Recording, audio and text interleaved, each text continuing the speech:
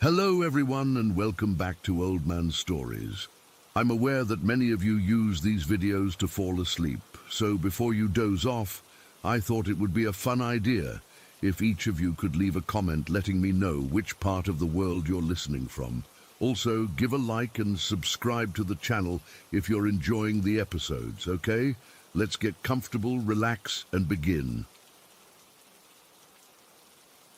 I've been trying to rationalize what I saw that night for nearly 12 years now, but I still can't explain it. I've only told a handful of people about this, mostly because I'm afraid they'll think I'm making it up or that I'm crazy. But I know what I saw. I was wide awake, and I wasn't alone in my bedroom that night. Let me start by giving you some context. I grew up in Portland in this really old building that used to be an ice storage facility back in the late 19th century. My parents moved there when I was about 4, and we lived there until I went to college. The building itself was this massive brick structure with thick walls and these really tall windows.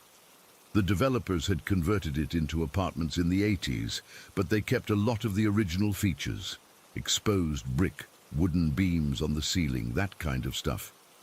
It looked cool, but there was always something off about it. From as early as I can remember, weird things would happen in our apartment. At first, it was small stuff that my parents would just laugh off. Like, I'd leave my toys in one spot and find them somewhere completely different later. Or we'd hear footsteps in the hallway when nobody was there. My mum would just say it was the pipes or the building settling. You know, the usual explanations people give when they don't want to admit something strange is happening.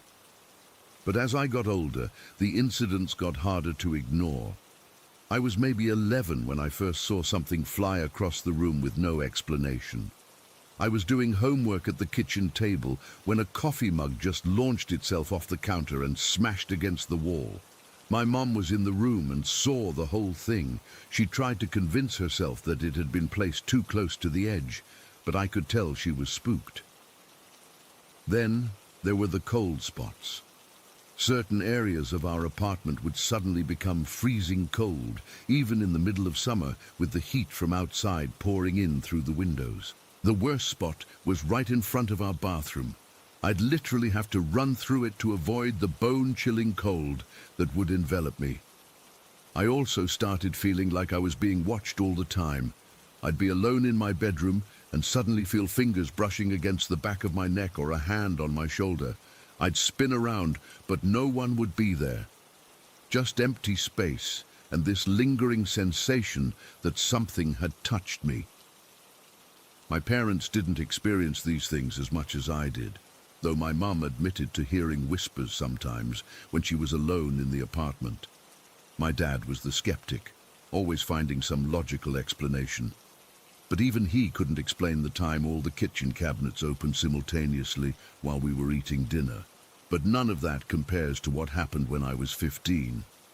It was a Tuesday night in October. I remember because I had a history test the next day that I'd been studying for, and I was stressed about it. I went to bed around 10, but couldn't fall asleep. My mind kept racing, thinking about all the dates and names I needed to remember. By 1 in the morning, I was still wide awake, just lying there staring at the ceiling. I had my little radio on, playing softly in the background, some late-night talk show that I wasn't really listening to. My bedroom was at the end of the hallway, furthest from my parents' room. It was fairly small, with just enough space for my twin bed, a desk and a small dresser. My bed was positioned against the wall, with the foot facing the door. I had this habit of sleeping with my door cracked open because I was afraid of the dark. Not the smartest move considering all the weird stuff that happened in our apartment, but I was more scared of being in complete darkness than I was of whatever might come through that door. So I'm lying there, looking up at the ceiling when I start to feel different. It's hard to explain. The air in the room seemed to get heavier somehow, like the atmosphere itself had changed. The small lamp on my desk was still on, giving the room a dim glow, but the shadows in the corners seemed to deepen. I had this sudden, overwhelming feeling that I wasn't alone. Not the vague sense of being watched that I'd felt before, but an absolute certainty that someone else was in the room with me. I froze, not wanting to look, but knowing I had to. Slowly, I turned my head toward the foot of my bed. Standing there, perfectly still and holding hands, were two children, a boy and a girl. The boy looked about 9 years old, the girl maybe 6. They were just watching me. Not moving, not speaking, just staring with these hollow, empty eyes. What struck me immediately was how they looked. They weren't normal kids. They were completely colorless, like someone had taken all the color out of them. They were gray from head to toe, not transparent like ghosts in movies, but solid-looking yet somehow drained of all color. The boy was wearing what looked like a small suit with shorts instead of pants, high socks, and these old-fashioned shoes. The girl had on a dress with a pinafore over it, white stockings and little boots. Both had this collar thing. I later learned they're called Peter Pan collars. Their clothes looked Victorian, like from those old photographs you see in history books. Their faces were what really got to me. They weren't scary in the traditional sense. They weren't deformed or monstrous. But there was something deeply unsettling about their expressions. They weren't smiling or frowning. They just had this blank look. Emotionless, like dolls with human features but no humanity behind the eyes. I couldn't move. I couldn't scream. I was completely paralyzed with fear, but I was definitely awake. I could still hear the radio playing, could still feel my fingers gripping the bedsheets. This wasn't sleep paralysis or a dream. These children were in my room, standing at the foot of my bed, watching me.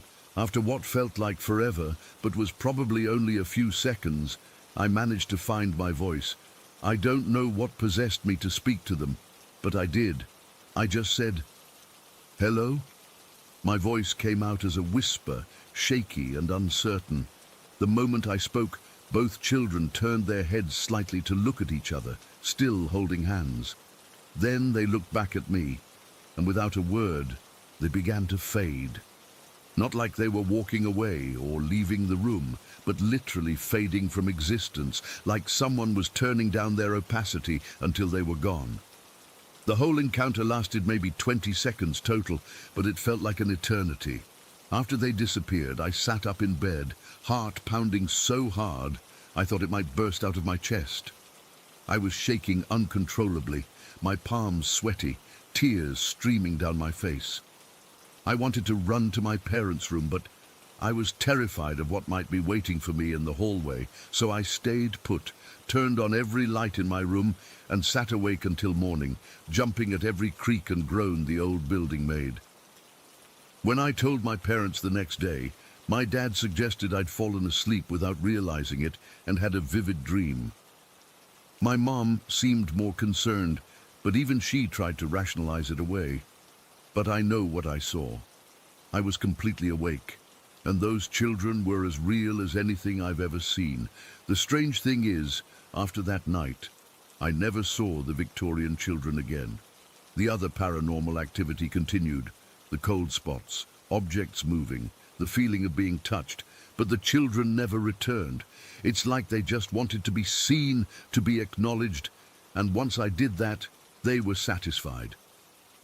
About a month after the incident, we learned that a man had committed suicide by jumping off the railing right in front of our apartment door. He'd been living in the building for years, apparently suffering from severe depression. I don't know if his death had anything to do with the aggressive paranormal activity we'd experienced, but the timing seemed significant.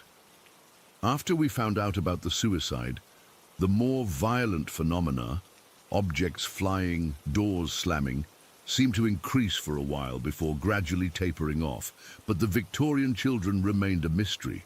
They seemed different from the other activity somehow. Calmer, sadder. I did some research on the building's history after I moved out for college, trying to find any record of children dying there when it was still an ice storage facility. I found nothing conclusive, though there were mentions of a fire in 1892 that claimed several lives. The records didn't specify if children were among the victims. I still think about those grey children sometimes, especially when I'm trying to fall asleep at night. I wonder who they were, why they appeared to me, and where they are now. Were they just passing through? Or are they still there in that old building, appearing to some other terrified teenager in the middle of the night? The worst part is not knowing, not having any explanation for what I saw. I've tried to convince myself that maybe my dad was right, that I dozed off without realizing it. But I know that's not true. I was awake. Those children were real, or as real as something like that can be. I moved out years ago, and I've never experienced anything paranormal since. But sometimes, when I'm visiting my parents, they still live in the same apartment, I'll get that familiar feeling in my old bedroom, that heaviness in the air, that certainty that I'm not alone. I'll look toward the foot of the bed, half expecting to see those colorless Victorian children standing there, holding hands, watching me with their empty eyes. They never appear, but I know they're there, somewhere, existing in whatever space lies between our world and whatever comes next. And sometimes, in the quiet moments just before sleep takes me, I swear I can hear the faint sound of children's laughter echoing down an endless corridor. Story 2. I still get chills thinking about what happened with Charlie back in middle school. It's been almost 10 years, but I've never told the full story to anyone except my therapist. I guess I'm hoping writing this out might help me process it, or maybe someone else has experienced something similar. Charlie transferred to our school in 7th grade. He was this lanky kid with dark brown hair that always fell in his eyes, total theatre geek, always quoting Shakespeare and volunteering for the lead in every school play. Most kids thought he was weird, but I found him interesting. We bonded over both being outcasts in our own way. I was the quiet art kid who preferred sketching alone at lunch, and he was, well, Charlie. We'd hang out sometimes after school at the public library or the park. But that day in November was the first time I'd invited him to hang around our middle school after hours. My mum worked as the administrative assistant, and sometimes I'd wait for her to finish up paperwork before we'd head home. I had keys to most rooms and knew all the custodians by name. It was a Friday afternoon, about 4:30, and most of the school was empty, except for a few teachers finishing up and the custodial staff. Our school had just had this big Halloween dance the week before, and the decorations committee, which I was part of, had set up these really cool black lights in the basement rec room. They hadn't been taken down yet, and I thought Charlie would think they were cool. "Want to see something awesome?" I asked him as we wandered the halls waiting for my mom. "Sure," he shrugged, following me toward the stairwell. The basement was technically off limits to students without supervision, but I'd been down there dozens of times. The rec room was mainly used for club meetings and small events. When we got down there, I flipped the light switch, and instead of the regular fluorescence, the black lights came on, casting that eerie purple glow over everything.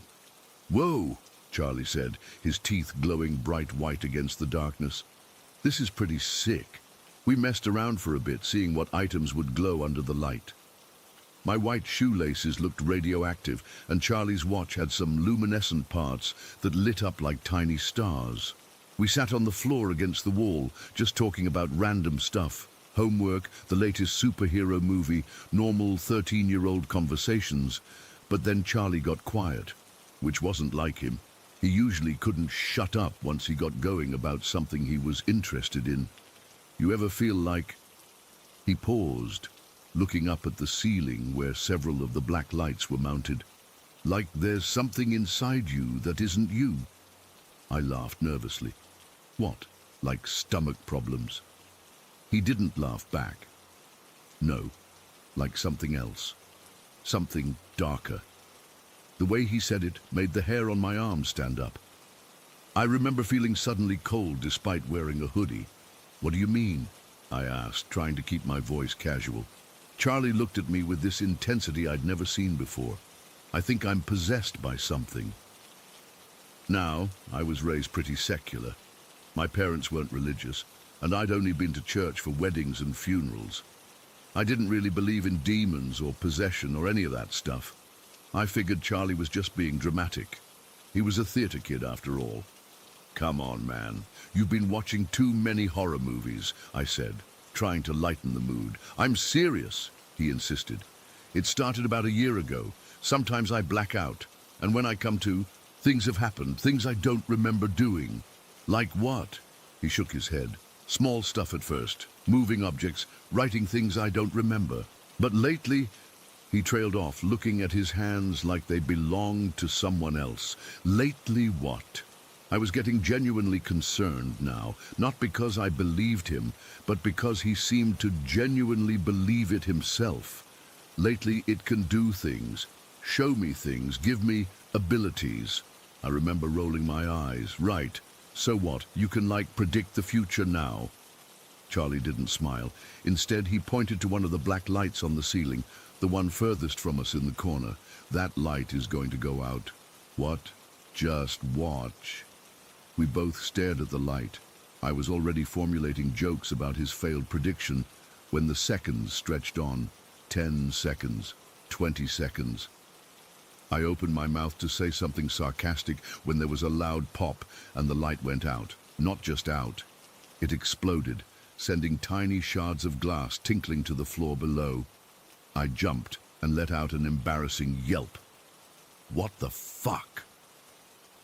When I looked back at Charlie, his face was illuminated by the remaining black lights. But something was off.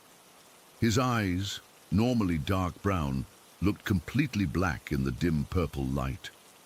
There was this intensity to them that I couldn't explain, like looking into empty space that somehow wasn't empty at all. See? He said, his voice oddly flat.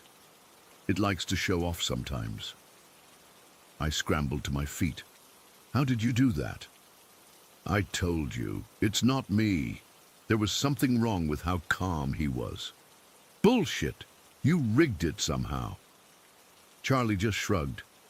Believe what you want.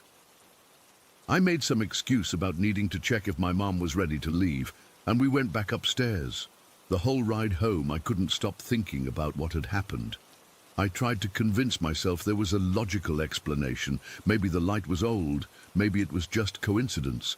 But I couldn't shake the image of Charlie's eyes in that moment, completely void of light, despite the purple glow all around us. I avoided Charlie for the next couple of weeks. I'd wave in the hallway, but always had an excuse when he asked to hang out. Then came my birthday, the first week of December. My mom had said I could have a few friends over, and I'd invited my two closest friends, Lena and Chloe. At the last minute, I felt guilty about avoiding Charlie and invited him too. It was unseasonably warm that day, about 50 degrees despite being December in the Midwest. The four of us decided to walk downtown to get ice cream before heading back to my place for cake and presents. There was this shortcut through a small wooded area that connected our subdivision to the main part of town. It wasn't really a forest, just a patch of trees between neighborhoods, with a dirt path worn through by years of kids taking the same route. Everything was fine at first. We were laughing, talking about school drama, normal stuff. Charlie seemed like his old self, making jokes, doing impressions of our history teacher. Then as we got deeper into the trees, he got quiet again. You know, there used to be a cemetery here, Charlie said suddenly, his voice different. Lower. No, there wasn't, Chloe said. My dad grew up here. It's always been just woods. Not above ground, Charlie insisted. Below. They moved the headstones but not the bodies when they built these neighborhoods. That's just from that movie, Poltergeist, Lena said, rolling her eyes. No. Charlie stopped walking and we all had to stop too. I can feel them right under our feet, dozens of them. The way he said it made me think of the black light incident. That same certainty, that same creepy intensity. Charlie, cut it out, I said. You're being weird. He ignored me, continuing in that same strange voice. They speak to me sometimes. The dead. They recognize me. Lena laughed nervously. Recognize you? What are you, like the Grim Reaper? Charlie's head snapped toward her with this unnatural quickness. Not the Reaper. The Prince of Death. The way he said it. It wasn't Charlie anymore. His voice had dropped an octave, taking on this gravelly quality that 13-year-old vocal cords shouldn't be capable of producing. Okay, I'm officially creeped out, Chloe said. Let's just go get the ice cream. We started walking again, faster now, but Charlie wasn't moving. He stood rooted to the spot, head tilted at an odd angle, watching us. Charlie, come on, I called back. That's when he started making this sound, like a low growl building in his chest. All three of us turned to look at him. His face was contorted into an expression I'd never seen on him before, something feral and hungry. Without warning, he lunged forward, not at me, but at Lena. His hands went straight for her throat, fingers digging in with alarming strength. Lena's eyes went wide with shock and fear as she staggered backward. Charlie, stop! Chloe screamed, grabbing at his arm. I stood frozen for a second before snapping into action. I grabbed his other arm, trying to pull him off, but Charlie was surprisingly strong. Much stronger than his skinny frame suggested. His fingers stayed locked around Lena's throat as she gasped and clawed at his hands. Finally, Lena managed to bring her knee up hard into his stomach. Charlie doubled over, releasing her, and she stumbled back, coughing and clutching her throat. "What the fuck is wrong with you?" Chloe shouted at him. Charlie straightened up slowly. When he looked at us, his eyes had that same emptiness I'd seen in the black light room.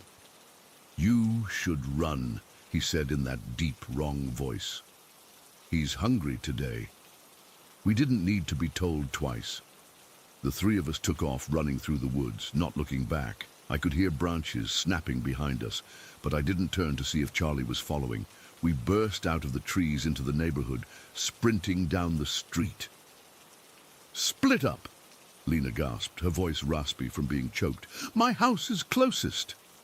We scattered in different directions. I ran all the way home without stopping once, lungs burning and side-stitching painfully. I burst through the front door, startling my mum, who was setting up party decorations.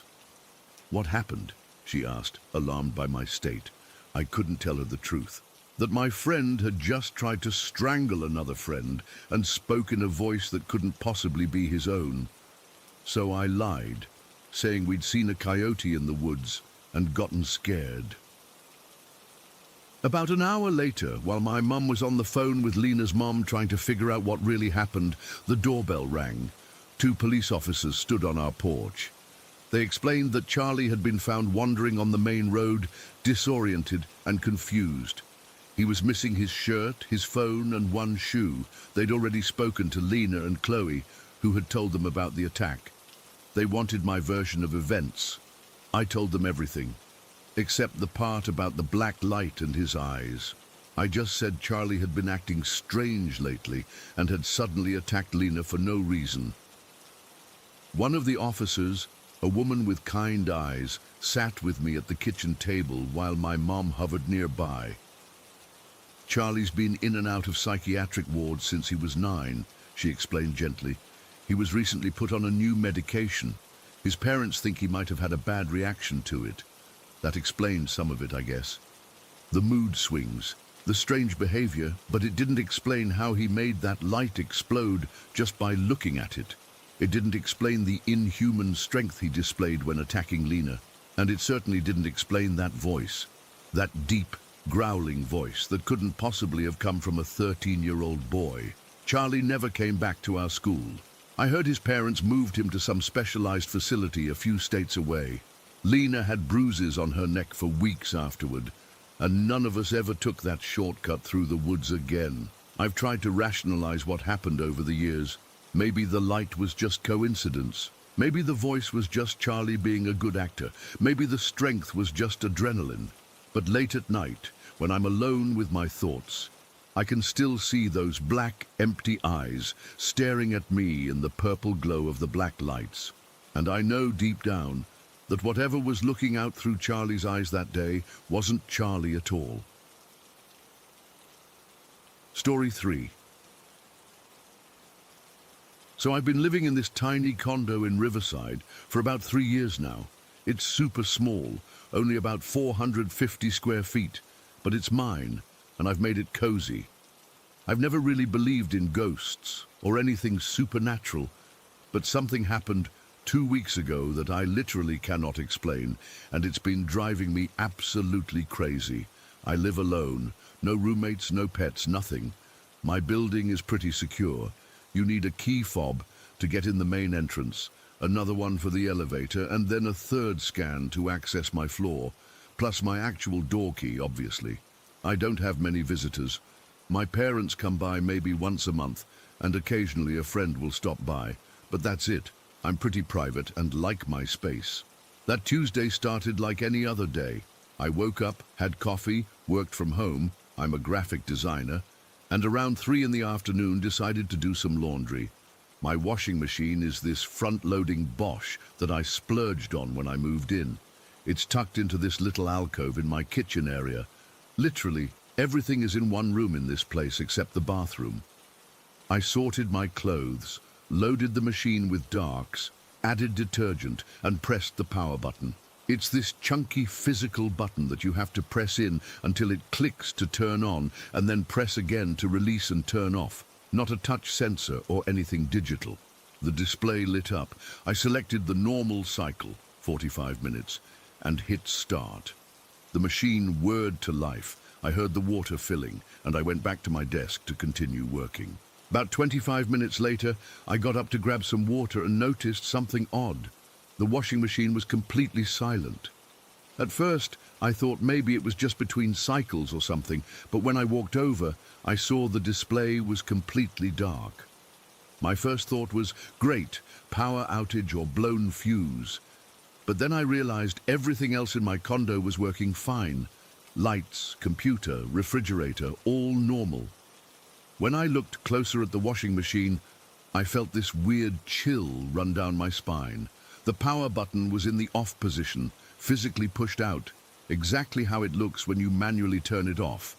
Not just the display dark, but the actual mechanical button disengaged.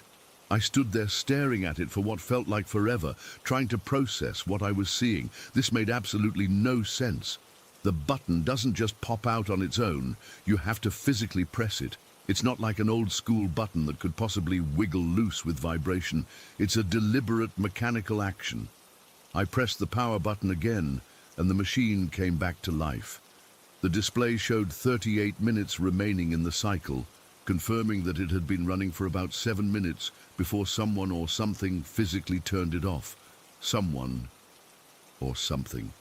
In my locked condo, while I was sitting less than 15 feet away, I immediately went into panic mode. I grabbed my phone, ready to call 911, and did a full sweep of my place, which doesn't take long when it's basically one room. I checked the bathroom, looked under my bed, opened my closet, even checked inside my storage ottoman. Nothing. No one could possibly be hiding anywhere. There just isn't space. My door was locked from the inside with the deadbolt engaged. The windows were all closed and locked. I'm on the 8th floor anyway. I went back to the washing machine completely baffled. I examined it carefully, testing the power button repeatedly. I pressed it, released it, pressed it again. The mechanism worked exactly as designed. It required deliberate pressure to change position. I even tried shaking the machine, as much as you can, shake a front-loading washer, to see if vibration could somehow cause the button to release. Nothing. It was completely stable. I then started to wonder if maybe there was some kind of electrical issue or manufacturing defect. I Googled my washing machine model and power button turns off by itself, but found nothing similar. I even called Bosch customer service and described what happened. The rep sounded confused and suggested it might be a power surge, but I explained that the button was physically disengaged, not just electronically off. He had no explanation and offered to send a technician, but honestly, what would they even check for? I reluctantly restarted the machine and stood there watching it for a few minutes. It seemed to be working fine.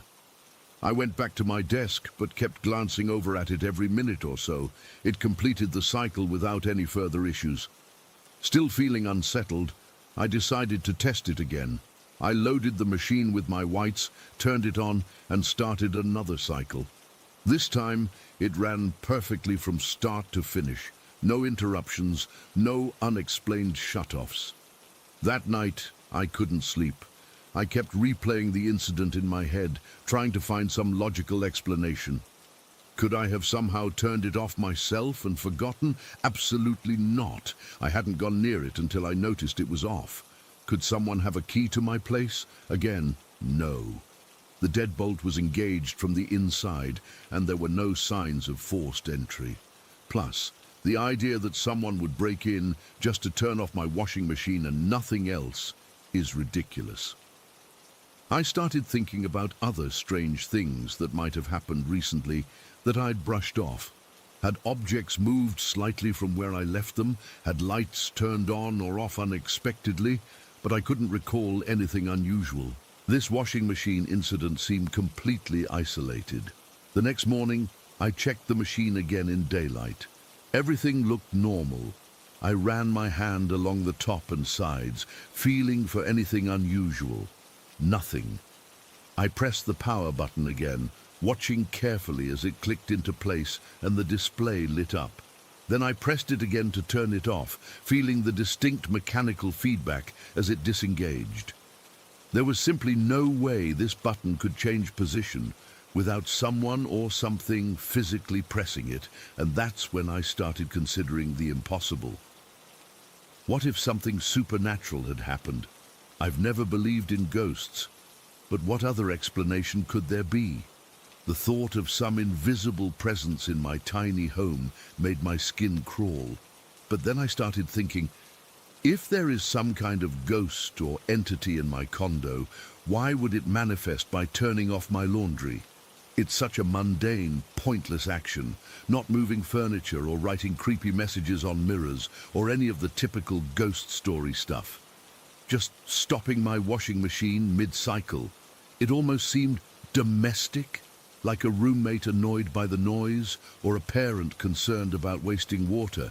Over the past 2 weeks, I've run probably a dozen loads of laundry without any further incidents. Nothing else strange has happened in my condo either. No unexplained noises, no objects moving, nothing.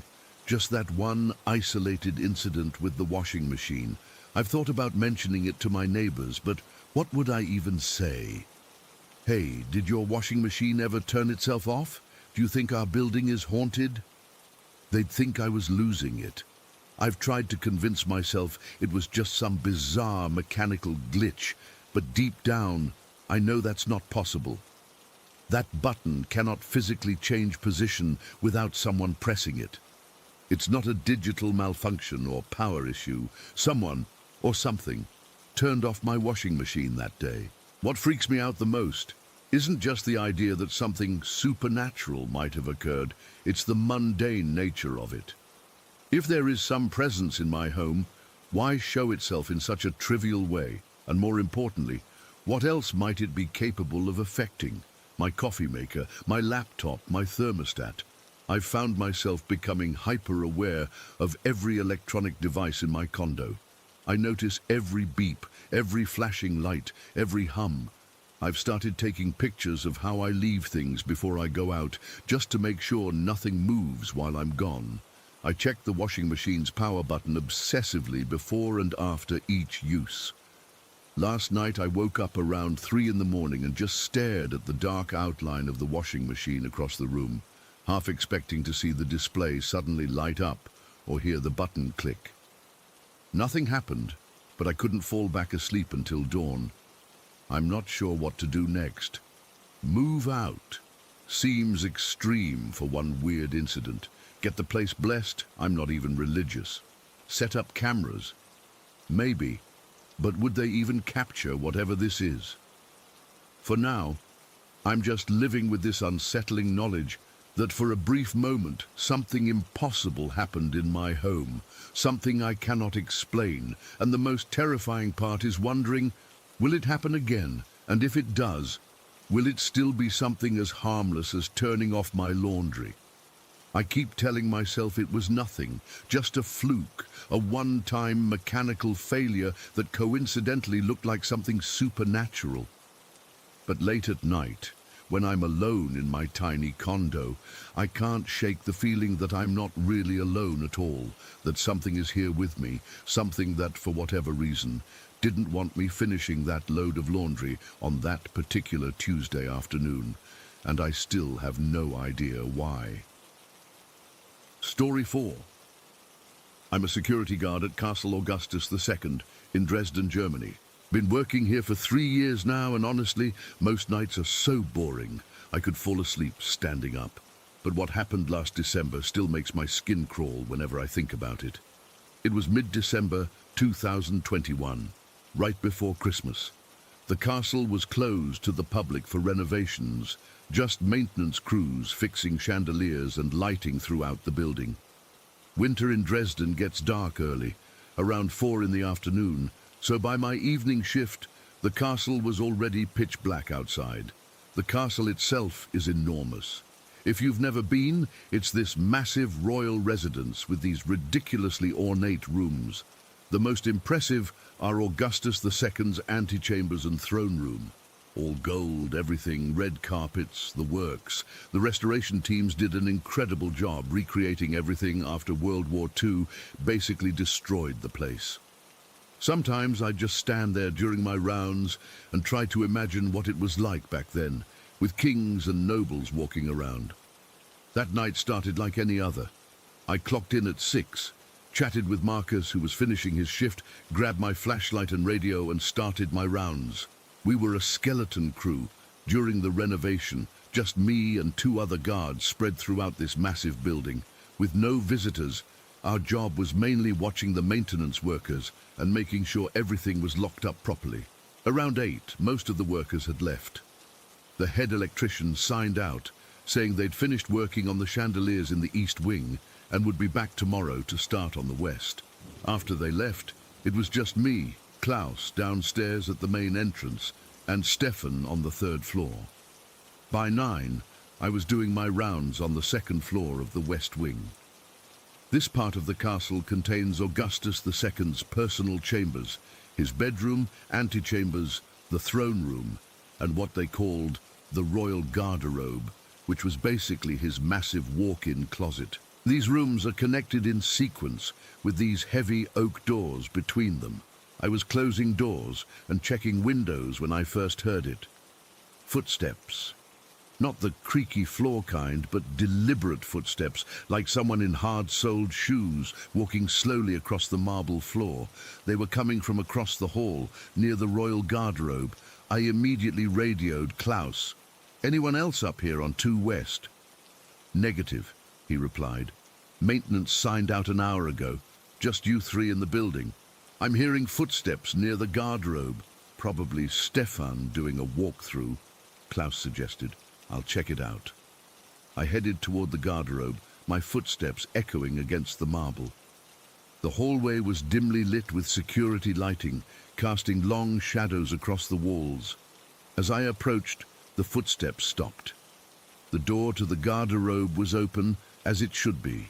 We keep all doors open during rounds to make sure no one's hiding. I shined my flashlight inside, empty, just mannequins in period clothing, display cases with gloves and jewelry. I checked my radio again. "Stefan, you on 2 West?" "No, I'm on 3 East. Why?" "Thought I heard someone walking around down here." "Old buildings make noise, man. You know how it is." I didn't respond. "Sure, old buildings creak and groan, but these were footsteps, clear as day." I continued through the garderobe into the bedchamber, a massive room with a 4-poster bed surrounded by red velvet ropes. Everything was in order. The door connecting the bedchamber to the antechamber was closed, which was strange. I could have sworn I'd left it open earlier. It's this massive oak thing, probably weighs a ton, and makes this distinctive creaking sound when it opens or closes. No way someone could have closed it without me hearing. I pulled it open and continued my rounds through the antechamber, throne room, and back to the main corridor. Nothing unusual, just the eerie silence of an empty castle. Around 10, I was back near the throne room when I heard the footsteps again. This time they were moving from the direction of the garderobe toward the bedchamber. The sound was unmistakable, deliberate steps on marble, almost like someone pacing. I rushed back, heart pounding. The hallway was empty, the garderobe door still open, bedchamber door still open from when I'd gone through earlier. But the footsteps had stopped. I radioed Klaus again.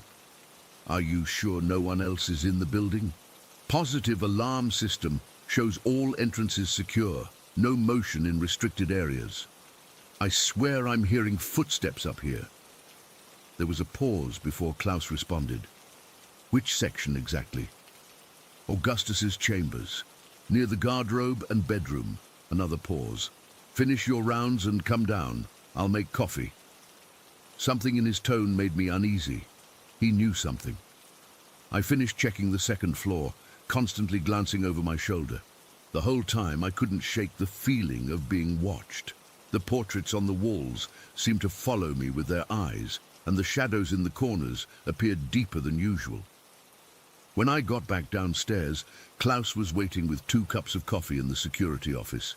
He was in his 50s, had been working at the castle for over 20 years. "So," he said, sliding a cup toward me, "you heard footsteps in Augustus's chambers?" I nodded, taking the coffee. Clear as day, like someone walking back and forth. Klaus leaned back in his chair. "You're not the first." "What do you mean?" "Most of the guards who work evening shifts hear them eventually. Always in the same area, the garderobe, the bedchamber, sometimes the throne room." I felt a chill that had nothing to do with the December cold. "And no explanation?" Klaus shrugged. "We've checked the ventilation, the plumbing, had experts look for structural issues that might cause noises. Nothing."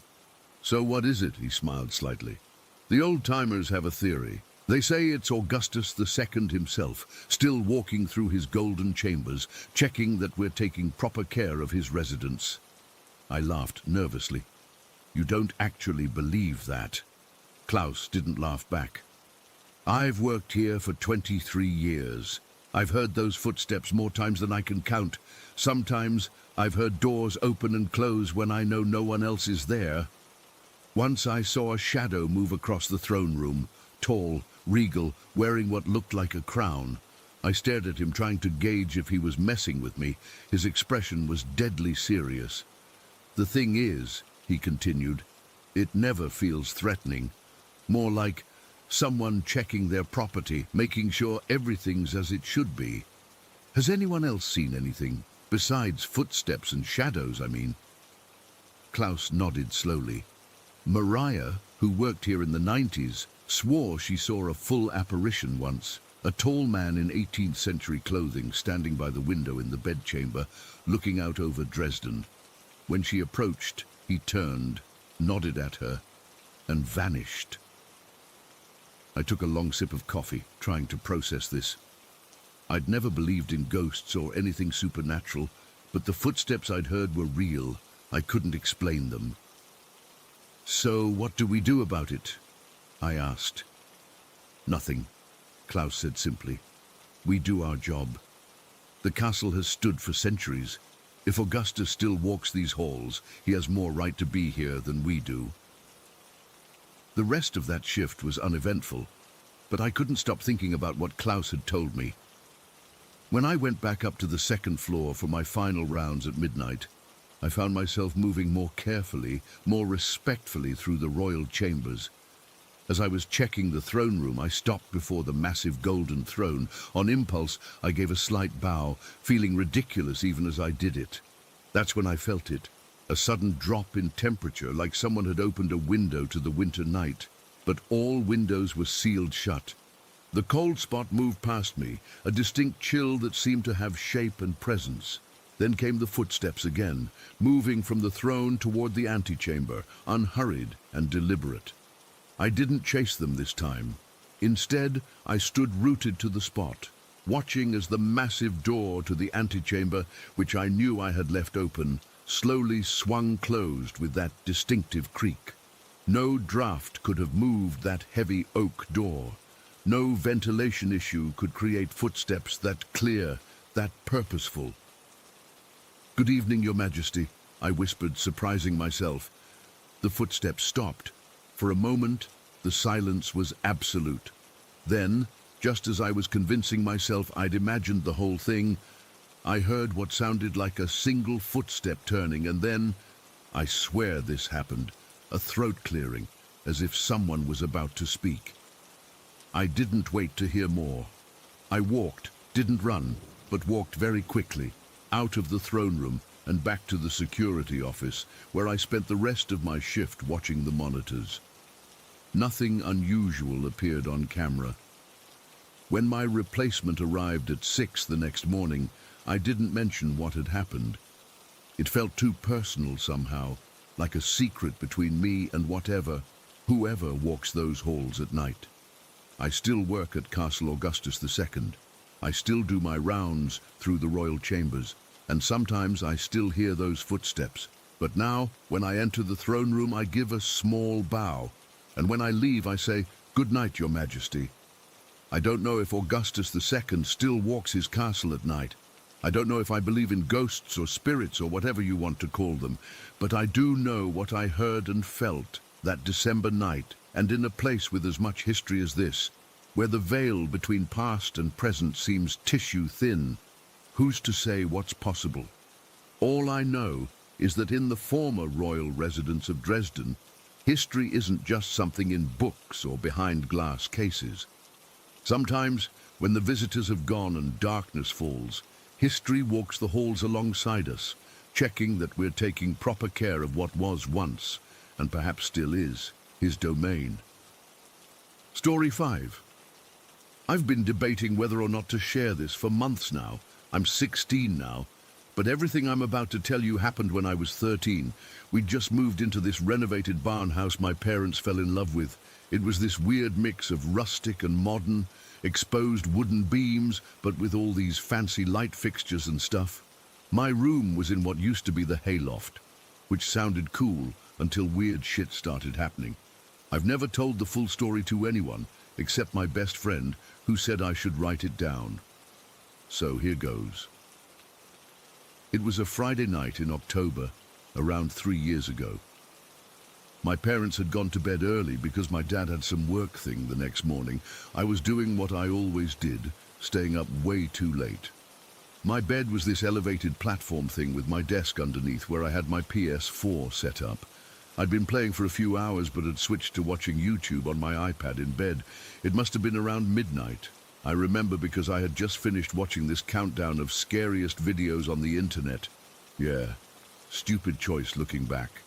The house was completely silent, except for the low volume on my iPad. That's when I got this feeling. You know when you can just sense someone is watching you? It was like that, but stronger.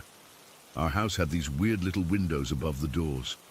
I guess they were supposed to let light through or something. From my bed, I could see through the one above my bedroom door onto the landing. And I swear to God, it felt like someone was standing on my ladder, just below where I could see. I paused my video and held my breath. Nothing. Just this horrible feeling that something was there, right below me. I tried telling myself it was just because of the videos I'd been watching. I even leaned over to check. Nothing on the ladder. But the feeling wouldn't go away. I tried to ignore it. I put on a gaming stream instead, thinking something less creepy might help. I was lying there trying to focus on the stream when it happened. The window blind, the one next to my bed, just shot straight up, like snap, all the way to the top. Then it dropped back down just as fast. Nobody touched it. There was no breeze, nothing. I practically flew off my bed. I didn't even use the ladder, just jumped straight down and bolted to my parents' room. I was shaking so hard I could barely speak when I woke them up. The blind just Just went up by itself. I was nearly crying. My dad groaned and rubbed his eyes. It's just the wind, buddy. Those blinds are old. The springs are probably loose. My mom was a bit more sympathetic, but I could tell she didn't believe me either. Do you want to sleep in here tonight? I was 13, trying to be grown up, so I said no. But I did leave their door open when I went back to my room. I didn't sleep at all that night. I just sat on my bed with my back against the wall, staring at that blind until the sun came up. I didn't mention it again the next day. My parents seemed to have forgotten about it, and I didn't want them thinking I was a scared little kid. But that night I started noticing other things. I was in bed, still up late, but with the lights on this time, when I saw something move past the little window above my door. Just a shadow, but it was definitely person-shaped. I figured it was one of my parents going to the bathroom, which was across the landing, but there were no footsteps, no creaking floorboards, nothing. And when I listened, I couldn't hear the bathroom door or water running. I sat up and watched the window. A few minutes later, the shadow passed by again, going the other direction, still completely silent. I was frozen, just staring at that stupid little window, when I saw another shadow join the first one, 2 of them now, moving back and forth in the hallway. I pulled my blanket up to my chin like it was some kind of shield. The shadows kept moving, sometimes stopping right outside my door. I could see the top of something, just standing there. And the worst part? I never heard a single sound, not one footstep. Eventually, I must have fallen asleep from exhaustion. When I woke up the next morning, I convinced myself it had been a weird dream. Kids have nightmares, right? But deep down, I knew it wasn't a dream. That Sunday, we went out for lunch after church. As we were driving back home, I was in the back seat looking out the window. When our house came into view, I saw something that made my blood turn to ice. There was someone standing at my bedroom window, just a dark shape, but definitely there, looking out.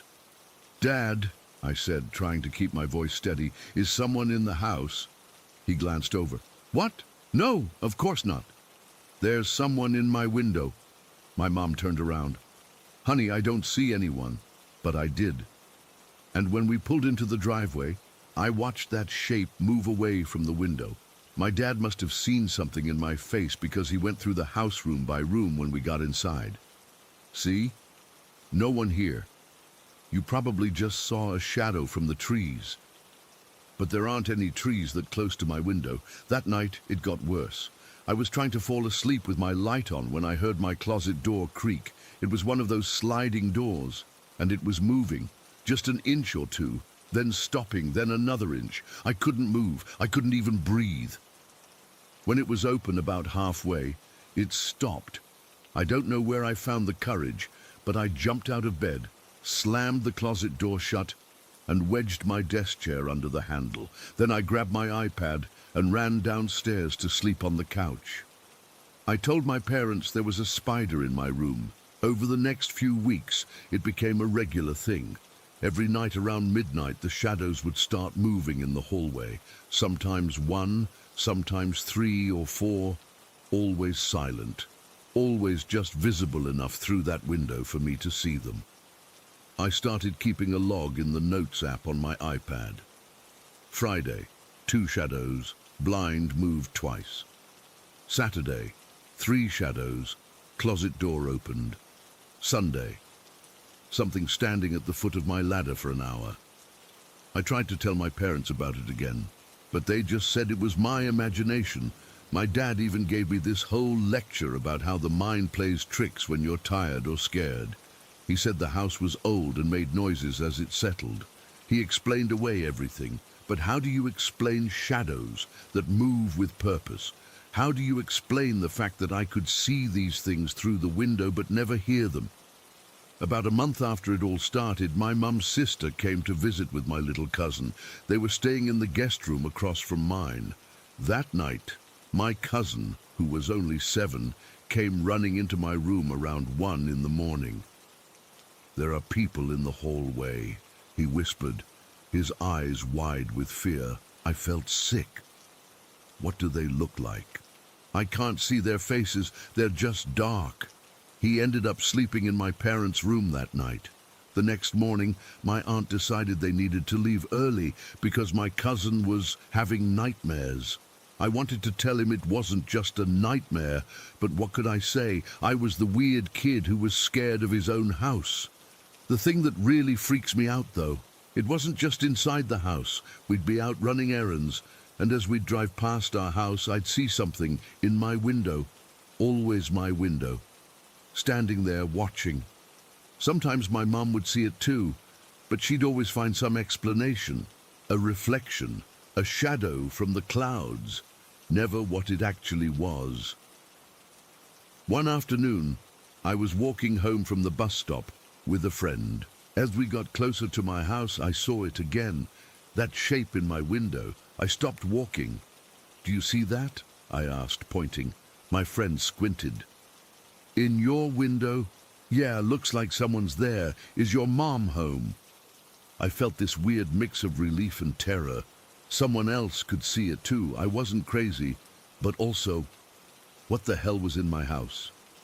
"Race you to the door," I said, not wanting to explain. When we got inside, of course, there was nobody there.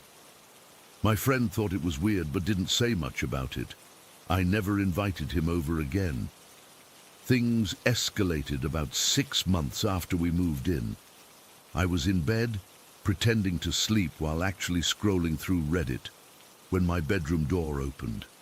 Just a few inches, then stopped. I could see through the crack that the hallway was dark, but something darker was standing there.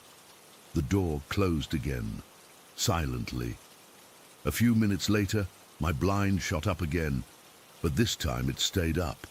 I could feel cold air on my face, like my window was open, but it wasn't. The temperature in my room dropped so much I could see my breath. That was the night I finally broke down. I ran to my parents' room sobbing, telling them everything about the shadows, the doors, the window blind, the thing that stood on my ladder at night. I showed them my log of incidents. They were concerned, but not about the house, about me. The next day, they took me to see a therapist. Anxiety, they said, an overactive imagination combined with the stress of moving to a new place. But I know what I saw, what I kept seeing every single night for the year we lived in that house.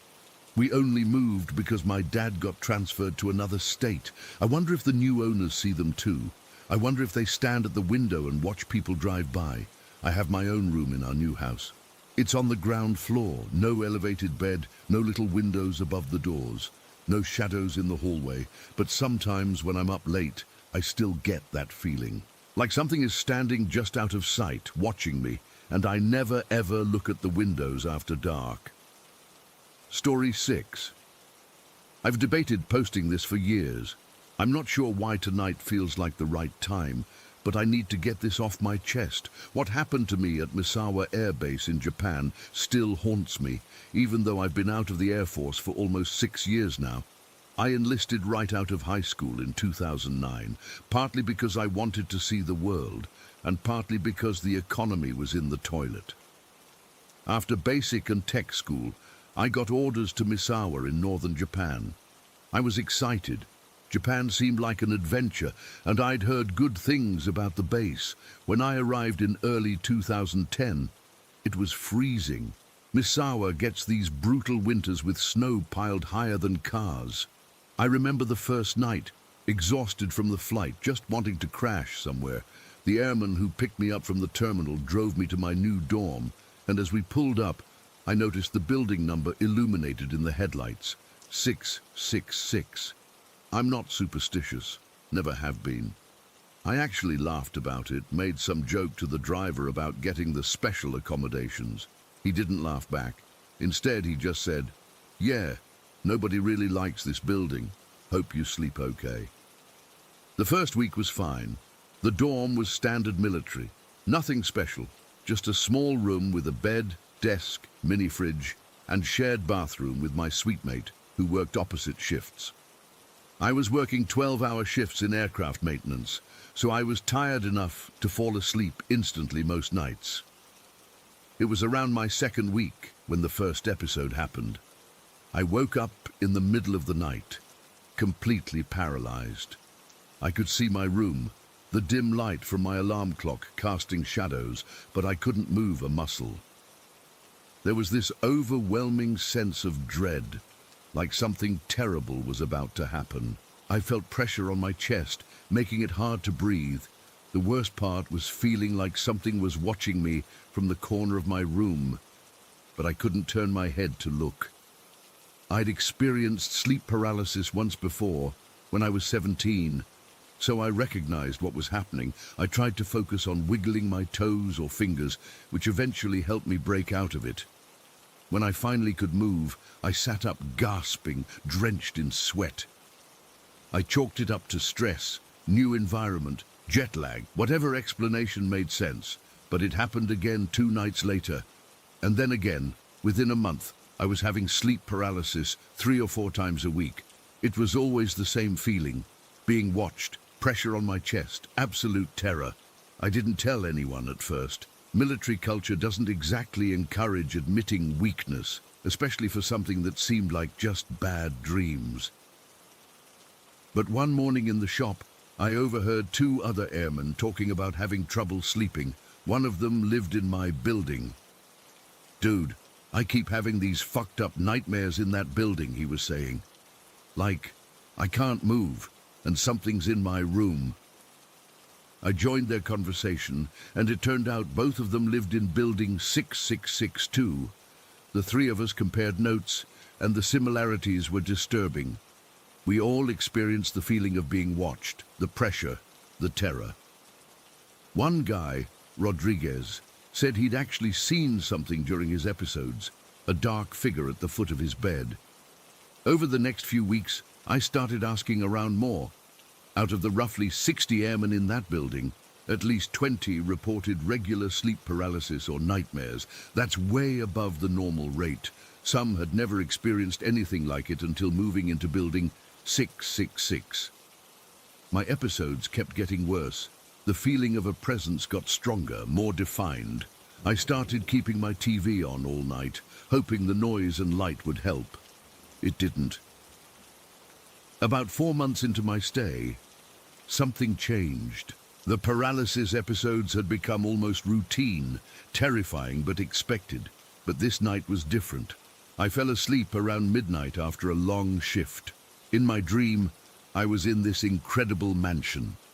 Everything was luxurious. Marble floors, crystal chandeliers, expensive furniture. There were beautiful women everywhere, laughing, bringing me drinks. I felt powerful, important.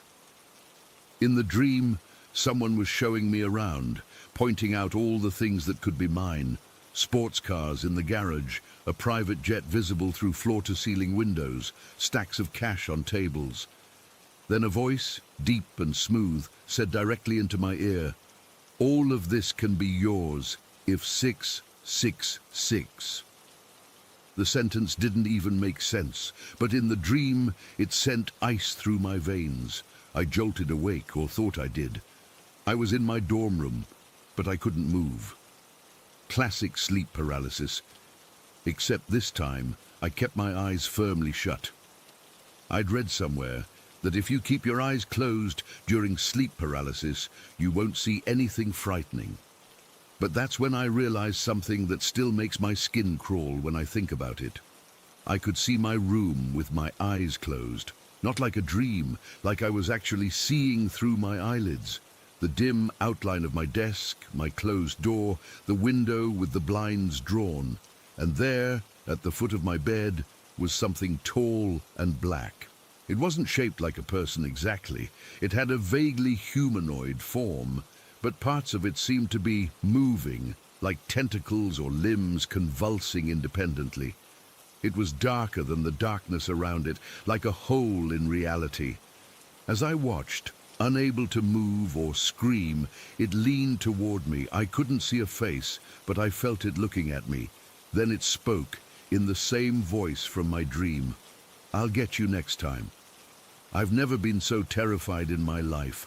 I was screaming inside my head, desperately trying to move any part of my body. Finally, I managed to jerk awake for real, sitting bolt upright and turning on every light in my room. I didn't sleep again that night, or much the next. I started spending nights at friends' dorms in other buildings when I could. On nights I had to stay in my room, I'd take NyQuil or drink until I passed out, hoping to be too unconscious for dreams or paralysis. Not healthy, I know, but I was desperate. Things in the building got worse for everyone. People started requesting transfers to other dorms. Someone said they heard crying from empty rooms. A guy on the first floor swore he saw all his furniture rearranged one morning, though no one had been in his room. Then, about 7 months after I arrived, an airman 2 doors down from me committed suicide. I didn't know him well. He worked in a different squadron, but we'd nod hello in the hallways. He hung himself in his bathroom. The rumors started immediately. People said he'd been complaining about not sleeping, about seeing things in his room at night. A week after the suicide, something unexpected happened. The base chaplain showed up with a facilities team. They removed the building number 666 and replaced it with 660.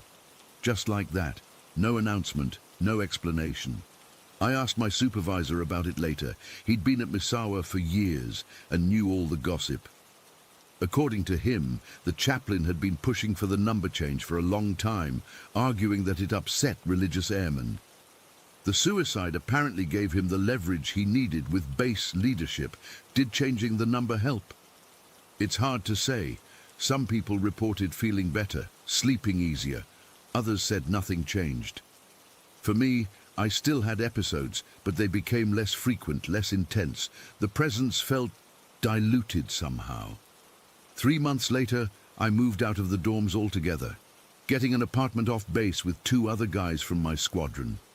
The night after I moved out was the first time in almost a year that I slept through the night without a single episode of paralysis. And I never had another one for the remainder of my time in Japan. Here's the thing that still bothers me the most. I'm not the only one with this story. Over the years, I've connected with other Misawa veterans online. Building 666/660 has a reputation going back decades. Different people, different time periods, same experiences. Sleep paralysis, done nightmares, the feeling of something watching. Some even describe the same tall, black figure. One guy who was stationed there in the 90s told me they actually tried to exorcise the building once. An older veteran who was there in the 70s said the building was constructed on the site of an old Shinto shrine that was demolished to expand the base. I don't know what was in that building. I don't know if changing the number from 666 to 660 actually made any difference, or if it was just psychological. I don't know if it was mass hysteria, or something in the water, or electromagnetic fields, or whatever rational explanation might exist. What I do know is that the experiences I had were real. The terror was real. And whatever spoke to me that night, offering me everything if 666 and promising to get me next time, felt more real than anything I've experienced before or since. I'm 32 now, married with a kid on the way. I live in Arizona, about as far from Japan as you can get. I've never had sleep paralysis again, not once since leaving that building. But sometimes, when I'm falling asleep, I get this sudden jolt of panic, like something is reaching for me from across the ocean. And in those moments, I wonder if it's still there in Building 660, waiting for the next batch of airmen to arrive, watching them while they sleep, whispering promises and threats in the dark. Sometimes I think about reaching out to the current residents, warning them. But what would I say? Hey, the building you live in might be haunted by some kind of demon that gives you sleep paralysis. They'd think I was crazy. Maybe I am. But if you ever get orders to Misawa, and they try to put you in Building 660, request different accommodations. Trust me on this one. Story 7. I've been debating whether to share this for months now. I'm still trying to make sense of what happened that day back in February. and I honestly don't think I ever will. I'm not the type to believe in paranormal stuff. I'm a postgrad science student, for crying out loud. But what happened in my flat 6 months ago has completely changed how I see the world. I live in Millfield, this small university town where nothing ever happens. It's the kind of place where the biggest excitement is when the local pub gets a new craft beer on tap. I share a flat with 3 other girls on the 3rd floor of this old, converted Victorian house. The building has loads of character, which is estate agent speak for drafty as hell, and the pipes make weird noises. That particular Wednesday, I was deep into writing my thesis on molecular biology. I'd been at it since around 8 in the morning, barely leaving my desk except for coffee and bathroom breaks. My room is at the end of a hallway, with Jane's room opposite mine. Between our rooms and the main entrance is a small communal area with a kitchenette that's always locked after 6 p.m. Building policy, because someone once left the stove on. It was around 4 in the afternoon when I noticed a shadow passing under my door. Our doors have this gap at the bottom, maybe an inch or so, enough to see movement on the other side. I didn't think much of it. Jane usually gets back from her lab around that time, so I assumed it was her. The shadow moved from right to left toward her room. A minute later, I heard the distinctive creak of her door opening and then closing. I went back to my thesis, getting lost in cell structures and protein folding. I remember checking the time at some point, 4:35, because I was trying to decide if I had time to finish the section I was working on before dinner. At around 5, there was a knock on our main door. It wasn't unusual. We get deliveries, other students dropping by, that sort of thing. I waited for Jane to answer, since her room is closer to the entrance. The knocking continued, 5 or 6 times. I sighed, annoyed at having to break my concentration. I remember thinking, "Come on, Jane," as I got up from my desk, my back stiff from sitting for so long. I walked past Jane's closed door, slightly irritated that she couldn't be bothered to answer. When I opened the main door, I literally froze. Jane was standing there, shopping bags in hand, fumbling with her keys. "Oh, thanks, Sophie," she said, walking past me. "My hands are full." I must have looked confused because she asked if I was okay. I mumbled something about being in the zone with my thesis and went back to my room. My brain was trying to process what had just happened, but I was so focused on finishing my work that I pushed the weird feeling aside. Maybe I'd imagined the shadow. Maybe it was one of our other flatmates who I thought was out. About 5 minutes later, there was a knock on my bedroom door.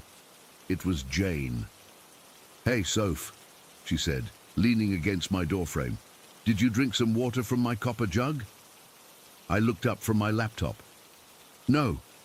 Why would I?" Jane's face changed. "That's weird.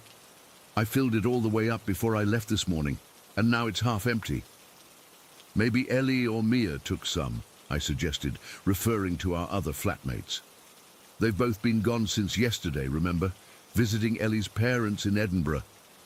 That's when it hit me. I felt this cold wave wash over me, starting from the top of my head and working its way down to my toes. I told Jane about seeing the shadow and hearing someone enter her room. "That's impossible," she said, her voice getting higher. "I literally just got back. I've been at the lab all day, then I went grocery shopping." We both stood there for a moment, processing. Then Jane asked the question I was already thinking. "If it wasn't you, and Ellie and Mia are away, who went into my room?" We decided to check if anything else was disturbed. Jane's room looked normal at first glance. Bed still made, books still stacked on her desk, but then we noticed the copper jug on her nightstand. Jane uses it because she believes in Ayurvedic medicine, says water stored in copper has health benefits or something. The jug was definitely half empty. "I swear I filled this to the brim this morning," Jane whispered, picking it up. "I always do. It's part of my routine." My scientific brain was desperately searching for explanations. "Maybe you didn't fill it as much as you thought, or maybe there's a leak." Jane shook her head. "I remember doing it. And look, She turned the jug over. No leaks. We checked the rest of the flat. The main door had been locked the whole time. It automatically locks when closed, and you need a key to get in. The communal area was also locked, as it always is after 6 p.m. We even checked windows, but we're on the 3rd floor, and they all have those safety latches that only let them open a few inches. I don't understand, I said, feeling increasingly uneasy. I definitely saw a shadow go under my door. I heard your door open and close. Jane was visibly shaken now. She picked up the copper jug and immediately went to the bathroom to empty it. I'm not drinking that, she said. Whatever was in here, I don't want it. We spent the next hour theorizing. Could someone else have a key? Unlikely.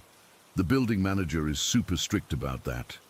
A maintenance person? They always notify us in advance. A previous tenant. The locks had been changed when we moved in last September.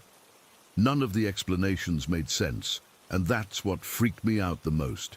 I'm used to understanding things, to finding logical answers, but how do you explain a shadow that moves through locked doors and drinks water? That night, neither of us slept well. Jane pushed her dresser in front of her door, and I slept with my desk chair propped under my doorknob. We didn't tell Ellie and Mia when they got back the next day. It sounded too crazy, and we had no proof of anything. But things changed after that day.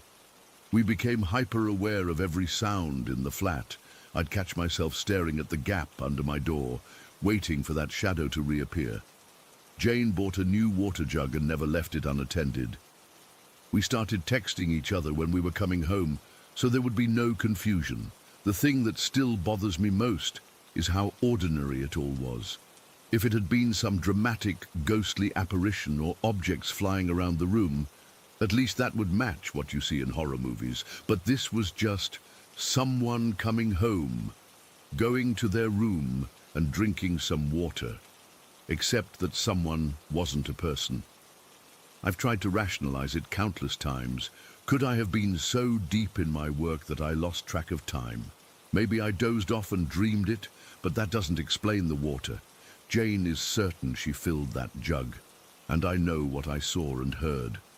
A few weeks after it happened, I did some research on the building's history.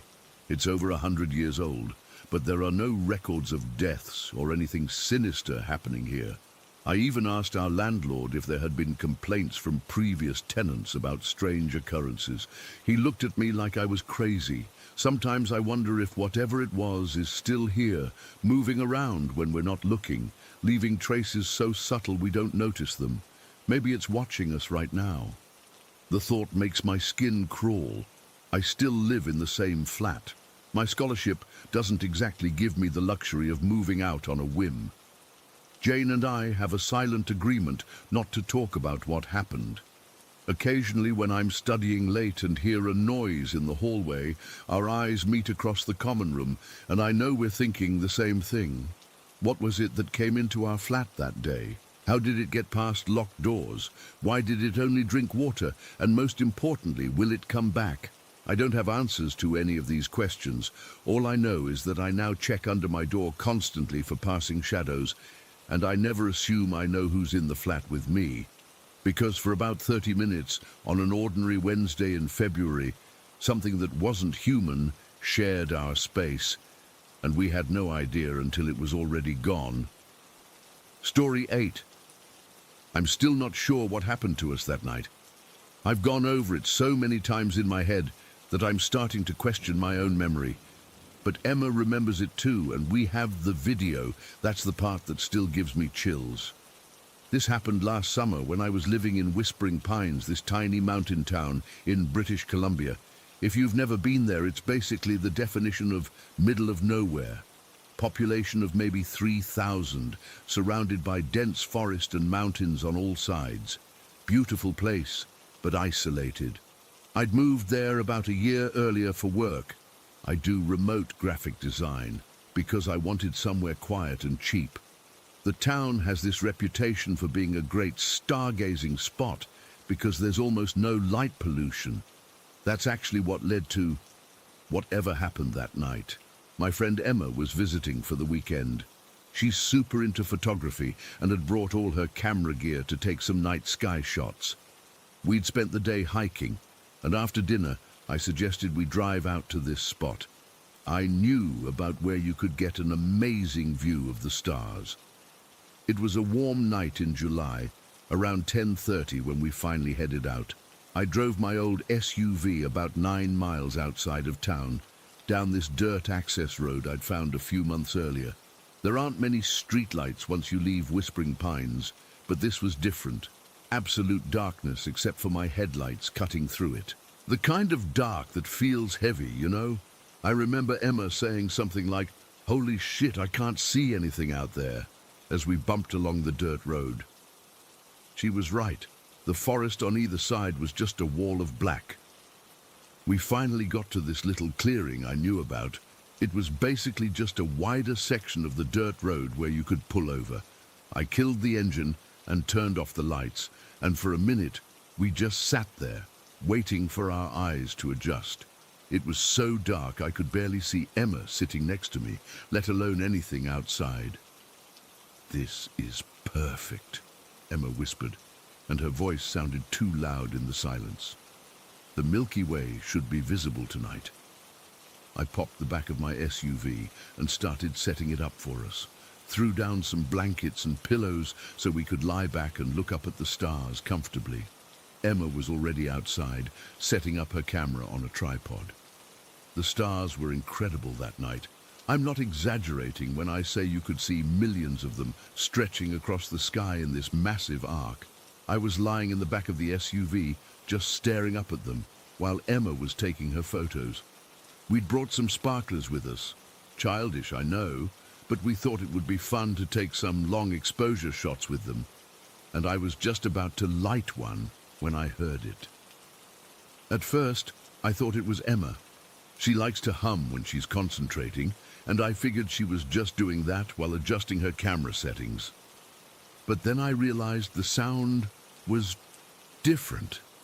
It was singing. A woman's voice, singing something slow and melodic. "Hey, are you playing music?" I called out to Emma, kind of annoyed because it was ruining the peaceful vibe. Emma turned around, looking confused. "What? No, I thought you were." That's when we both froze. The singing continued, a woman's voice, clear as day, singing what sounded like a lullaby or something similar. It wasn't in English, or at least not any words I could make out.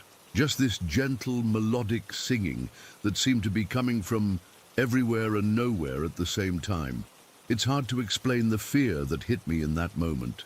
It wasn't gradual. It was like someone had dumped a bucket of ice water down my spine. Every instinct in my body was suddenly screaming danger. "Do you hear that?" Emma whispered, her voice shaking slightly. I nodded, then realized she probably couldn't see me in the dark.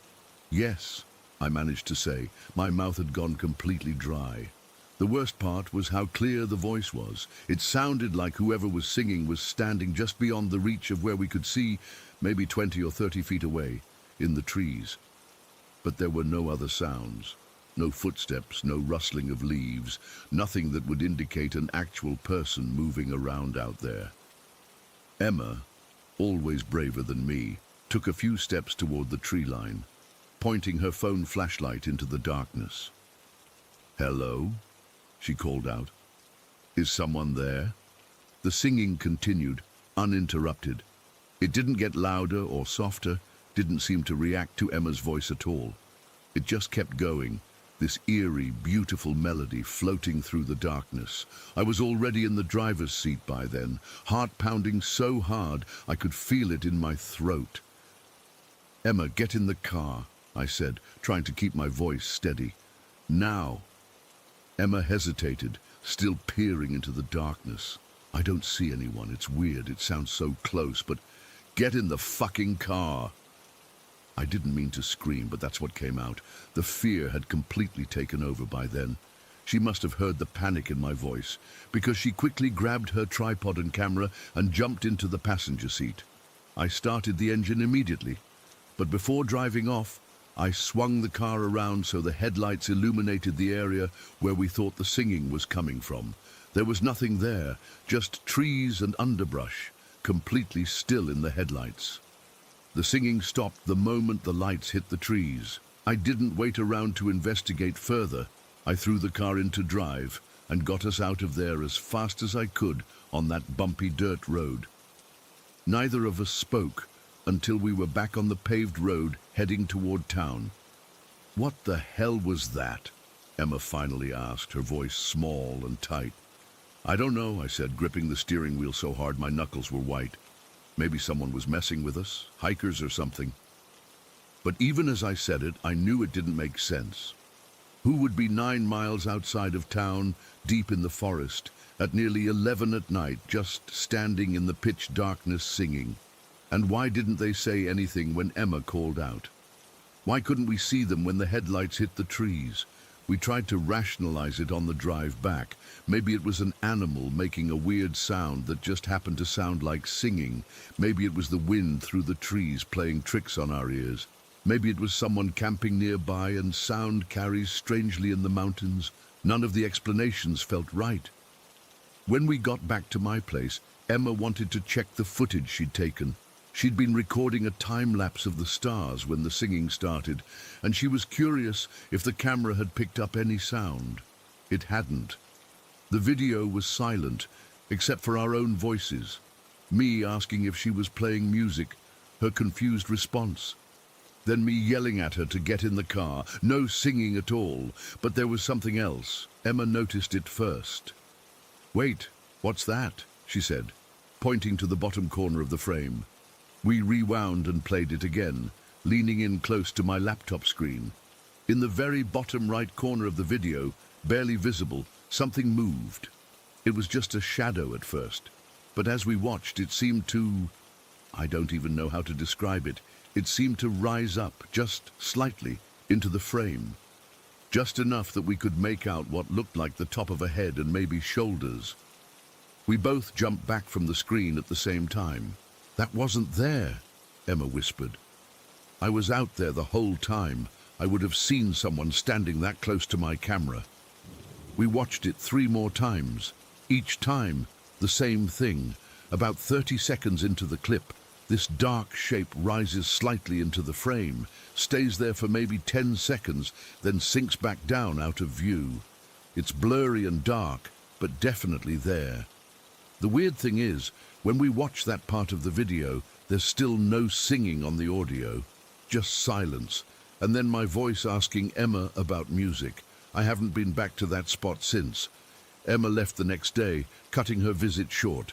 She said it was because of work, but I think we both just wanted some space from whatever happened. I've shown the video to a few people. Most of them say it's probably just a shadow or a glitch in the camera. One guy suggested it might be a bear standing up on its hind legs, but that doesn't explain the singing we both heard clear as day. The thing that keeps me up at night is thinking about what might have happened if we'd followed the voice, because that's what it felt like it wanted, like it was calling to us, trying to draw us into the forest. I get this sick feeling in my stomach when I imagine what might have been waiting in those trees if we'd been stupid enough to go looking. I still live in Whispering Pines, but I don't go stargazing anymore. Not outside of town anyway. Sometimes when I'm lying in bed at night, I think I can hear that melody again, faintly, like it's drifting through my window from very far away. I put my headphones on when that happens. I don't know what we encountered that night. A ghost, some kind of forest spirit, or just a very, very strange person with inexplicable timing. Whatever it was, I'm certain of one thing. It wasn't human, at least not entirely, and it wasn't just passing by. It was watching us, and I think if we'd stayed just a little longer, it would have shown itself completely. Story 9. I still can't use our bathroom after dark, 7 years later, and I still leave all the lights on when I shower, even in my new apartment. My mum thinks I've gotten over it, but some things you don't just get over. What happened in that old building in Oak Ridge, Pennsylvania changed me forever. I was 7 when we moved into that apartment, back in 2017. Mom had just gotten divorced and needed something affordable fast. The building used to be a button factory in the early 1900s before being converted to apartments in the 70s. It was this big brick structure with weird layout quirks everywhere, uneven floors, random half steps between rooms, and these strangely tall ceilings. Our apartment was on the first floor, and my room was tucked into this awkward corner. The worst part was that my bedroom was directly across from the bathroom. Not just any bathroom, the creepiest bathroom I've ever seen. It had this foam tile drop ceiling that always looked damp, yellowed from decades of moisture. The shower was this tiny stall with a flimsy curtain that never quite closed all the way. From day one, I hated that bathroom. During the day it was just ugly, but at night it transformed into something else entirely. The shadows seemed deeper, the corners darker. I'd wake up to pee and have to run there and back, convinced something was watching me from the doorway. Mom worked late shifts at the diner back then, leaving me with Mrs. Pearson from upstairs until around 11 at night. I was supposed to be asleep by the time she got home, but I'd usually pretend so she wouldn't worry. That particular night in October, I couldn't even pretend. I was wide awake, staring at my bedroom ceiling, feeling like something was wrong. The first sound was so faint, I almost missed it. A light scratching above the bathroom ceiling. I figured it was probably mice. The building was ancient after all. But then came the creaking, like weight shifting on old boards. This wasn't mice, this was something heavier. I pulled my blanket up to my chin and listened. The scratching moved, trailing across the ceiling in erratic patterns. Then came the skittering, rapid little movements darting back and forth. My mind conjured images of raccoons, or maybe stray cats that had found their way into the building. "It's just animals," I whispered to myself. "Just stupid animals." That's when I heard it, a giggle, a quiet, high-pitched giggle coming from directly above the shower.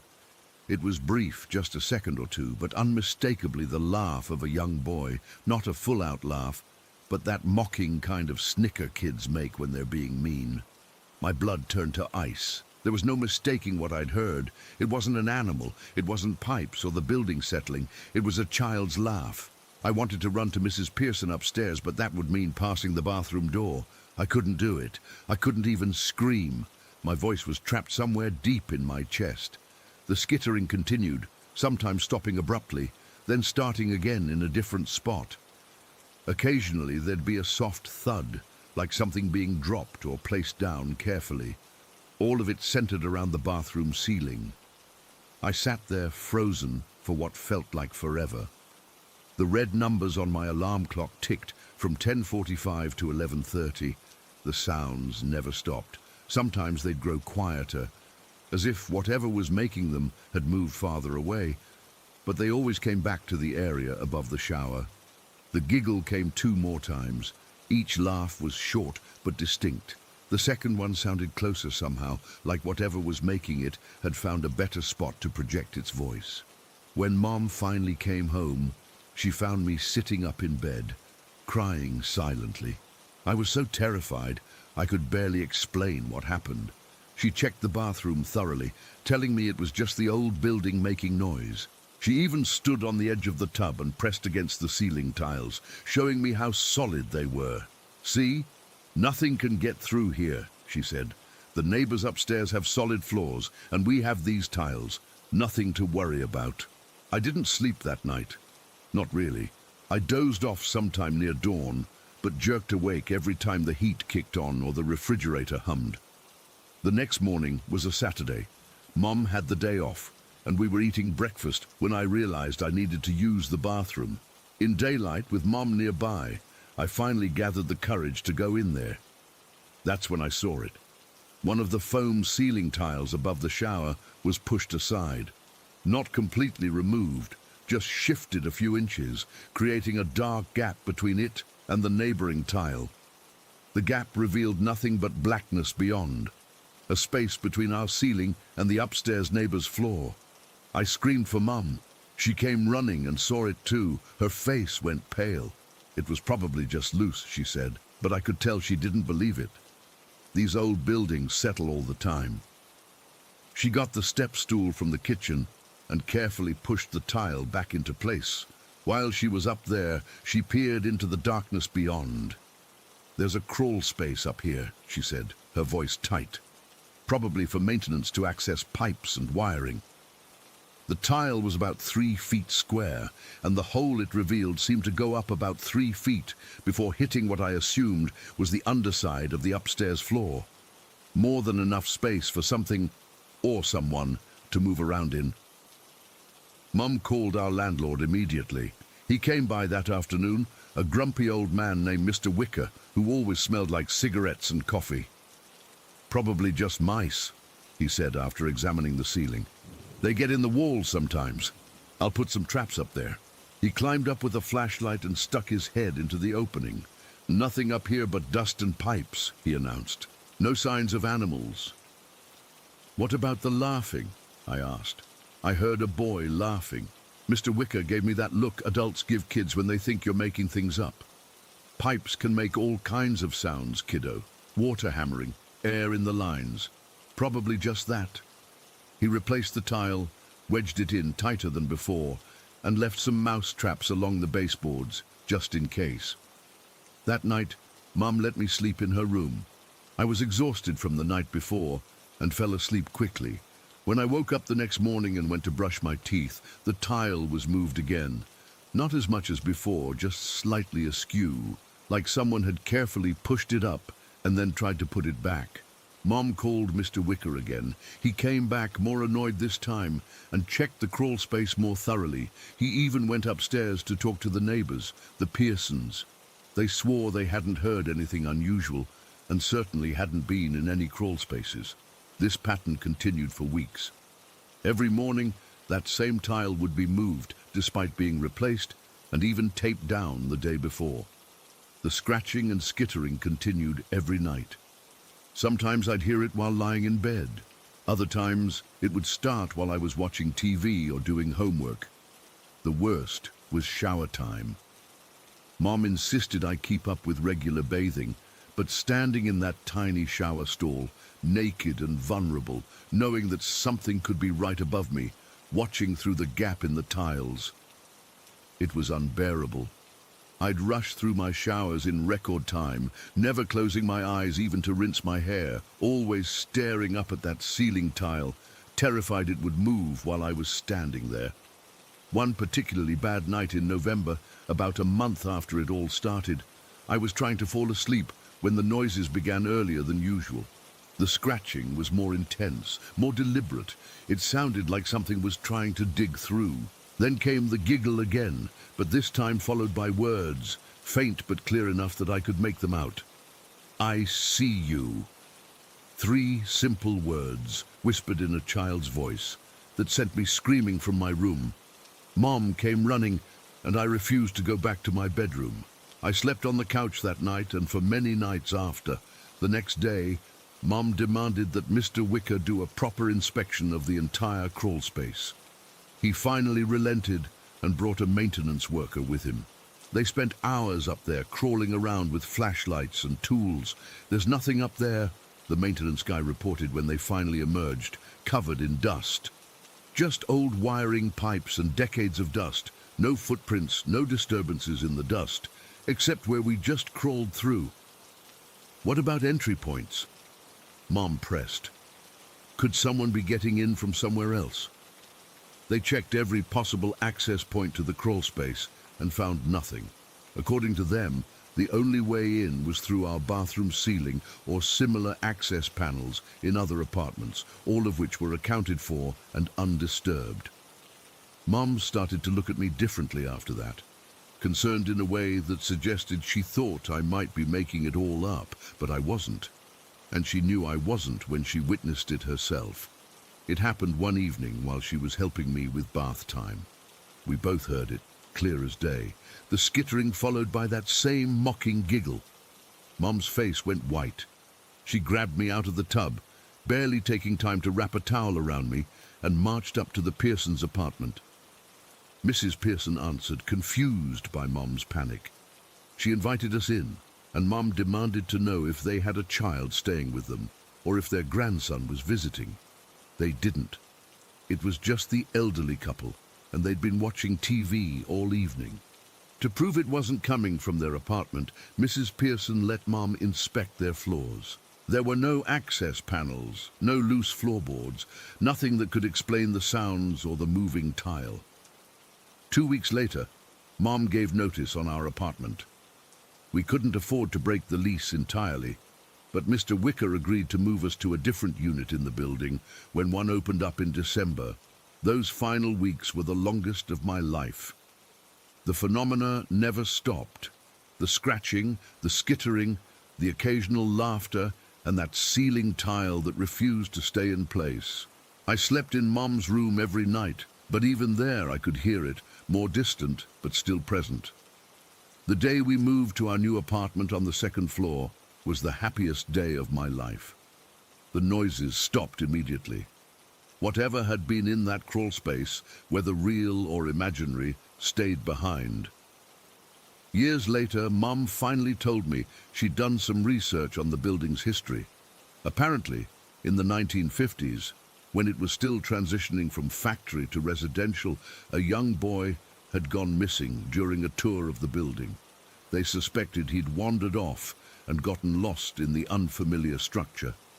Despite extensive searches, he was never found. I'm 24 now, living in my own place 2 states away from that building, but I still can't use bathrooms after dark.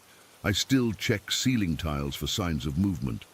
And sometimes, when I'm drifting off to sleep, I swear I can hear the faint sound of skittering above me, followed by the echo of a child's laugh. Story 10. I've been debating whether to post this for months. It's taken me years, literally decades, to even talk about these experiences outside my immediate family. I guess I'm hoping someone else has seen something similar, or can make sense of what happened to my brother and me. I'm 31 now, working as a mechanical engineer for an automotive company. I have a normal life, girlfriend, apartment, student loans I'm still paying off.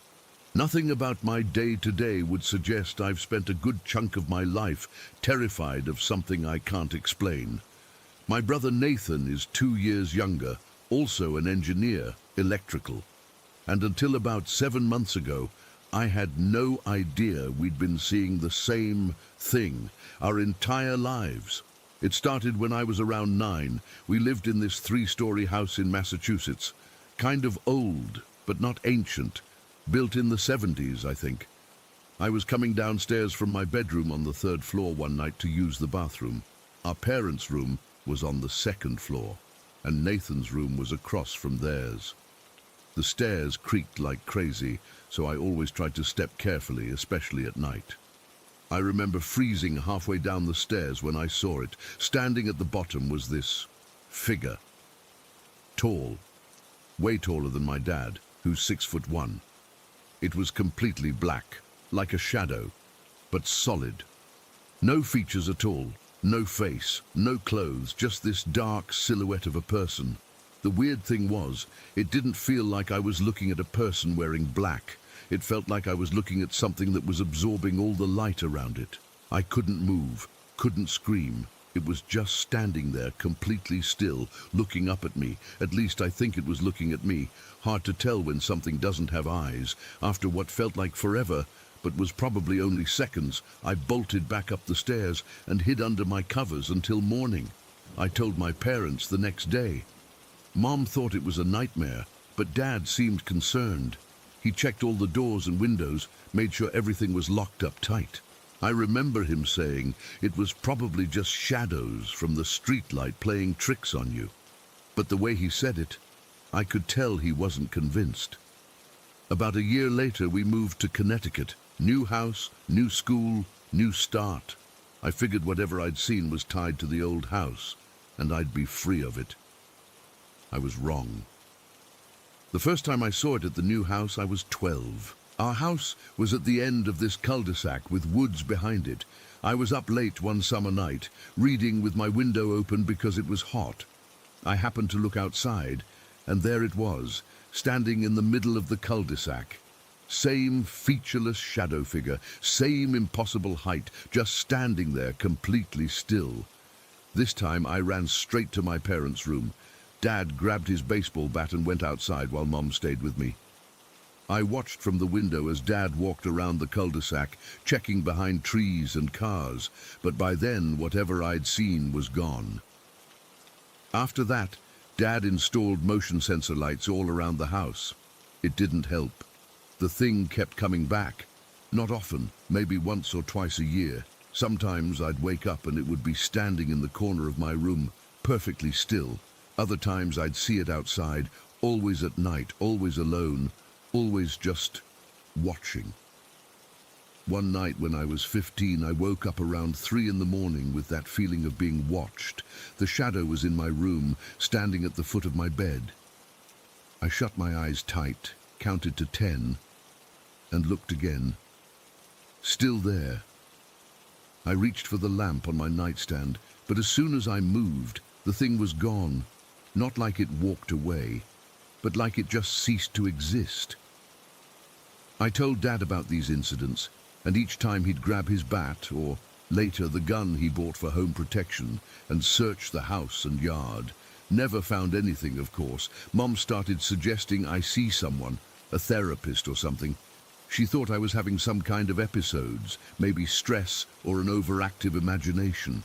By the time I hit college, the sightings had become less frequent. I'd go months, sometimes a whole year without seeing it. I started to think maybe Mom was right.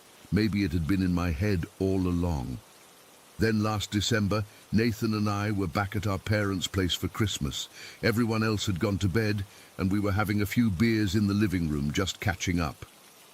I don't remember how we got on the topic. I think we were talking about weird things that had happened to us as kids. Nathan got this serious look on his face and said, "You ever see anything strange in our old house, or this one?" Something about the way he asked made my stomach drop. "Like what?" I asked, even though I knew exactly what he meant. "Like a shadow," he said. "A shadow that didn't belong to anyone." I nearly dropped my beer. For a second I couldn't speak. Finally I managed to ask, "How tall was it?" Nathan's face went pale. Very tall. No face. Just this black figure. We spent the next 3 hours comparing notes. It turns out Nathan's first encounter happened when he was 7 or 8. He'd gone downstairs for a drink of water and saw the shadow figure near the stairs, the same place I'd seen it. He was so terrified, he actually fainted. Our parents found him at the bottom of the stairs and thought he'd fallen. After we moved, he saw it too, outside his window once, and several times in his room at night, just like me. He'd only ever mentioned the window incident to Dad, who, just like with me, had searched for footprints or signs of an intruder and found nothing. The weird thing is, Nathan and I had never discussed this with each other, not once in over 20 years. We'd both been seeing the same entity independently and keeping it to ourselves. What freaks me out the most is how similar our experiences were. The exact same featureless shadow person, the same feeling of being watched, the same sense that whatever this thing was, it wasn't human, wasn't even physically present in the normal sense. After we compared stories, we went to Dad and confronted him together. He sat down heavily in his armchair and admitted that he'd always been worried there was something to our stories. He told us about the times he'd gone outside with his gun after I'd reported seeing the figure in the cul-de-sac, how he'd searched the woods with a flashlight, how he'd installed extra locks on all the doors and windows, not because he was afraid of burglars, but because he was afraid of whatever we'd been seeing. "I never told your mother how seriously I took it," he said. "I didn't want to scare her, and I never knew you both were seeing the same thing." Since that night, Nathan and I have been researching similar phenomena, shadow people, they're sometimes called. There are thousands of accounts online from people who've seen similar entities. Some say they're interdimensional beings, others think they're some kind of psychic projection. Some religious folks think they're demons. I don't know what to believe. All I know is that whatever this thing is, it followed our family from Massachusetts to Connecticut. It appeared to both my brother and me for years, in almost identical ways, despite us never discussing it with each other. The last time I saw it was about 2 months ago. I was staying late at work, alone in my office, finishing up a project. I looked up from my computer, and there it was, standing in the doorway. After all these years, I didn't even feel scared anymore, just resigned. I stared at it for maybe 30 seconds, then said out loud, "What do you want?"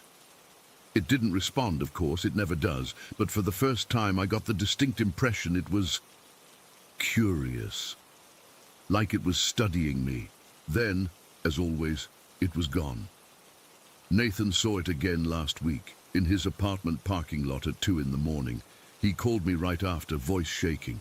"It's still following us," he said, "after all this time." So that's where we stand now. Two adult engineers, rational, educated men, being haunted by the same shadow entity we've been seeing since childhood. We have no explanation, no solution. Just the knowledge that we're not crazy, because we couldn't both be hallucinating the exact same thing for 20+ years. Sometimes I wonder if it will follow us our entire lives, if our kids will see it too someday. The thought keeps me up at night. If anyone has experienced something similar or has any insight, please let me know. We're way past being terrified. Now we just want answers. Story 11. I still don't know how to explain what's been happening to my family over the last 8 years. I've never been a believer in ghosts or the supernatural. But when something follows you through 3 different houses across 2 states, you start to question everything you thought you knew. It all started when my partner and I moved into this old rundown property in rural South Australia back in 2015. The place was nothing special. A dilapidated farmhouse with creaky floorboards and windows that never quite shut properly. The rent was cheap, which was the main attraction for us. We were young, just starting out together, and money was tight. The first incident happened about 3 weeks after we moved in. I remember it clearly because it was such a small thing, but it bothered me all the same. We had this old pool table in what was supposed to be the dining room. One evening, we were sitting in the living room watching TV when we both heard a clatter from the next room. When we went to check, all the pool cues that had been resting against the wall were now scattered across the floor. "Did you leave them balanced like that?" my partner asked. I shook my head. "No, I always make sure they're secure against the corner." We blamed it on the uneven floors and forgot about it, but then things started escalating. Doors would slam shut when there wasn't even a breeze. At first, we'd jump up to check if someone had broken in, but we never found anyone. This happened maybe 2 or 3 times a week, always when we were both in the same room, so we knew neither of us was doing it. The worst incident in that first house happened about 4 months in. It was the middle of the night, around 2 in the morning, when we were jolted awake by the sound of rushing water, and I don't mean a dripping tap. It sounded like someone had turned on every faucet in the house full blast. I remember the panic I felt as I jumped out of bed, thinking the pipes had burst or something. My partner was right behind me as we ran from room to room. The bathroom sink was on full. The shower too. We ran to the kitchen, both taps going full blast. Even the outside garden tap was running. "What the hell?" I remember saying as we stood in the kitchen, soaking wet from turning everything off. "Did you check any of these before bed?" My partner just stared at me, face pale. "You know I did. I always do." We checked the doors and windows again, all locked from the inside. There was no way someone could have gotten in, turned everything on, and left without us seeing them. We barely slept the rest of that night. After 6 months of this, we decided to move. Our lease was up, and honestly, the place was falling apart anyway. We told ourselves that the strange occurrences were just quirks of an old house. Bad plumbing, uneven foundations, drafty windows. Nothing supernatural. We moved to Brisbane for my partner's work. The new place was a modern apartment in the city. 9th floor, secure building, everything working properly. We were sure we'd left the weirdness behind. For the first few months, everything was normal. We started to relax. even joking about our haunted old place back in South Australia. Then came the night that changed everything. It was a Tuesday in February, around 3 in the morning, hot and sticky, even with the air conditioning. I woke up suddenly, with that feeling you get when someone's watching you. My partner was already sitting up in bed, staring toward the doorway. I followed their gaze and felt my blood turn to ice. Standing in our bedroom doorway was a young Aboriginal man, maybe in his 20s. He had shoulder-length curly hair and was bare-chested, wearing what looked like dark pants, or maybe a cloth wrapped around his waist. The strangest part, he was holding a coiled rope in his hands, like he was preparing to use it for something. I couldn't move, couldn't speak. I just sat there, clutching the sheets. The man didn't seem threatening. In fact, he smiled at us, a gentle, almost sad smile. Then, as I blinked, he was gone. Just vanished. "Did you see that?" I whispered, still staring at the empty doorway. My partner nodded slowly. The Aboriginal man with the rope? The fact that we'd both seen exactly the same thing made it impossible to dismiss as a dream or hallucination. We spent the rest of the night with the lights on, talking about what we'd seen. "Maybe it's the apartment," my partner suggested. "Maybe someone died here." But I had this sinking feeling it wasn't the apartment. We both saw the same thing, in 2 different houses. That can't be coincidence. We started researching the history of both properties, looking for any connection to an Aboriginal man, any record of deaths or accidents involving ropes. Nothing came up. We even reached out to the previous tenants of our Brisbane apartment, but they reported no strange experiences. Life went on. We had our first son a year later, and for a while, the appearances stopped. We almost convinced ourselves it had been some shared delusion brought on by stress or lack of sleep. Then my partner got offered a job back in Adelaide, and we moved again, this time to a suburban house in a new development.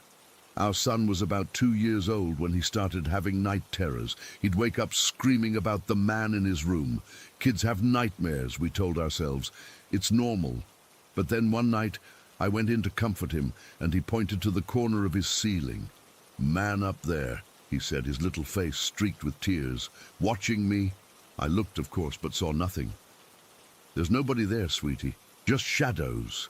But he was inconsolable, insisting the man was there, watching him with sad eyes. A few months later, we had our second son. As he grew, he too began to notice things. When he was about 4, he refused to eat at the dining table one evening. "What's wrong?" I asked him.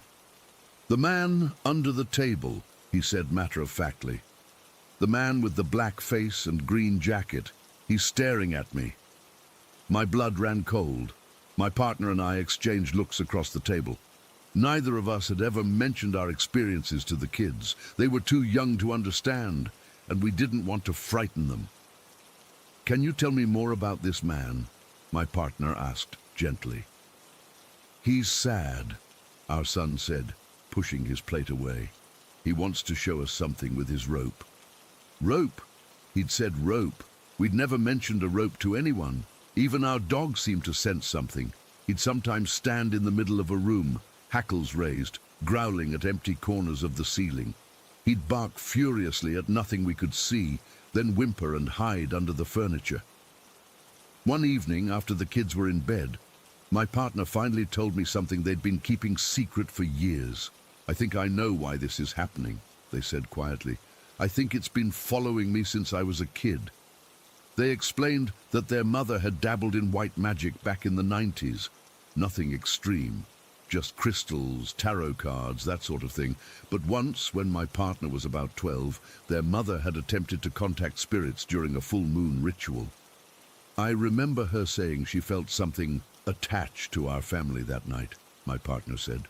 She got scared and stopped all that stuff immediately, but maybe whatever it was stayed with me. "But why an Aboriginal man with a rope?" I asked. "That's so specific." My partner shook their head. "I don't know. Maybe it's trying to tell us something about this land, about what happened here. Australia has a dark colonial history, particularly regarding the treatment of Aboriginal peoples. Could this spirit be connected to some past injustice? Was the rope significant, perhaps related to violence or suicide? The appearances continued, becoming more frequent. Both kids would sometimes stop in the middle of playing and stare at the same spot, as if watching someone move around the room. Our oldest started drawing pictures of a dark-skinned man with curly hair. When we asked who it was, he'd just shrug and say, "The sad man who visits at night." Last month, things escalated again. I was home alone with the kids, my partner away on a business trip.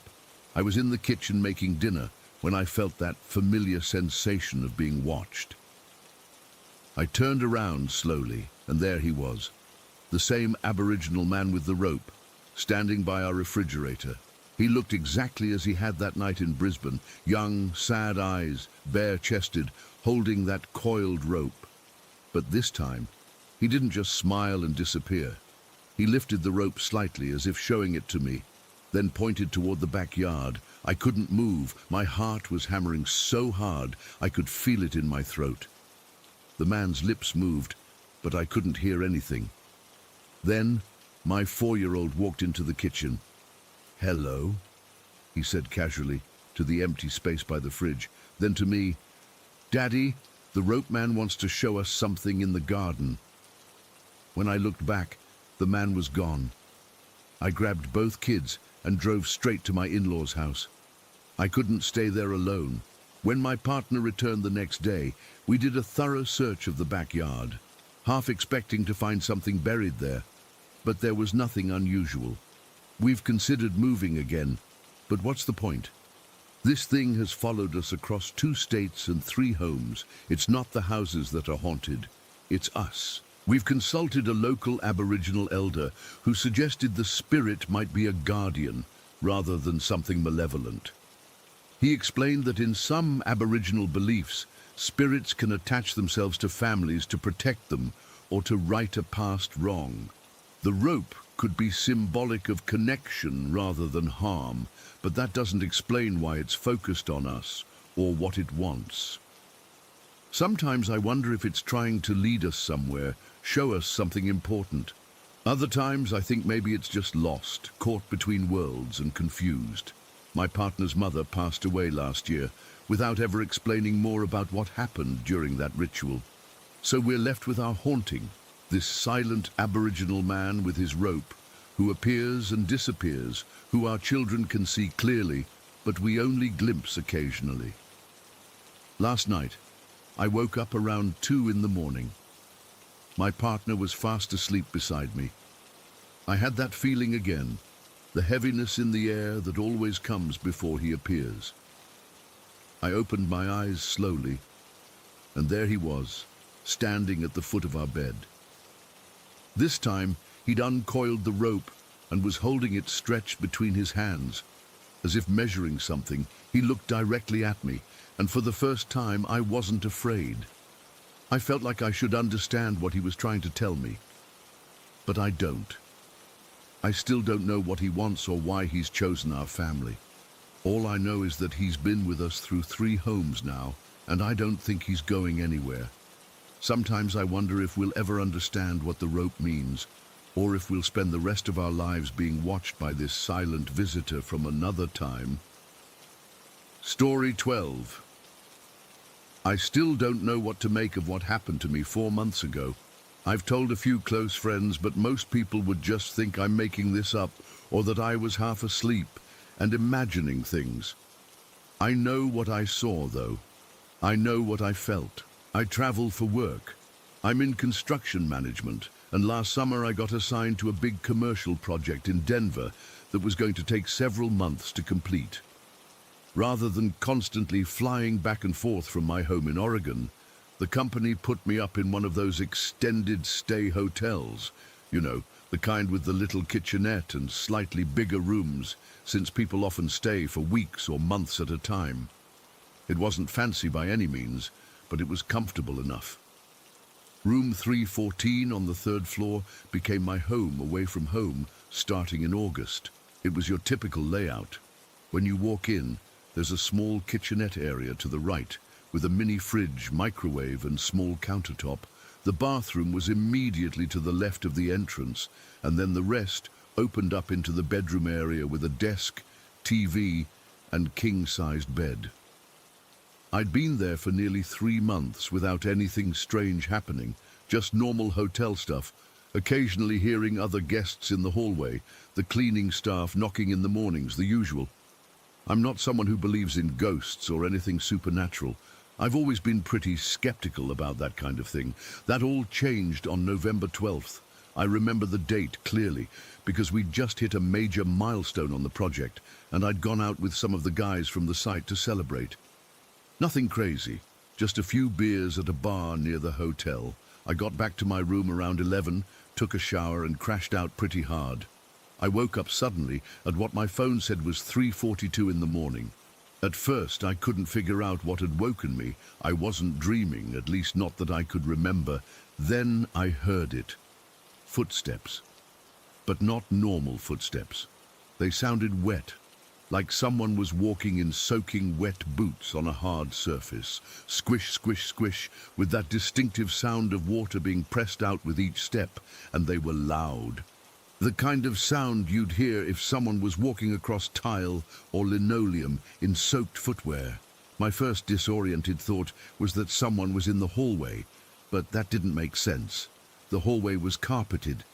Then I thought maybe someone was in the bathroom, but that was ridiculous. The door was locked and I would have heard someone break in. The footsteps seemed to be coming from the kitchenette area, which did have a small section of tile flooring.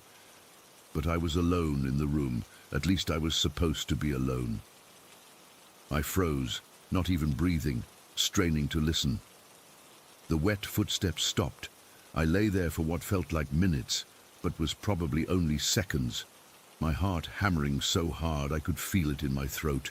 Then I realized I needed to see if someone had somehow gotten into my room. I slowly sat up, forcing myself to look toward the door and kitchenette area. The room was dark, but there was always that sliver of light coming in from under the door. The hallway lights stay on 24/7 in hotels. That light would normally hit the stainless steel of the mini-fridge, creating a faint reflection. But something was wrong with that reflection now. As my eyes adjusted to the darkness, I could see a darker area by the fridge and counter. At first I thought maybe I'd left something out on the counter that was blocking the light, but I'm pretty organized and knew I hadn't. I squinted, focusing harder on that section of the room, and that's when I saw it take shape. It wasn't like watching someone walk into the room. It was more like watching something materialize out of the darkness itself. A figure, tall, probably 6.5 feet, was standing there by the counter, but standing doesn't quite capture it. It was more like it was leaning over the countertop, facing the wall, not me, and the blackness of it. I don't know how to describe it except to say it was darker than the darkness around it. You know that Vantablack material that absorbs almost all light? It was like that, but somehow even more absolute. It didn't just block the light coming from under the door, it seemed to swallow it. I couldn't make out any features, no face, no clothing details, nothing, just this humanoid shape of perfect blackness. It wasn't moving, just leaning there over my counter like it was examining something. My entire body went cold. I couldn't breathe, I couldn't even think clearly. Pure instinct took over, and my eyes darted to the bedside lamp. I looked back at the figure, still there, still motionless, then lunged for the lamp switch. The moment the light flooded the room, the figure was gone. Not like it ran or faded away, it was just instantly not there anymore. I jumped out of bed, my heart racing so fast I thought I might pass out. Every single hair on my body was standing on end. I felt this electric tingling all over my skin, like static electricity, but more intense. I checked the bathroom first, flipping on the light and yanking back the shower curtain. Nothing. I checked the closet, looked under the bed, checked to make sure the door was still locked with the security bar in place. It was. No windows were open. Not that they could be. This was a modern hotel with sealed windows. There was simply nowhere anyone could have gone. I stood in the middle of the room, breathing hard, trying to make sense of what I'd just seen. Was I dreaming? Sleep paralysis, maybe? But I had moved. I had turned on the light. This wasn't sleep paralysis. After several minutes of searching and finding nothing, I reluctantly got back into bed. There was no way I was turning that light off again, though. I lay there, facing away from the door, toward the window with its closed blinds, clutching my phone and debating whether to call someone. But who? The front desk. What would I say? I just saw a shadow person in my room.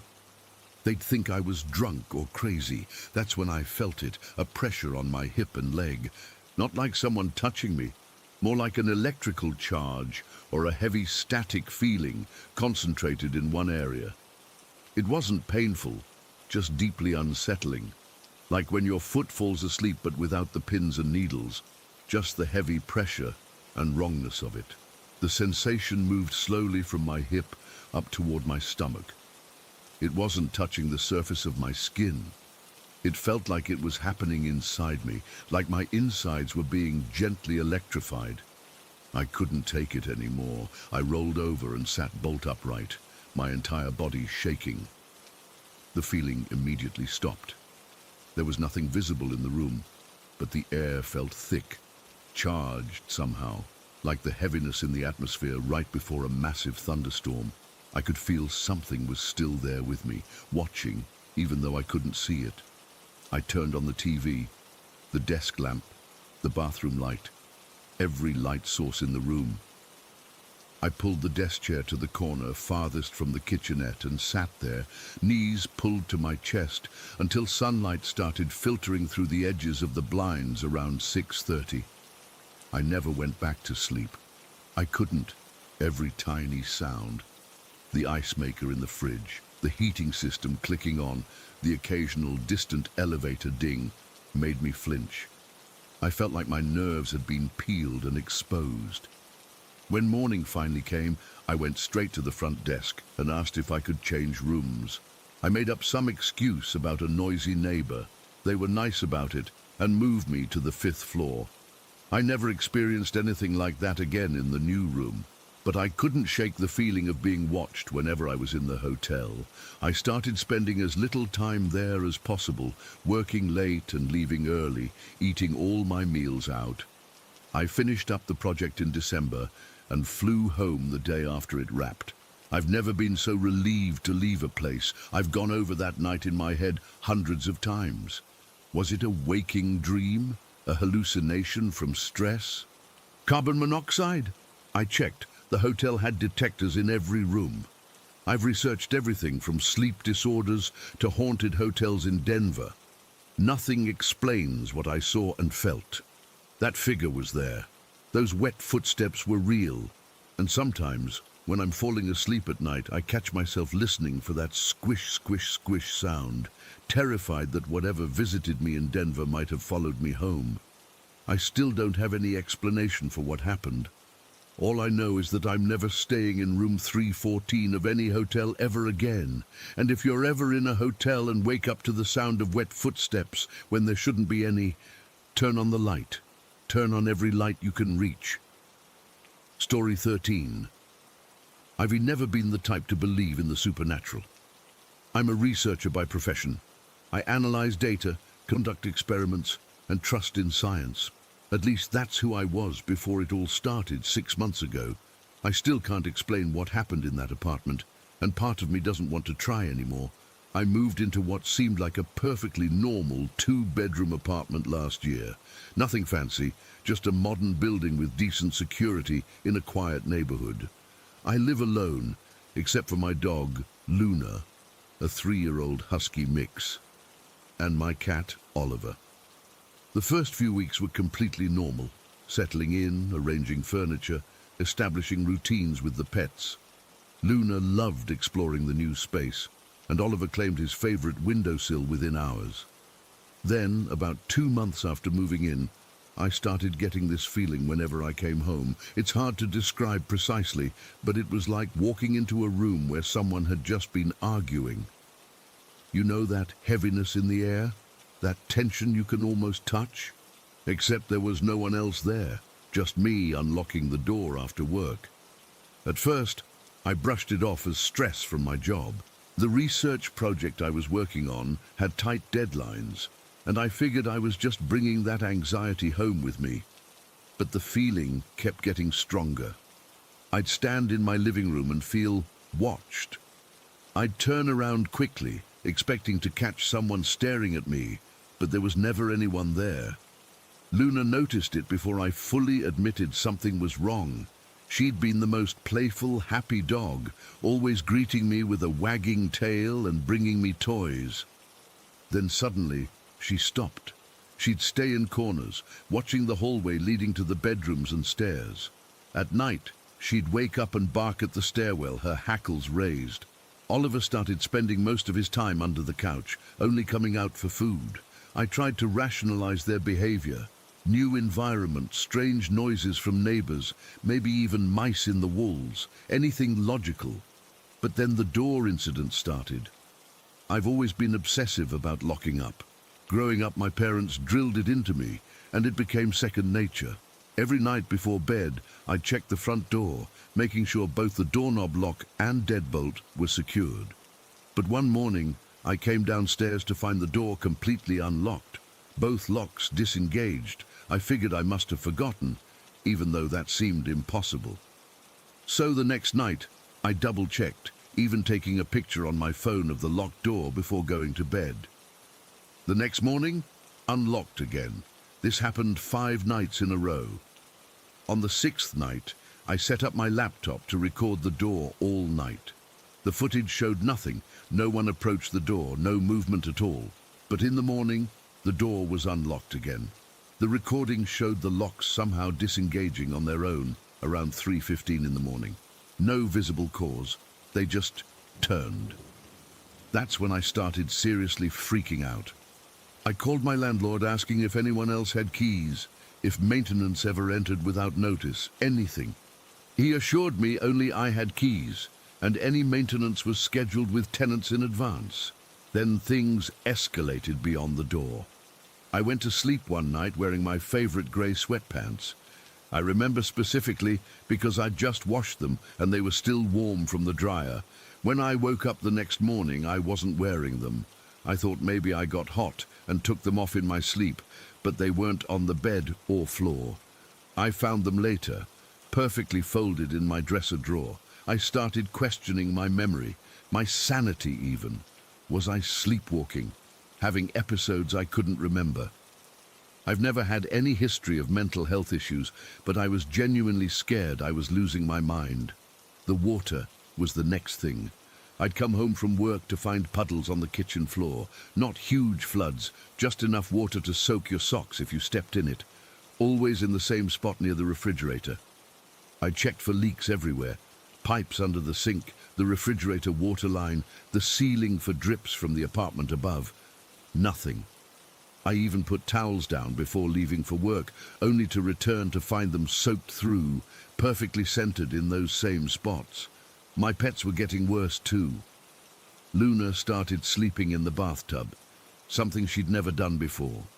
She'd whimper if I tried to get her to sleep in her bed. Oliver disappeared for almost 2 days once. I tore the apartment apart looking for him, terrified he'd somehow gotten out.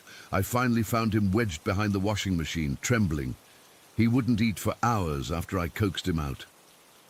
One morning around 4, Luna's barking woke me up. Not her usual "someone's at the door" bark, but this high-pitched, panicked sound I'd never heard from her before. I ran downstairs to find her staring at the living room, all the furniture overturned. The couch was flipped completely upside down, and it's not a light couch. The coffee table was on its side, books scattered everywhere. My first thought was break-in, but nothing was stolen, and all the doors and windows were still locked from the inside. That's when the noises started. Footsteps overhead when I was on the top floor.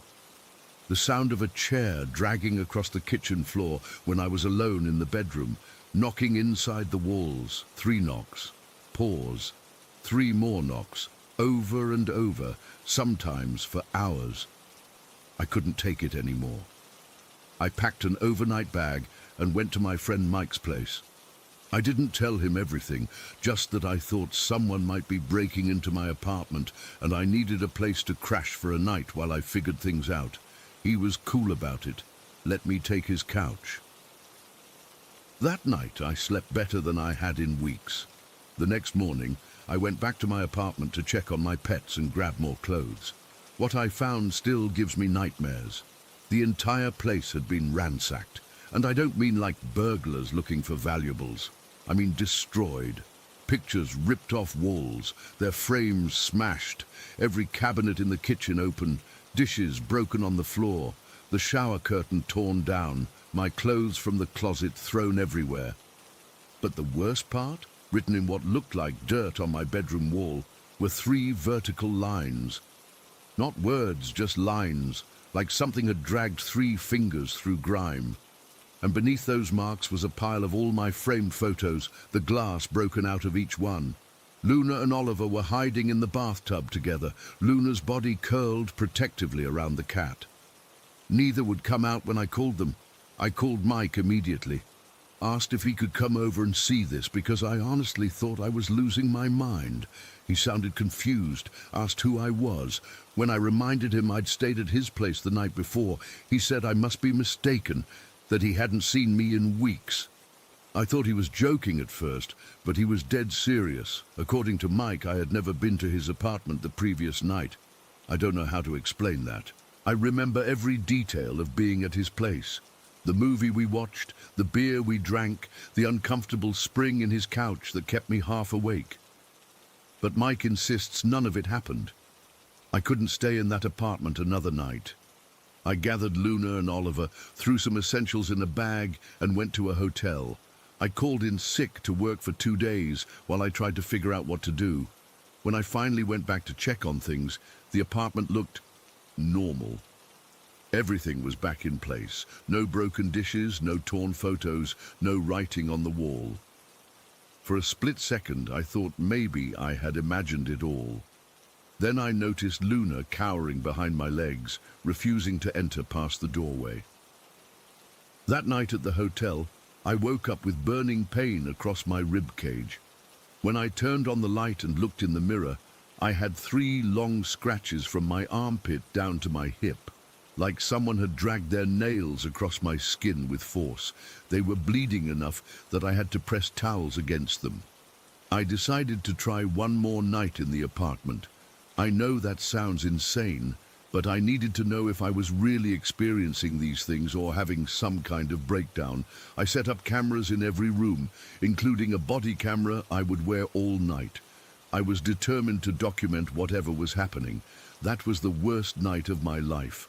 Around 2 in the morning, I was yanked out of bed by my ankles, not like someone grabbing and pulling. Like a force dragged me so hard and fast that I slammed onto the floor before I was even fully awake. I scrambled to my feet, heart pounding so hard I thought it might burst. There was no one there, but the bedroom door slammed shut. I ran to it, tried the handle. Locked, not just stuck, but locked from the outside somehow, even though that door doesn't even have a lock.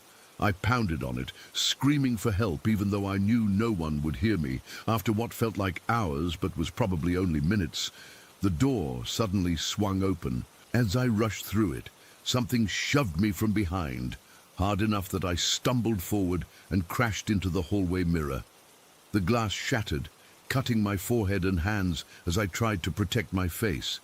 Blood was dripping into my eyes as I grabbed Luna's leash, found her and Oliver hiding in the bathtub again, and just left, middle of the night, bleeding, in my pajamas. I didn't even grab my phone. A neighbor found me in the stairwell and called an ambulance. At the hospital, they stitched up my cuts and ran tests, probably thinking I was on drugs or having a psychotic episode. All tests came back normal. When the psychiatrist asked what happened, I couldn't bring myself to tell the truth. I said, I tripped and fell in the dark.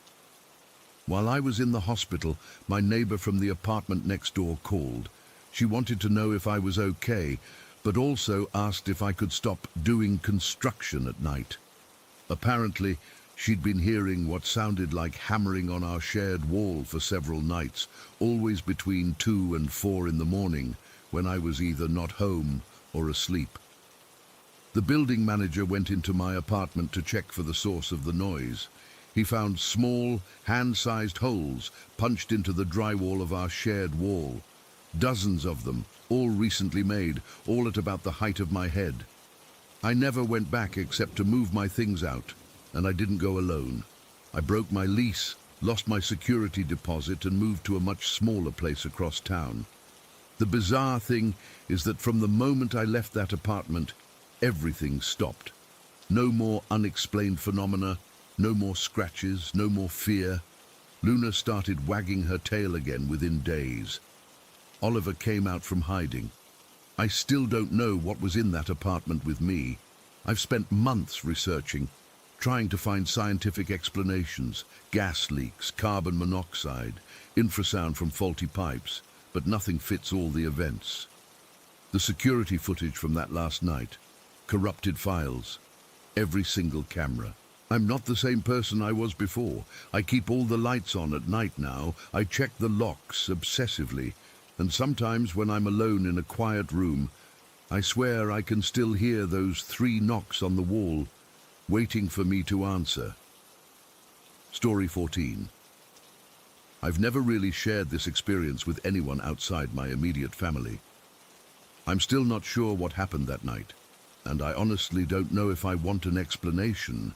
Some things are better left unknown, I guess. This happened the summer between 8th grade and my freshman year of high school. I was 14 and going through what I can only describe as hell. My mum was, well, she still is, an alcoholic. When she drank, which was most nights, she became a different person, cruel, unpredictable. I never knew if I'd come home to find her passed out on the couch or raging about something trivial I'd supposedly done wrong. My grandparents' house was my refuge. I stayed there whenever things got too intense at home, which was happening more and more frequently that summer. Their house was this old 2-story place on the outskirts of Oakwood, surrounded by huge oak trees that had probably been there for a century. During the day, it was peaceful. At night, though, I had my own room there, the same one I'd used since I was little. It had pale blue walls, a twin bed with a headboard that attached to the wall, and this tall metal floor lamp in the corner that made a weird buzzing sound when it was on. My grandma had put up glow-in-the-dark stars on the ceiling when I was 8, and they were still there, faded but visible in the dark. That night in July, I went to bed around 11. I was exhausted, mentally more than physically. My mum had called earlier, slurring her words, accusing me of stealing money from her purse. I hadn't, of course. The conversation left me drained, and I just wanted to sleep and forget everything for a while. I fell asleep quickly, but I don't know how long I was out before it started. I was jolted awake by what felt like someone violently shaking my shoulders. It was so sudden and jarring that I gasped and sat up immediately, my heart racing. You know that falling sensation you sometimes get right as you're drifting off? It was like that, but 100 times more intense. I looked around the room, disoriented. The only light came from this small nightlight by the door that my grandma insisted on keeping plugged in just in case. Everything seemed normal. The digital clock on the nightstand read 2:17. Just a weird dream, I muttered to myself, lying back down and pulling the covers up to my chin. That's when I heard it for the first time, a sharp, aggressive snapping sound like someone repeatedly flicking their fingers really hard. It wasn't just one snap, but a series of them, and they seemed to be coming from all around my bed. Snap, snap, snap. In quick succession, moving around the perimeter of the bed. Now I should probably mention that weird stuff had been happening around me for years. Nothing major. just objects moving slightly when no one was near them, lights flickering when I got upset, that kind of thing. I'd become pretty desensitized to it. My therapist later told me these were probably just coincidences, that my anxious mind was connecting into patterns, but I'm not so sure. So when the snapping started, I was more annoyed than scared. I was so damn tired and just wanted to sleep.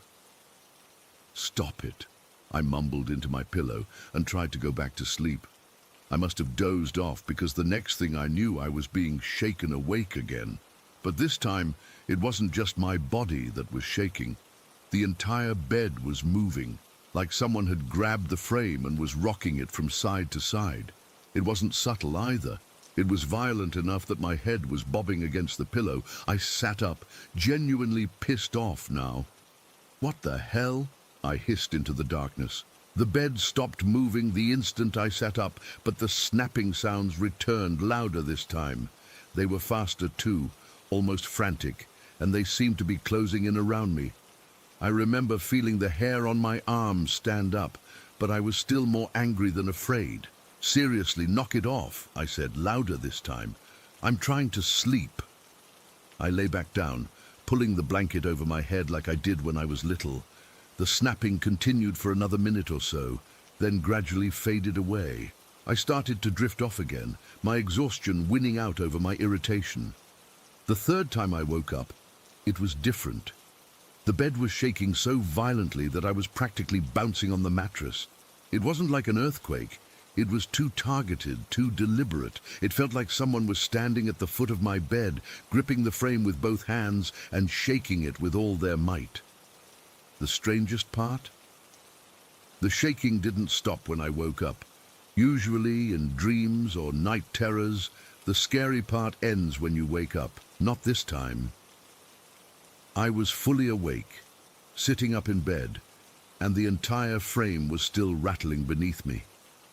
I could hear the headboard banging against the wall, and the springs in the mattress creaking under the strain, and the snapping. God, the snapping was everywhere now. It sounded like dozens of invisible fingers snapping all around me, above me, under the bed, in every corner of the room. It was so loud that I was surprised it didn't wake my grandparents down the hall.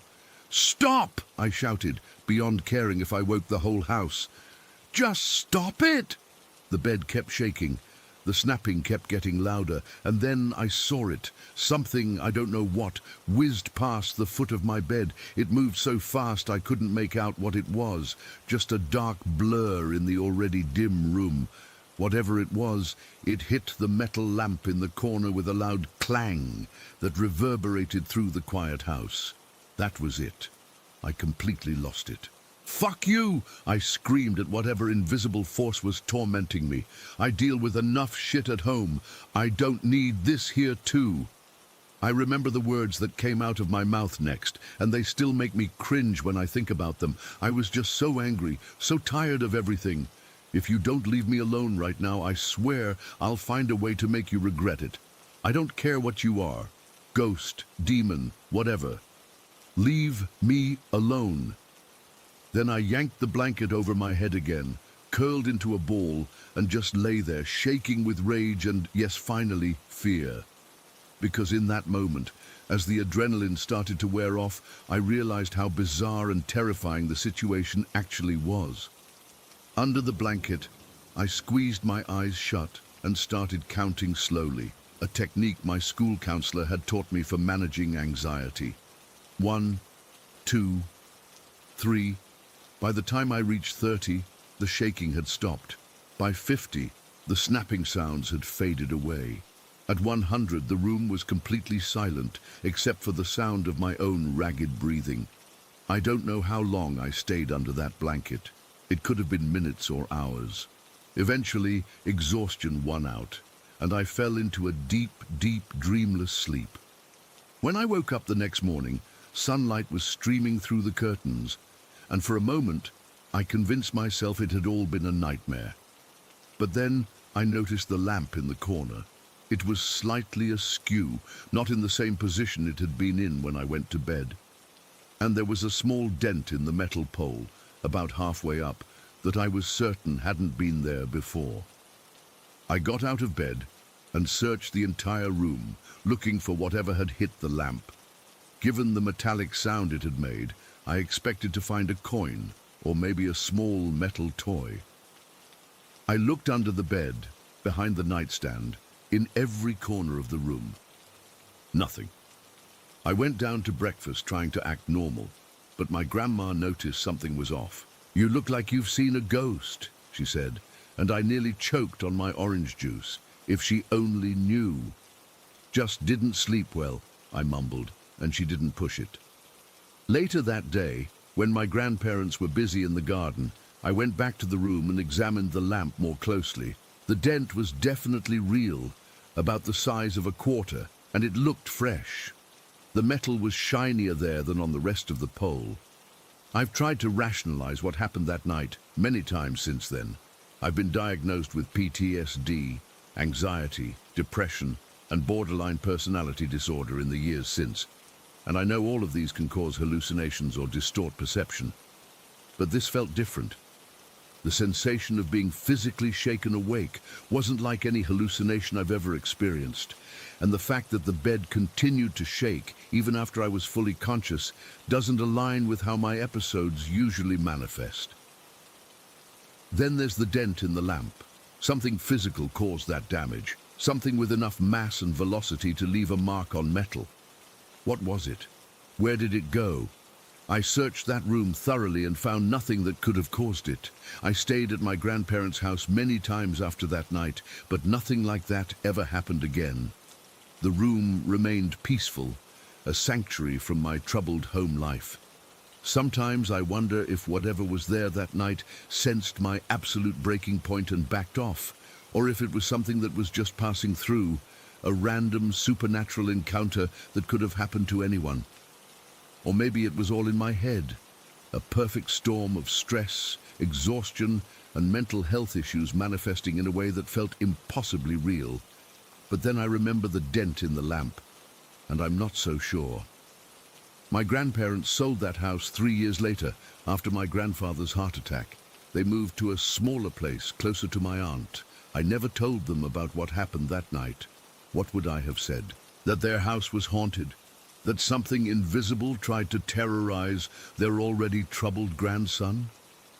Sometimes I drive by the old house, just to see it. New people live there now. A young couple with 2 small children. I often wonder if they've experienced anything strange, if they've been shaken awake in the middle of the night, if they've heard the snapping. Part of me hopes they have, just so I know I'm not crazy, but a bigger part of me hopes they haven't. No one deserves to feel that kind of fear in what should be a safe place. To this day, I still can't explain what happened.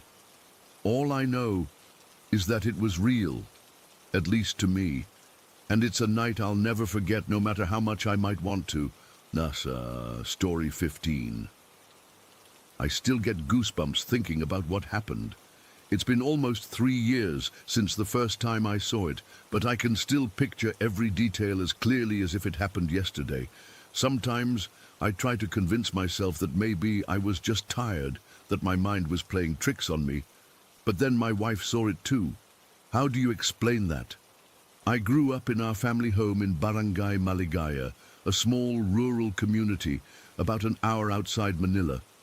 Our house isn't fancy, just a simple concrete structure with a main living area, 3 bedrooms, and what we call a dirty kitchen, separate from the main house. For those who don't know, a dirty kitchen is common in Filipino homes, especially in provincial areas. It's basically an outdoor cooking space where we prepare meals that require more smoke or create more mess. Ours is located at the far corner of our property, surrounded by a 5-foot concrete wall topped with metal bars and chicken wire for security. That night in November 2022, my mother had asked me to start preparing dinner while she went to visit a sick neighbor. It was around 6:30 in the evening, already dark because the sun sets early here. I remember feeling slightly annoyed because I was in the middle of watching something on my phone. But you don't say no to your Filipino mother, right? So I headed to the dirty kitchen, which required walking through our small garden. The pathway wasn't well lit, just a few solar lamps that barely illuminated the stepping stones. The air was humid that night, and I could hear the usual chorus of cicadas and the distant barking of neighborhood dogs. Nothing unusual. When I reached the dirty kitchen, I fumbled for the light switch on the wall. It's just a single fluorescent tube that flickers before fully turning on. I remember the light was particularly harsh that night, casting sharp shadows across the concrete floor. Our dirty kitchen is simple: concrete counters, a 2-burner gas stove, some shelves with pots and pans, and a small window that faces the back wall of our property. I had just put a pot on the stove to boil water when I got this weird feeling. You know that sensation when you suddenly realize you're not alone. The hairs on the back of my neck stood up, and I felt a cold shiver run down my spine, despite the warm evening. I looked up toward the window, and that's when I saw it. At first, my brain couldn't process what I was seeing. Just beyond our property wall, maybe 3 or 4 feet away from the window, was this figure. I say figure because calling it a person doesn't feel right. It was humanoid, yes, but everything about it was wrong. It was watching me. I know it was watching me because its face, if you can call it that, was turned directly toward me. The creature was pale white, but not like Caucasian skin. This was an unnatural white, like bleached bone or paper. Its skin seemed to glow slightly in the darkness, creating this sickly contrast against the night. But what really made my blood freeze was its head. It was completely bald, but across its scalp and face ran these thick, dark red veins. They weren't subtle. They looked like rivers of blood just beneath the surface, pulsating slightly. They branched across its head like a road map of something terrible. Its eyes, God, its eyes. They were just dark holes without any visible iris or white. Just 2 black voids staring right at me. What still haunts me the most were its hands. It had these unnaturally long fingers, or maybe they were nails, I couldn't tell, extending upward along the sides of its head, almost like it was permanently holding its head between its hands, but the fingers were too long, impossibly long, reaching past the top of its skull. I stood there completely paralyzed. I couldn't scream, couldn't move, couldn't even blink. My mouth had gone dry, and my heart was hammering so hard in my chest I thought it might explode. The pot of water on the stove started to boil over, hissing as water hit the burner, but I couldn't move to turn it off. The creature and I stared at each other for what felt like forever, but was probably only a few seconds. Then it did something I still can't explain. It slowly raised its hands, those terrible elongated fingers, and performed this strange fan-like motion in front of its face, almost like it was weaving something invisible in the air. The movement was fluid, precise, and completely unnatural. No human joints could move that way. After completing this gesture, it slowly, so slowly, began to move backward, never taking its black void eyes off me. It didn't turn around or walk away. It just receded into the darkness beyond our wall, still facing me, until it disappeared from view. When it was gone, I collapsed to the floor, shaking uncontrollably. The water had completely boiled over by then, and the hissing of the burner finally snapped me back to reality. I scrambled to my feet, turned off the stove, and ran back to the main house as fast as I could. When my mother returned, I tried to tell her what I'd seen, but she dismissed it as a product of my imagination, or maybe a strange shadow cast by the neighbor's trees. "Baka multo lang," she said casually. "Maybe a ghost," as if that was supposed to be comforting. But Filipino ghost stories, our aswang, manananggal, kapre, none of them matched what I'd seen. This was something else entirely. After that night, I avoided the dirty kitchen after dark. I made excuses, asked my mother to cook instead, or suggested we order food. I never told anyone else about what I'd seen. Who would believe me? I even started convincing myself it had been a hallucination from being overtired. Life went on. I eventually met Lena, the woman who would become my wife. We got married in early 2024, and since housing is expensive in Manila, we moved in with my mother. Lena knew nothing about what I'd seen that night. I'd buried the memory so deep I rarely thought about it anymore, until January of this year. January 15th, 2025 to be exact. My mother was visiting relatives in another province, so Lena and I had the house to ourselves. It was around 8 in the evening, and we were planning to cook dinner together. Lena had gone to the dirty kitchen ahead of me to start prepping ingredients, while I finished a work email. I heard her scream, a blood-curdling sound that made my heart stop. I ran outside, nearly tripping over the garden steps in my rush to reach her. When I got to the dirty kitchen, Lena was pressed against the far wall, her face drained of color, pointing toward the door that connects to a small storage area.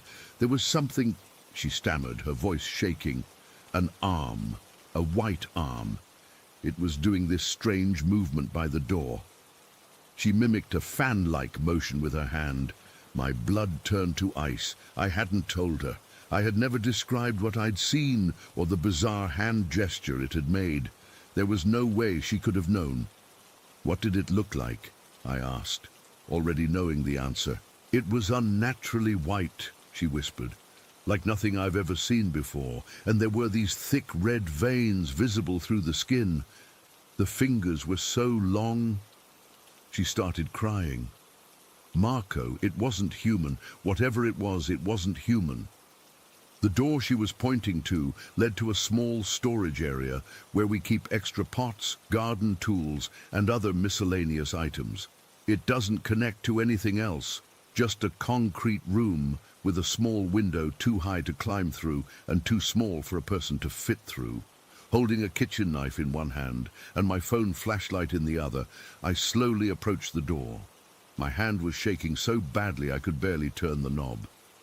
When I finally pushed the door open, the storage room was empty. Just our old junk piled in corners, cobwebs and dust. Nothing could have escaped from there, but something had been there. And now it was somehow inside our property, inside our home. That night, neither of us could sleep.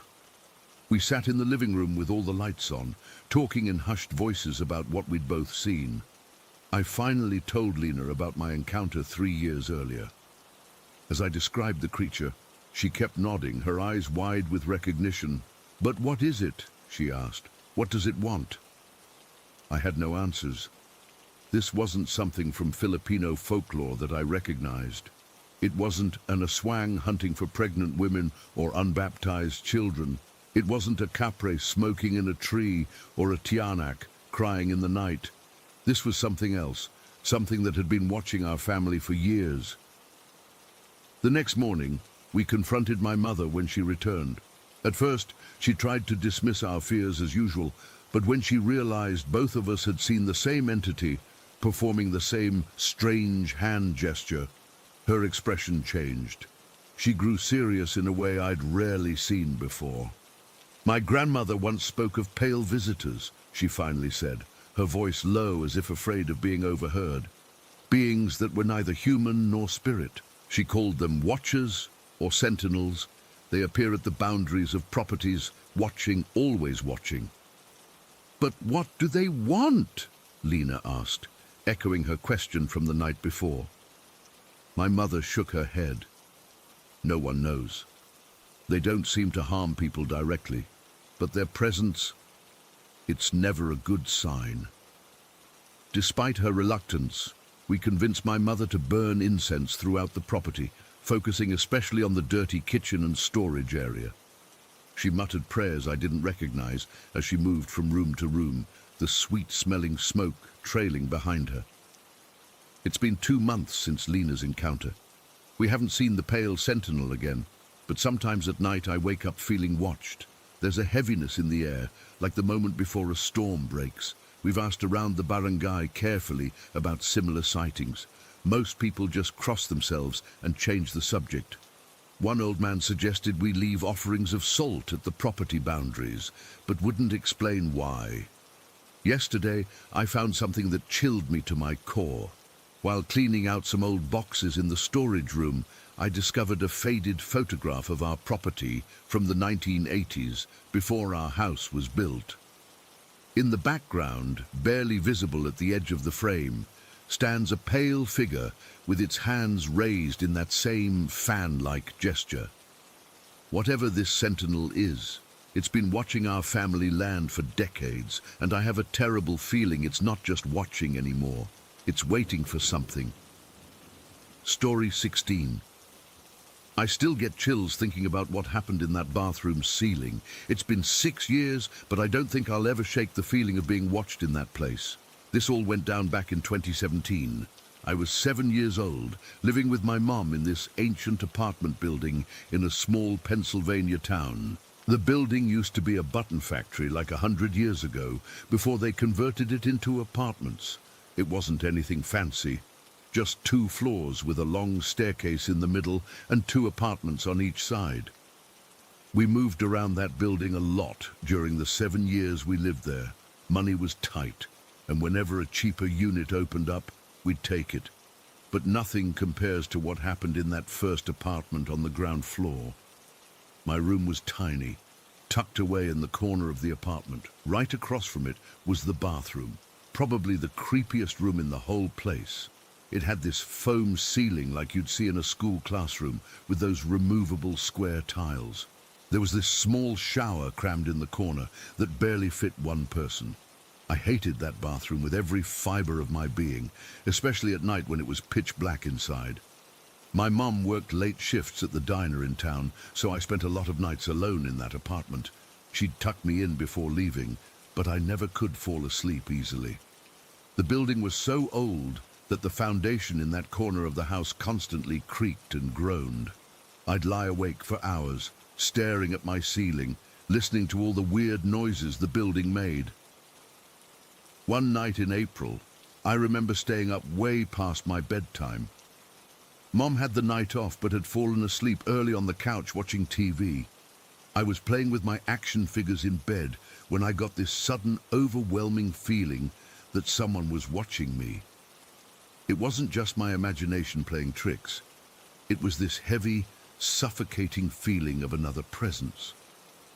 I looked up toward my doorway and found myself staring straight into the darkness of the bathroom across the hall. The door was wide open, like it always was, but something felt different. The darkness seemed thicker somehow, like it was alive. That's when I first heard it. Scratching sounds coming from above the bathroom ceiling. At first, I told myself it was just mice. Our apartment had problems with them before, but these scratches sounded bigger, more deliberate. They moved slowly across the ceiling from one end to the other. I wanted to call out for my mom, but I couldn't move. It was like my whole body had locked up. I just sat there, clutching my blanket, unable to look away from the bathroom doorway. Then the sounds changed. The scratching turned into a skittering noise, like something with multiple legs was crawling around up there. And then I heard the creaking, not the normal settling sounds the building made, but like something heavy was moving across the ceiling, applying pressure in different spots. I started crying silently, tears streaming down my face. I remember thinking that if I made a sound, whatever was up there would hear me, so I just sat there, paralyzed with fear, listening to it move back and forth. Then it happened. The sound that still haunts my nightmares to this day. A giggle. A short, quiet giggle that sounded like it came from a little boy, maybe even younger than I was. It was coming from directly above the shower area. It wasn't a happy laugh. There was something wrong about it. Something that made my skin crawl. I stayed frozen in that position for what felt like forever, just staring at the bathroom and listening. The scratching, skittering, and occasional creaking continued for at least an hour. I was too terrified to move an inch. Eventually, my mum woke up from the couch and came to check on me. When she found me sitting up, eyes wide and face wet with tears, she immediately knew something was wrong. "What's wrong, baby?" she asked, rushing to my side. I couldn't even speak. I just pointed at the bathroom. She turned on all the lights in the apartment and checked everywhere, under my bed, in my closet, behind the shower curtain, but found nothing. She thought I'd had a nightmare and stayed with me until I finally fell asleep from pure exhaustion. The next morning, I refused to use the bathroom. I held it in until I thought my bladder would burst. Finally, my mum practically dragged me in there, saying I was being ridiculous. That's when we both noticed it. One of the ceiling tiles above the shower had been moved slightly, revealing a small gap. Mom grabbed a chair from the kitchen and stood on it to check. When she pushed the tile aside completely, we saw it. A 3-foot-high pitch-black space that apparently stretched across the entire apartment. It wasn't an attic exactly, more like a crawl space between our ceiling and the upstairs neighbor's floor. My mum immediately called the landlord, convinced someone had broken in.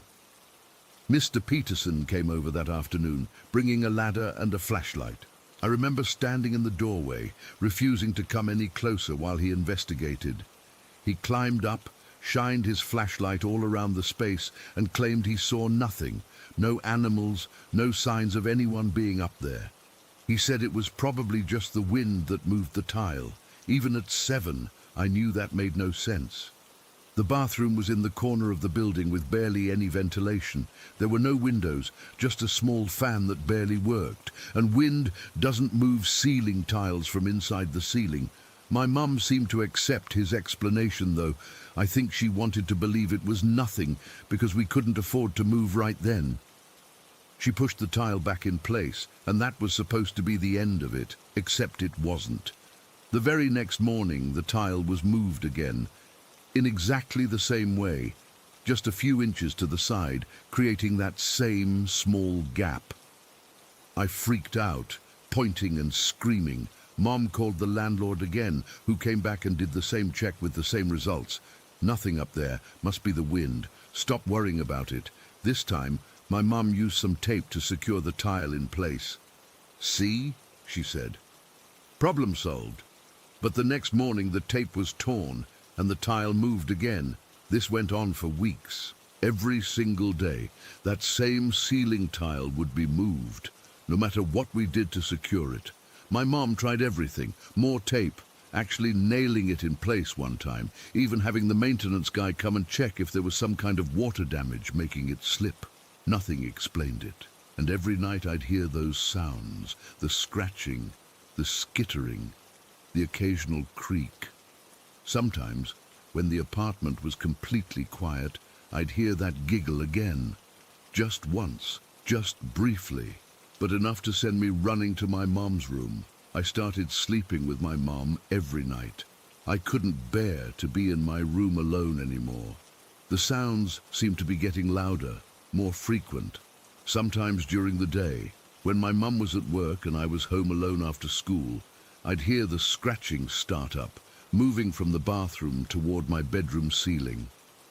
One particularly bad night in June, after about 2 months of this, I woke up around 3 in the morning needing to use the bathroom. I tried to hold it, I really did, but eventually I had no choice.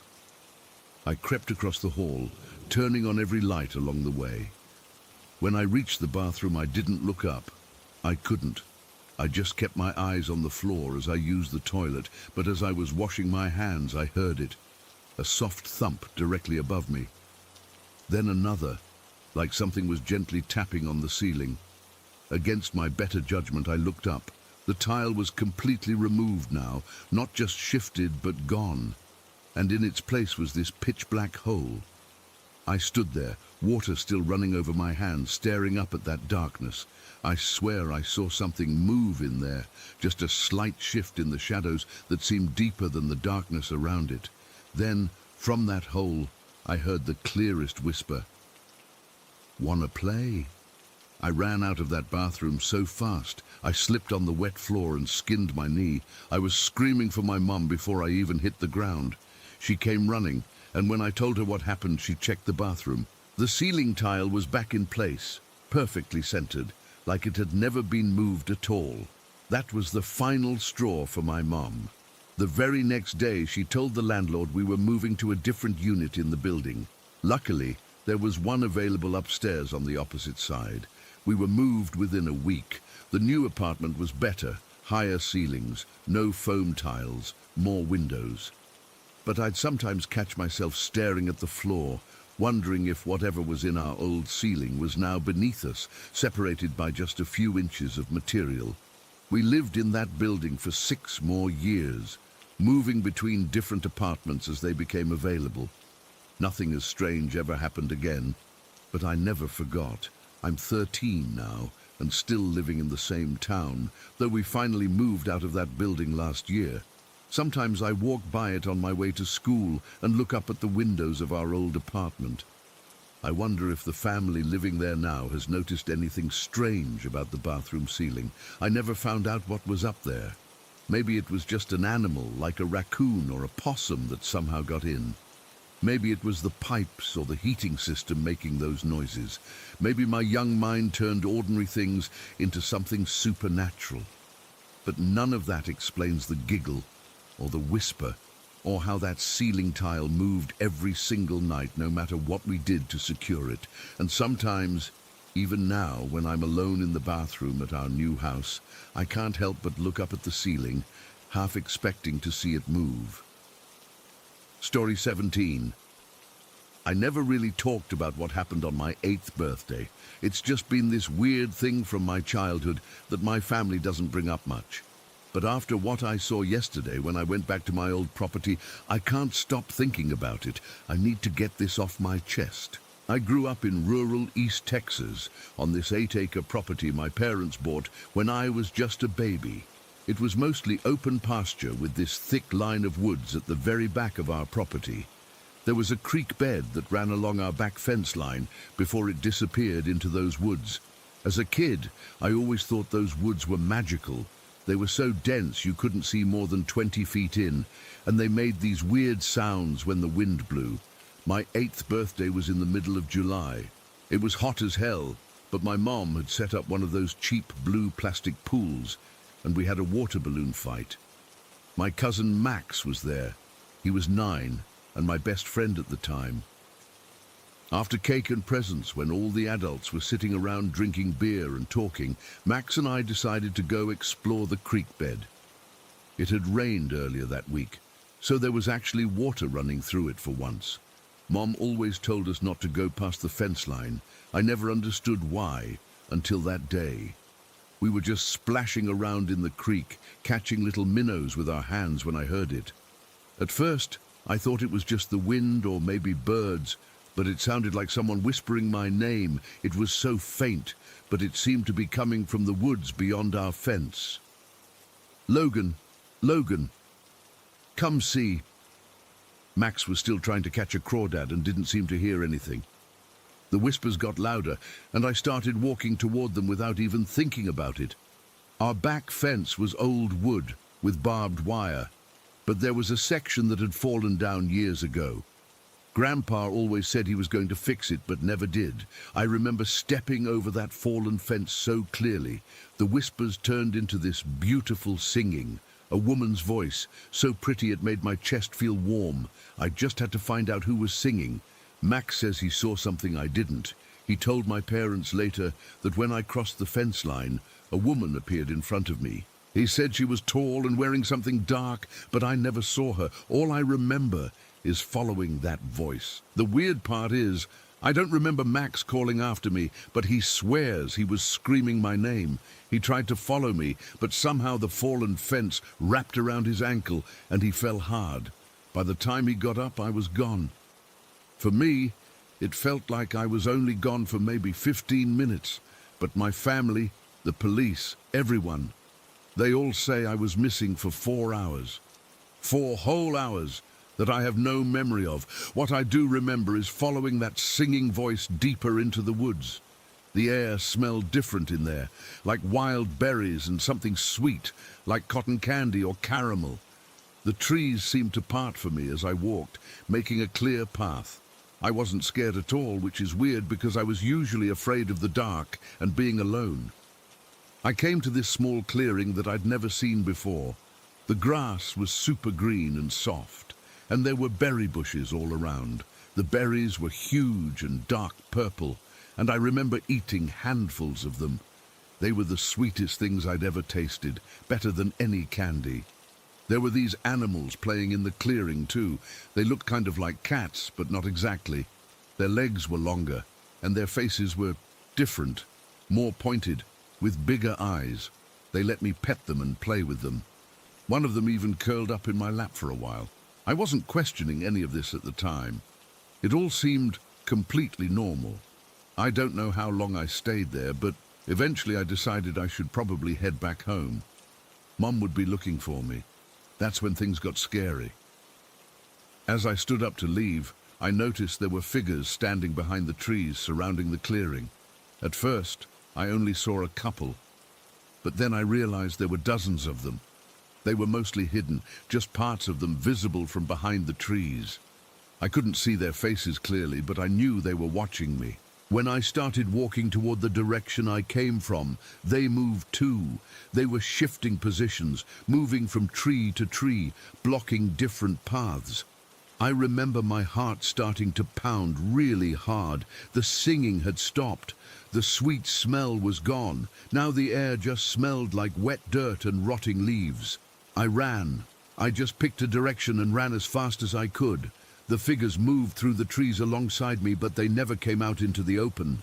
I remember branches scratching my face and arms as I ran, but I didn't slow down.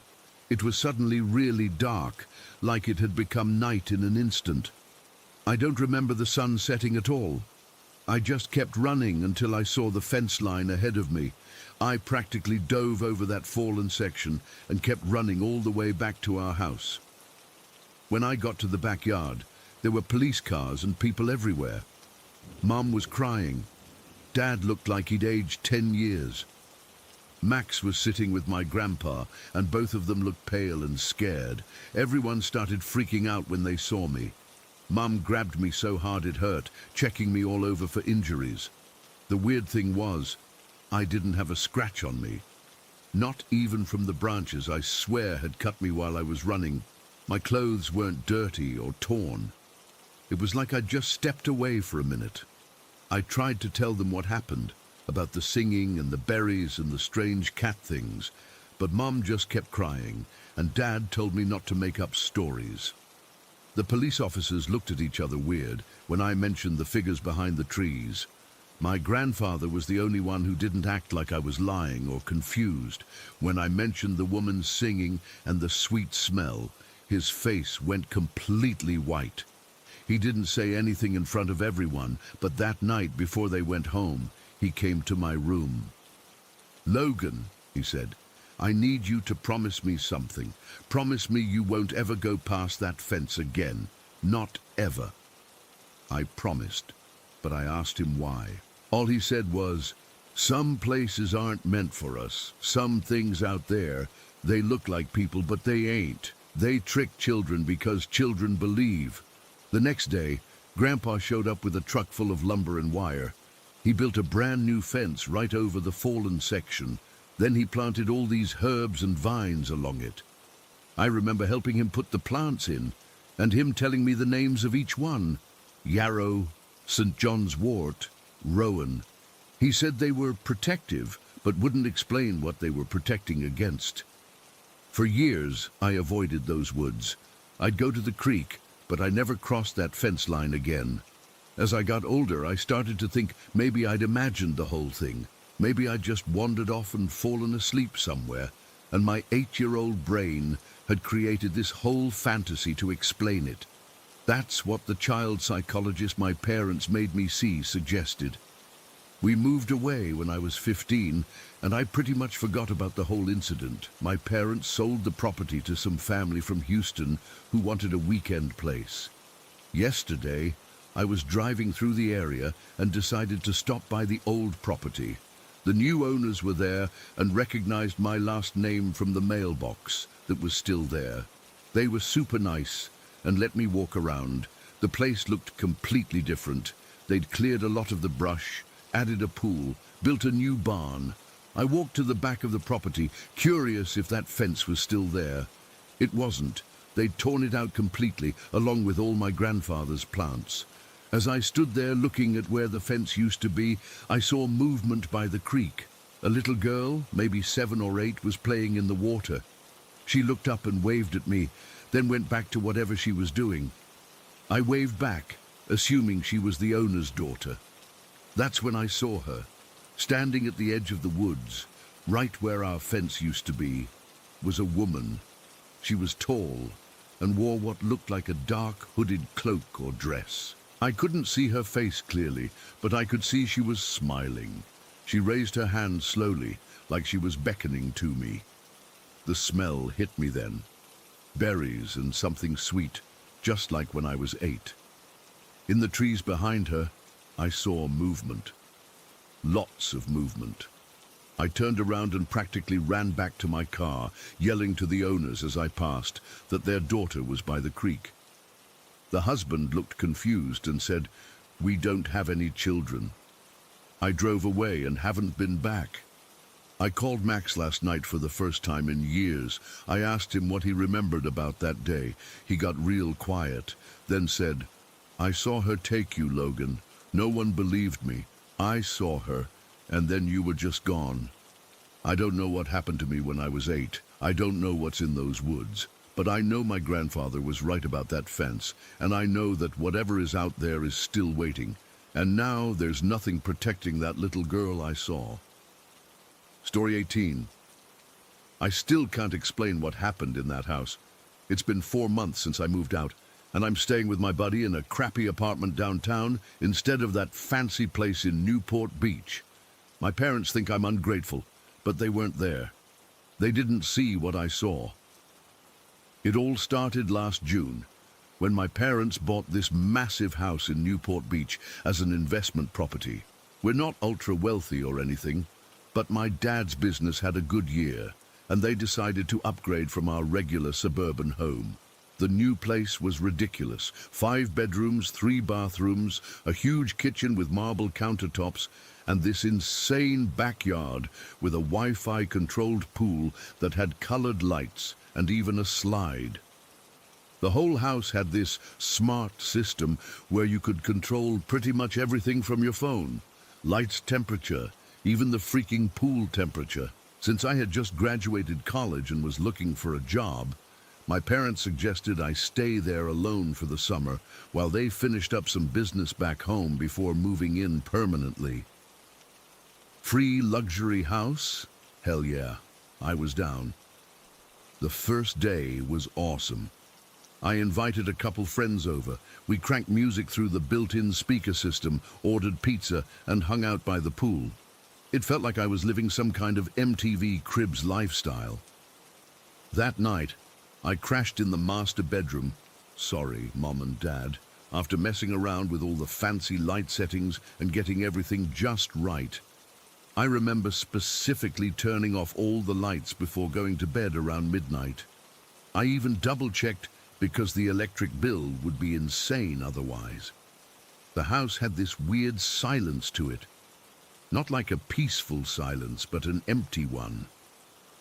You know how big, unfamiliar places can feel kind of hollow?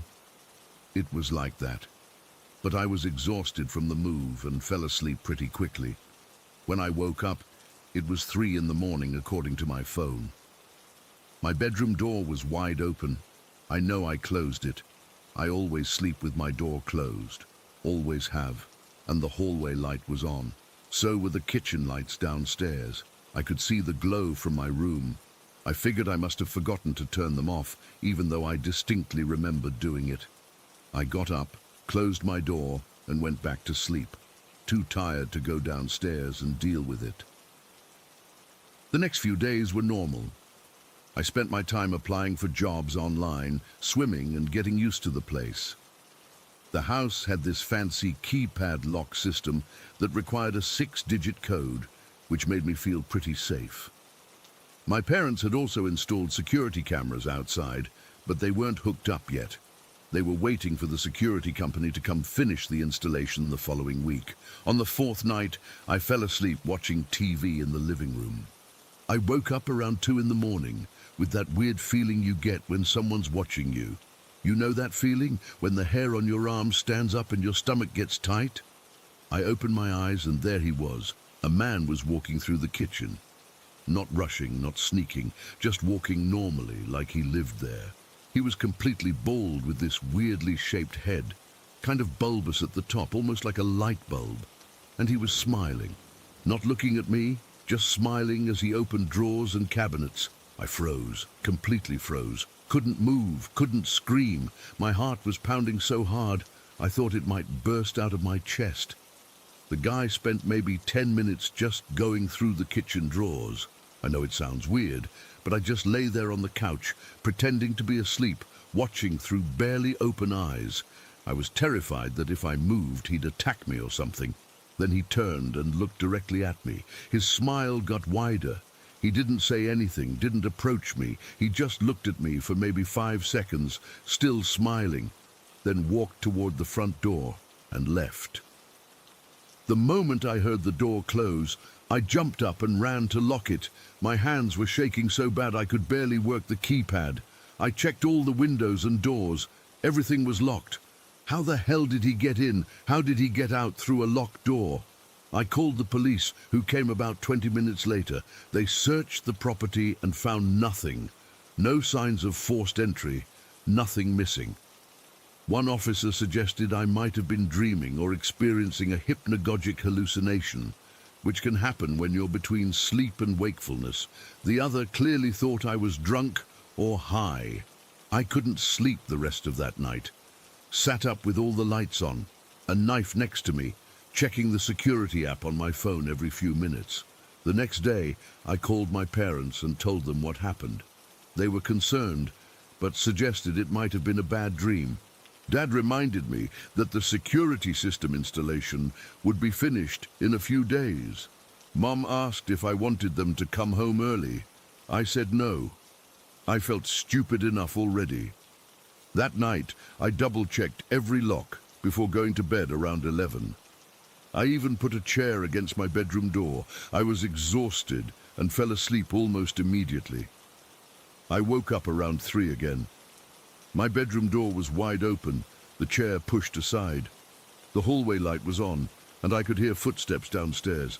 I grabbed my phone to call the police, but something made me get up and check first. I crept downstairs, clinging to the walls, trying not to make any noise. All the lights in the house were on, every single one, and the front door was wide open, but the security keypad showed it was still locked. How is a door physically open but electronically locked? I closed it, my hands shaking, and rechecked all the windows and doors. Nothing else was open. Nothing was missing. I spent the rest of the night sitting on the couch, too afraid to go back upstairs. The next day, I called a locksmith to change the front door code. I also checked all the vents and crawl spaces in the house to make sure no one could be hiding inside. I found nothing suspicious. I even asked a neighbor if they'd seen anyone around my house at night. They hadn't. That evening, I decided to get takeout because I was too on edge to cook. When I got back, the front door was wide open again. I know I closed it. I remember punching in the new code and hearing the click of the lock engaging. I almost turned around and drove away, but something made me go inside. I grabbed a steak fork from the kitchen, stupid weapon I know, but it was the sharpest thing I could find quickly, and searched the entire house, every room, every closet, under every bed. Nothing. I called my parents again and begged them to let me install cameras inside the house. Dad wasn't happy about it. He's big on privacy. But he agreed when he heard the panic in my voice. I ordered a set of indoor cameras online with overnight delivery. That night I couldn't sleep at all. I sat in the living room with all the lights on, steak fork in hand, waiting. Nothing happened. No open doors, no lights turning on by themselves. When morning came, I finally dozed off on the couch around 6. I woke up at 9 to get the camera delivery. As I was setting up the first camera in the hallway, I glanced toward my bedroom and saw him standing in the doorway. The bald man with the bulbous head smiling that same wide, unnatural smile. "Hey!" I shouted and ran toward him. He turned and walked into my bedroom. By the time I got there, maybe 3 seconds later, the room was empty. I checked under the bed, in the closet, the attached bathroom. Nothing. The windows were closed and locked from the inside. I finished installing the cameras with shaking hands, setting them up in every room, the hallways, pointed at all doors and major windows. That night, I stayed at a hotel. The next morning, I checked the camera footage before going back to the house. Nothing. No movement, no doors opening, no lights turning on. Feeling a bit more confident, I returned to the house. As I was making lunch in the kitchen, I saw movement from the corner of my eye. I turned, and there he was again, standing in the dining room, just watching me.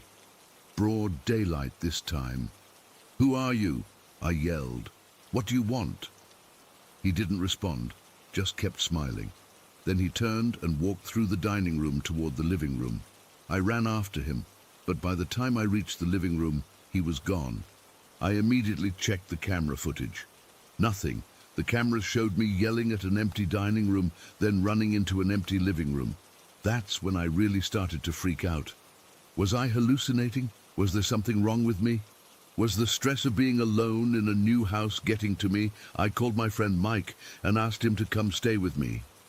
He arrived that evening and I told him everything. He was skeptical but agreed to stay a few days. That night, with Mike in the guest room, I finally got some decent sleep until 3 in the morning, when I woke up to find my bedroom door open and the bald man standing at the foot of my bed. I screamed and threw my phone at him. Mike came running in seconds later. The man was gone. Mike searched the entire house with me. Nothing. And the cameras? They showed my door opening on its own, me screaming and throwing my phone at nothing. Mike stayed 3 more days. Nothing happened while he was awake, but each night at almost exactly 3, my door would open on its own, and sometimes I'd see the man standing there watching me. The cameras never picked him up. On the 4th day, Mike had to leave for a work trip. I couldn't stay there alone anymore. I packed a bag and went to a hotel again, called my parents and told them I was experiencing something I couldn't explain. They suggested I see a doctor, worried I might be having some kind of breakdown. Maybe they were right. Maybe I was losing it, but it felt so real. The man felt real. The way he looked at me felt real. I never went back to that house alone. My parents arrived the following week, and I moved in with Mike in his apartment downtown. They think I'm being ridiculous, that I had some kind of stress reaction to being alone in a big, unfamiliar house. But sometimes I wonder. My mom called last week and casually mentioned that she keeps finding kitchen drawers open in the morning, even though she knows she closed them the night before. And Dad complained about lights turning on by themselves in the middle of the night. I didn't tell them about the bald man with the light bulb head. They wouldn't believe me anyway. Story 19. That winter was particularly foggy, the kind where you wake up and can barely see across the street. I was always the first one up in our house, around 6 in the morning, because I liked having the bathroom to myself before my siblings turned it into a disaster zone. Plus, I was in that phase where I was trying to be more grown up and responsible. On this particular morning in early December, I remember it was freezing, the kind of cold that seeps into your bones. I stumbled out of bed half asleep and shuffled to the bathroom on the 2nd floor. This bathroom had a small window that overlooked our backyard. I never paid much attention to it before. It was just a window, you know? I was brushing my teeth, barely awake, when something caught my eye outside. At first I thought it was just the fog moving around the trees, but then I realized the movement wasn't random. I moved closer to the window, toothbrush still in my mouth, and squinted through the glass. That's when I saw them. Hovering above my aunt's mango tree were these things. I don't even know how to describe them properly. They were small, maybe 2 or 3 feet tall, and almost completely transparent, like if you took water and somehow molded it into a vaguely human shape, but with no clear features. They were just there, floating above the branches. I froze. My toothbrush dropped into the sink with a clatter that seemed impossibly loud in the silence. The fog was swirling around them, but I could still make them out clearly enough. There were 2 of them, and they were playing. That's the only way I can describe it. They were tumbling through the air, rolling around each other like puppies or little kids playing tag. They'd zip around the branches, then float back up, spinning and twirling. And the sound, God, the sound. It was like children laughing, but not quite. It was higher pitched, more musical somehow, and filled with such pure joy that it made my chest ache. I'd never heard anything like it before or since. It wasn't coming from inside the house or outside exactly. It was like it was directly in my head. I couldn't move. I was terrified, but also weirdly fascinated. They didn't seem to notice me at all, or if they did, they didn't care. They just kept playing their aerial games, tumbling through the fog. Even though they didn't have faces, at least none that I could see, I somehow knew they were happy. I could feel it radiating from them, like heat from a fire. For about 2 minutes, I just stood there watching them. I know it was exactly that long because I checked the little digital clock we had in the bathroom afterward. 2 minutes doesn't sound like much, but when you're frozen in fear and wonder, it feels like forever. Then the fog got thicker, swirling around the tree branches until I couldn't see anything anymore. When it cleared slightly, they were gone, just like that. No dramatic exit, no goodbye, just gone. I bolted from the bathroom so fast I nearly slipped on the tiles. I ran straight to my parents' bedroom, probably looking like I'd seen a ghost, which, honestly, I thought I had. I burst into their room, babbling about the ghost children in the tree. Mom and Dad exchanged that look parents give each other when they think their kid is being ridiculous. Dad mumbled something about going back to sleep, but Mom, bless her, got up and came with me to the bathroom. Of course, by then there was nothing to see except fog and trees. "Honey, it was probably just birds or the wind moving the branches," she said, putting her arm around my shoulders. "There's no such thing as ghosts." But I knew what I saw. Birds don't float and tumble like that. Birds don't make sounds that pierce your soul with their joy. For months after that, I refused to bathe alone. I made my poor mom sit on the toilet lid while I showered, the curtain only partially closed so I could peek out every few seconds to make sure she was still there. I stopped looking out that window altogether. But here's the thing, that wasn't the end of it. Throughout that winter I kept catching glimpses of them. Never as clear as that first time, but enough to know they were still there. Sometimes it was just a flash of white in the corner of my eye. Sometimes it was that strange, joyful laughter drifting through the house when everyone else was asleep. Once, I swear I saw one of them peering in through my bedroom window, but when I blinked, it was gone. The worst part was the feeling of being watched. I'd be doing homework or playing with my toys, and suddenly the hairs on my arms would stand up. I'd get these intense goosebumps, and I just knew they were nearby, watching me. Not in a threatening way, they never felt malevolent, but it was unsettling all the same. I tried telling my siblings about it once, but they just made fun of me. My brother started jumping out at me, pretending to be a ghost, and after a week of that torture, I decided to keep it to myself. My parents must have noticed something was wrong, though. I wasn't sleeping well, constantly looking over my shoulder, refusing to go into certain rooms alone. They took me to a doctor who said it was probably just anxiety. They even had me talk to the school counselor, who suggested I had an overactive imagination triggered by some movie I'd watched. But I hadn't watched any scary movies. We weren't allowed to, and I wasn't making it up. The encounters continued all winter, becoming part of my daily routine in a weird way. Wake up, brush teeth, catch a glimpse of the transparent beings, go to school terrified, come home, feel watched, repeat. I started to think maybe I was going crazy. Then spring came, and they appeared less frequently. By summer, I hadn't seen them for weeks. I started to relax a bit, thinking maybe they were gone for good. That fall, my dad got a job offer in a city 4 hours away. We packed up and moved, and part of me was relieved. Maybe whatever was in that house or that tree or that town would stay behind. It did. I never saw those beings again after we moved. Years passed. I went to high school, graduated, started university. I studied psychology, partly because I wanted to understand what had happened to me. Was it a hallucination, some kind of childhood psychosis, sleep paralysis that somehow followed me into waking hours? None of the explanations fit quite right. Sleep paralysis happens when you're in bed, not brushing your teeth at 6 in the morning. Hallucinations don't usually last for months and then conveniently stop when you move houses. And if it was some kind of psychosis, why didn't I have any other symptoms? Why didn't it ever happen again?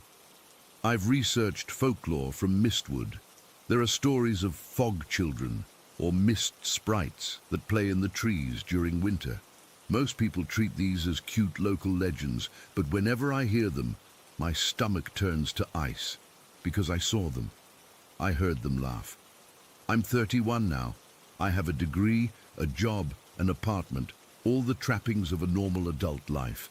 But sometimes, when the fog rolls in and the trees outside my window sway in the wind, I find myself scanning the branches, half expecting to see those translucent forms tumbling through the air again. I've never told this story to anyone except my husband, who listened patiently and then suggested maybe I'd seen some kind of rare atmospheric phenomenon. He meant well, but it's the same dismissal I've always gotten. So I keep it to myself mostly, this strange chapter of my childhood, but I know what I saw. Those beings were real, whatever real means. They weren't threatening. They weren't trying to communicate. They were just existing, playing their eternal games in the fog, occasionally allowing a terrified 11-year-old girl to glimpse something beyond her understanding. I still wonder what they were. Angels?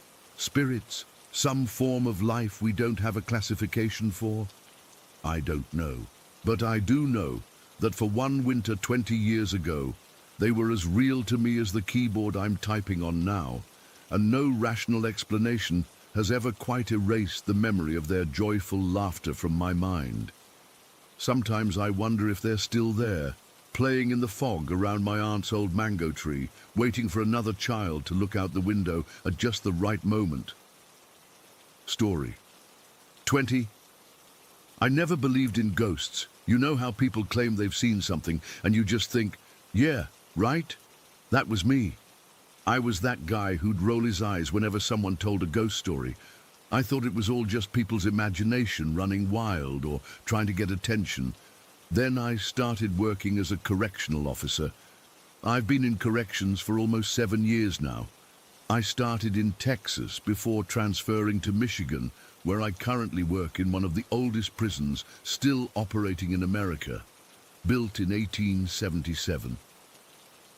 This place is like something out of a horror movie, with its crumbling brick walls and narrow corridors that seem to whisper with every step you take. But I'm getting ahead of myself. My first encounter with something I couldn't explain happened during my 3rd month on the job in Texas. I was working the night shift at an intake facility, you know, where they process new inmates. It was around 3 in the morning, that dead time when even the most hardened inmates are usually asleep. I was doing my rounds with my partner, Mike. We'd split up to cover more ground. I took the east wing while he covered the west. The facility was eerily quiet that night, just the occasional snore or cough from the cells. I remember checking my watch and thinking I only had 4 more hours until shift change. That's when I heard it, a loud, persistent banging coming from down the hallway. Not like someone tapping or knocking. This was violent, like someone was trying to break through something with all their strength. My first thought was, oh shit, someone's trying to escape. I radioed Mike, who said he'd meet me there, and headed toward the sound, hand on my baton. As I got closer, I could see one of the doors to an empty day room shaking violently. I mean, violently, like someone was on the other side, throwing their entire body against it. I stood there, frozen. Protocol says wait for backup before engaging, so I kept my distance, watching this metal door rattle on its hinges. The thing is, I could see through the small glass window in the door that the room was completely empty. There was nobody in there who could be making that door shake like that. Mike arrived about 30 seconds later, just as the banging stopped. The door went still. The silence that followed was somehow worse than the noise. "What the hell was that?" I asked him, my voice sounding small even to my own ears. Mike just gave me this look. Not scared exactly, but knowing. "You don't know about this unit, do you?" I shook my head. "About 5 years ago, before you started, there was an inmate who choked to death on his food in one of these cells. They say he still hangs around. Most of us have heard him at some point." I laughed it off, of course. Told him he was full of shit and that there had to be a logical explanation, maybe air pressure in the building or something. Mike just shrugged and said, "Think what you want, but don't work this unit alone at night." We finished our rounds without further incident, and I tried to put it out of my mind. But when I passed by that same door about an hour later, I noticed something that made my blood run cold. On the glass window of the door was a handprint. Not a dusty one, but one that looked like it had been made by a steamed-up hand on the glass, like when you take a hot shower and press your hand against the mirror. The thing is, that glass hadn't been fogged up, and the handprint was huge, bigger than mine or Mike's. I stood there staring at it, and as I watched, it slowly faded away. I didn't tell anyone about the handprint. I figured they'd think I was losing it or trying to fit in with the ghost stories, but I couldn't stop thinking about it.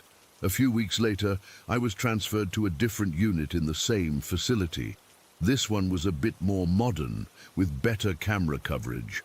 I was assigned to the control center, monitoring the security feeds. It was around 2 in the morning when I noticed movement on one of the screens. There was a figure walking slowly down the main corridor. At first, I thought it was an inmate who'd somehow gotten out of his cell, so I radioed the floor officer to check it out. He responded that he was already in that hallway and there was nobody there.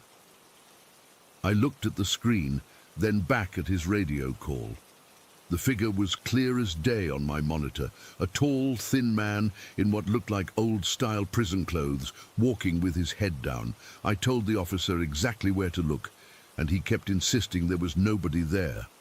"I'm standing exactly where you're saying, and I'm telling you, there's no one here," he said, sounding annoyed.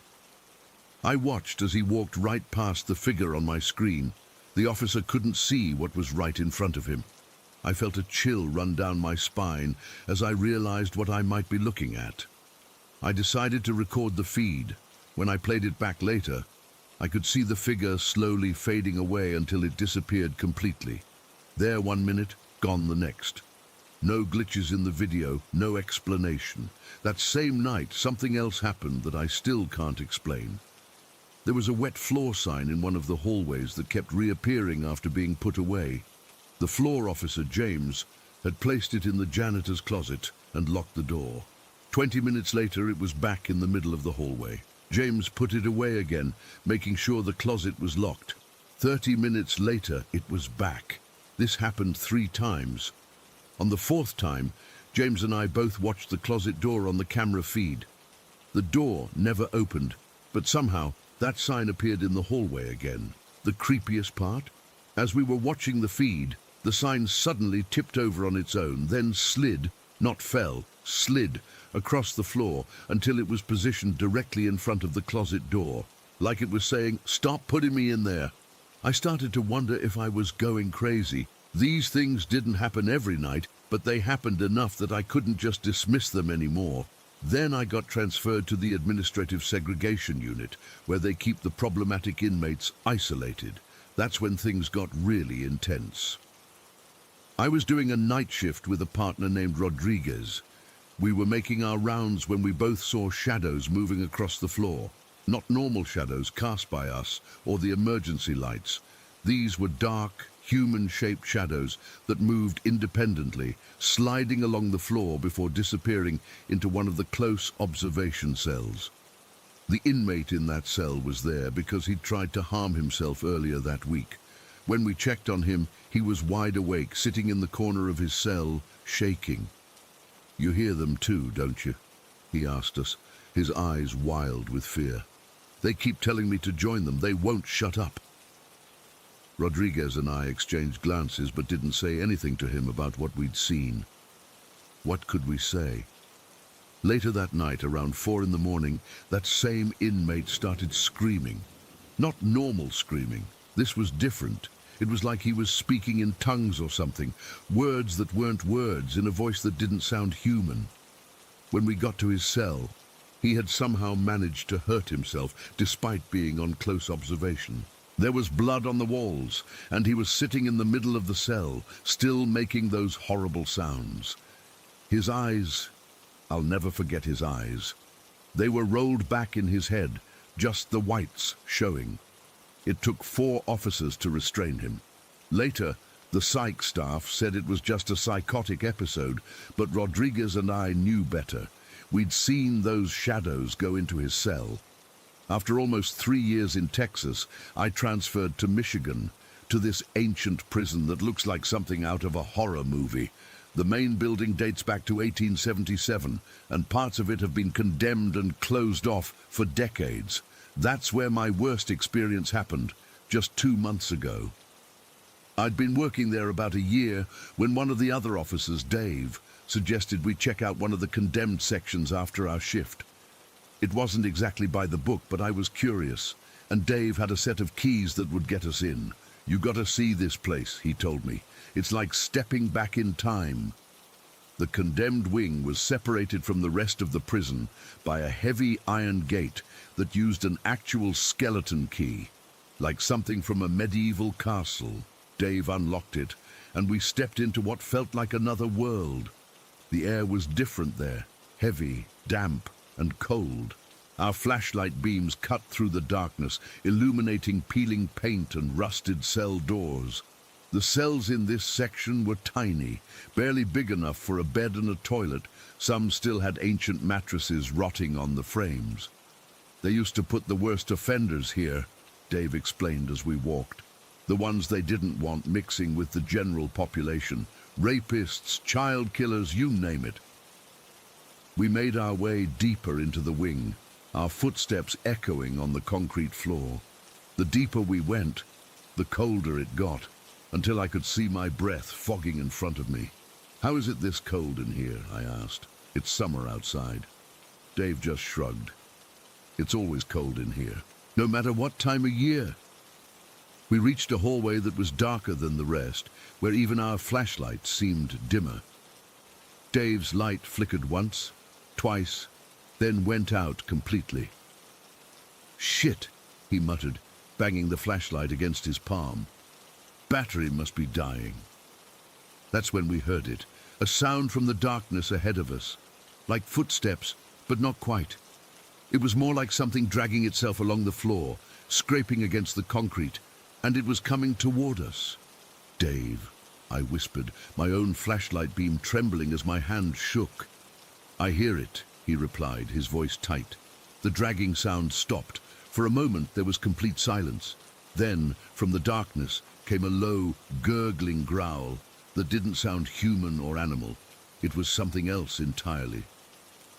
And then it was coming for us. Fast.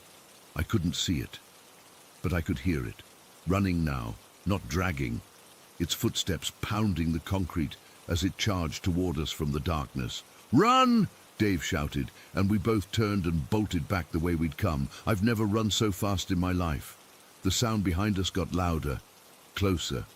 I could feel something right at my heels as we sprinted down that hallway.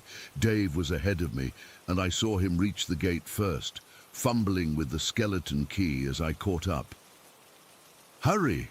I gasped, not daring to look behind me.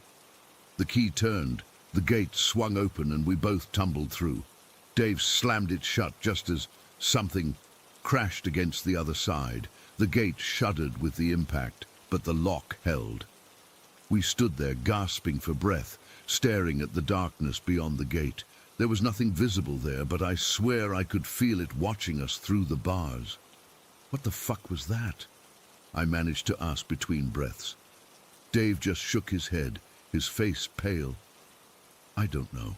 I've been in there a dozen times and never experienced anything like that.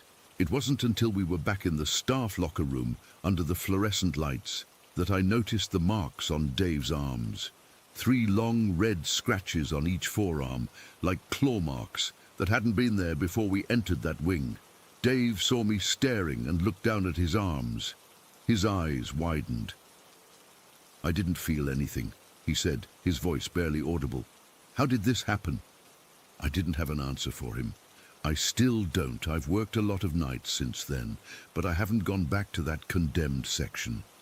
Sometimes on quiet nights when I'm doing my rounds in the main building, I'll hear that same dragging sound in the distance, and sometimes when I pass by the gate that leads to the condemned wing, I swear I can hear breathing on the other side.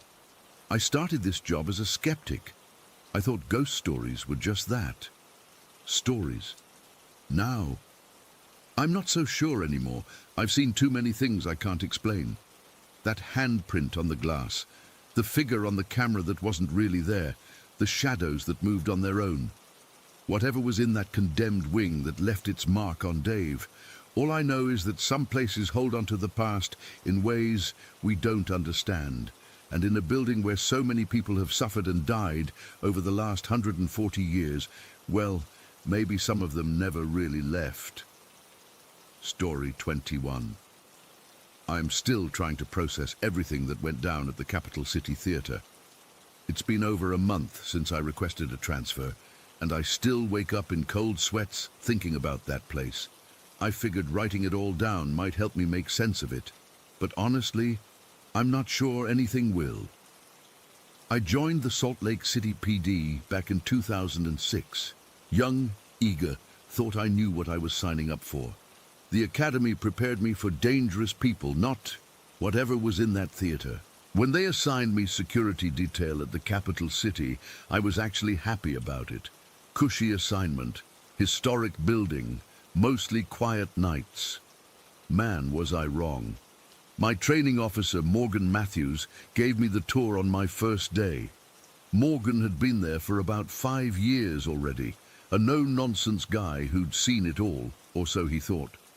The capital city is this massive old building from the 1920s, all ornate moldings and red velvet seats. Beautiful place during the day, not so much at night. Standard procedure is 2 inspection rounds per shift, Morgan explained as we walked the halls. 1 at the beginning, 1 near the end. Make sure all doors are locked, lights are off, nobody's hiding out where they shouldn't be. The theater had 4 floors, the main level with the grand auditorium and lobby, the second floor with offices and a smaller performance space, the third floor with more offices and bathrooms, and this massive basement that seemed to go on forever. The basement housed the old piano, props, costumes, and had all these narrow hallways and storage rooms. I remember thinking it would be a nightmare to clear in an emergency. Morgan also showed me the control room, where we monitored the security cameras. The system was ancient, grainy black and white footage that didn't cover half the building. Some areas were complete blind spots. The first couple of nights were uneventful. I did my rounds with Morgan, learned the routines, got comfortable with the layout. By the 3rd night, Morgan decided I was ready to handle things on my own while he caught up on paperwork. That's when it started. I was doing my first round of the night, working my way up from the basement. Everything was normal until I reached the 3rd floor. I was checking the men's bathroom, standard procedure, just making sure nobody was hiding in a stall, when I heard a door slam shut down the hall. I froze. It was nearly 11 at night, and the building was supposed to be empty. The administrative staff left by 6, and there were no performances scheduled. "Hello?" I called out, hand instinctively moving to my holstered weapon. "Security? Anyone there?" No response. I walked toward the sound, checking each room along the way. When I reached the women's bathroom, I noticed the door was closed. Now, during my earlier inspection with Morgan, we'd propped all bathroom doors open with door stops, standard procedure to make rounds easier and to prevent anyone from hiding. The thing is, these bathroom doors had hydraulic hinges. They couldn't slam shut on their own. They closed slowly, with resistance. Something or someone had to have pulled it closed with force. I radioed Morgan. "Hey, I think we might have someone on the 3rd floor. Bathroom door just slammed shut." "Copy that," Morgan replied. "Coming up to back you up." I waited for Morgan, keeping my eyes on the bathroom door. When he arrived, we did a full sweep of the 3rd floor, checking every possible hiding spot. Nothing. Nobody. "Maybe the hydraulic is failing," Morgan suggested, though he didn't sound convinced. "I'll put in a maintenance request." I nodded, but something felt off. I couldn't shake the feeling of being watched. We finished the rounds together, and everything else seemed normal.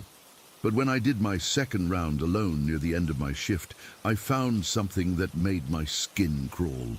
On the 2nd floor, 3 office doors that I'd personally locked were standing wide open, and the lights, I'd turned off every single light during my 1st round, but now the hallway lights were on. I radioed Morgan again.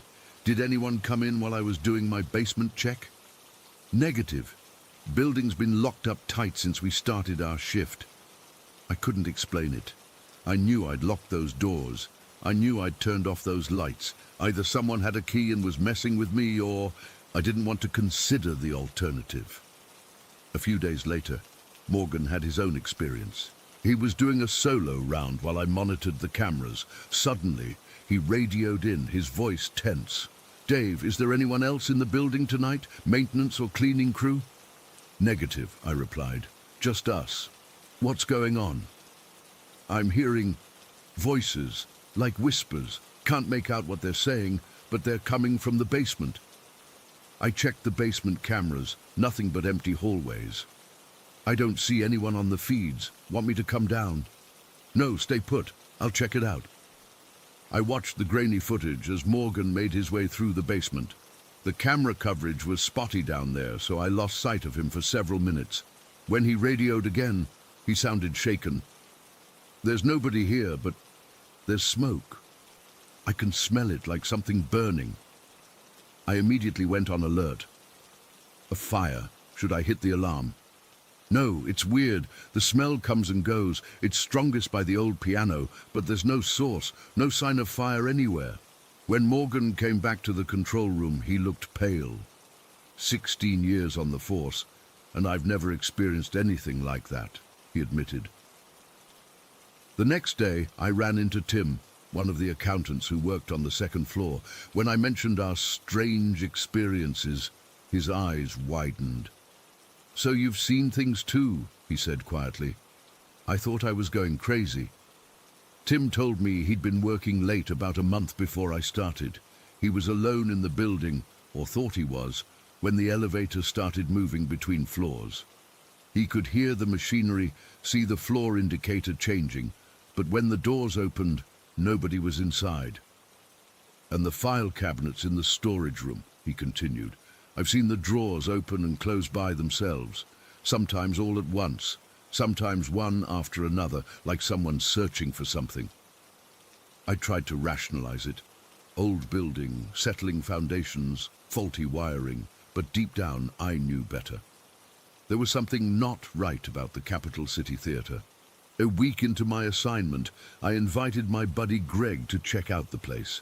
Greg was always interested in historic buildings, and I thought having someone else there might help me figure out what was going on. Morgan gave me permission to show him around after hours. We were on the 2nd floor when it happened.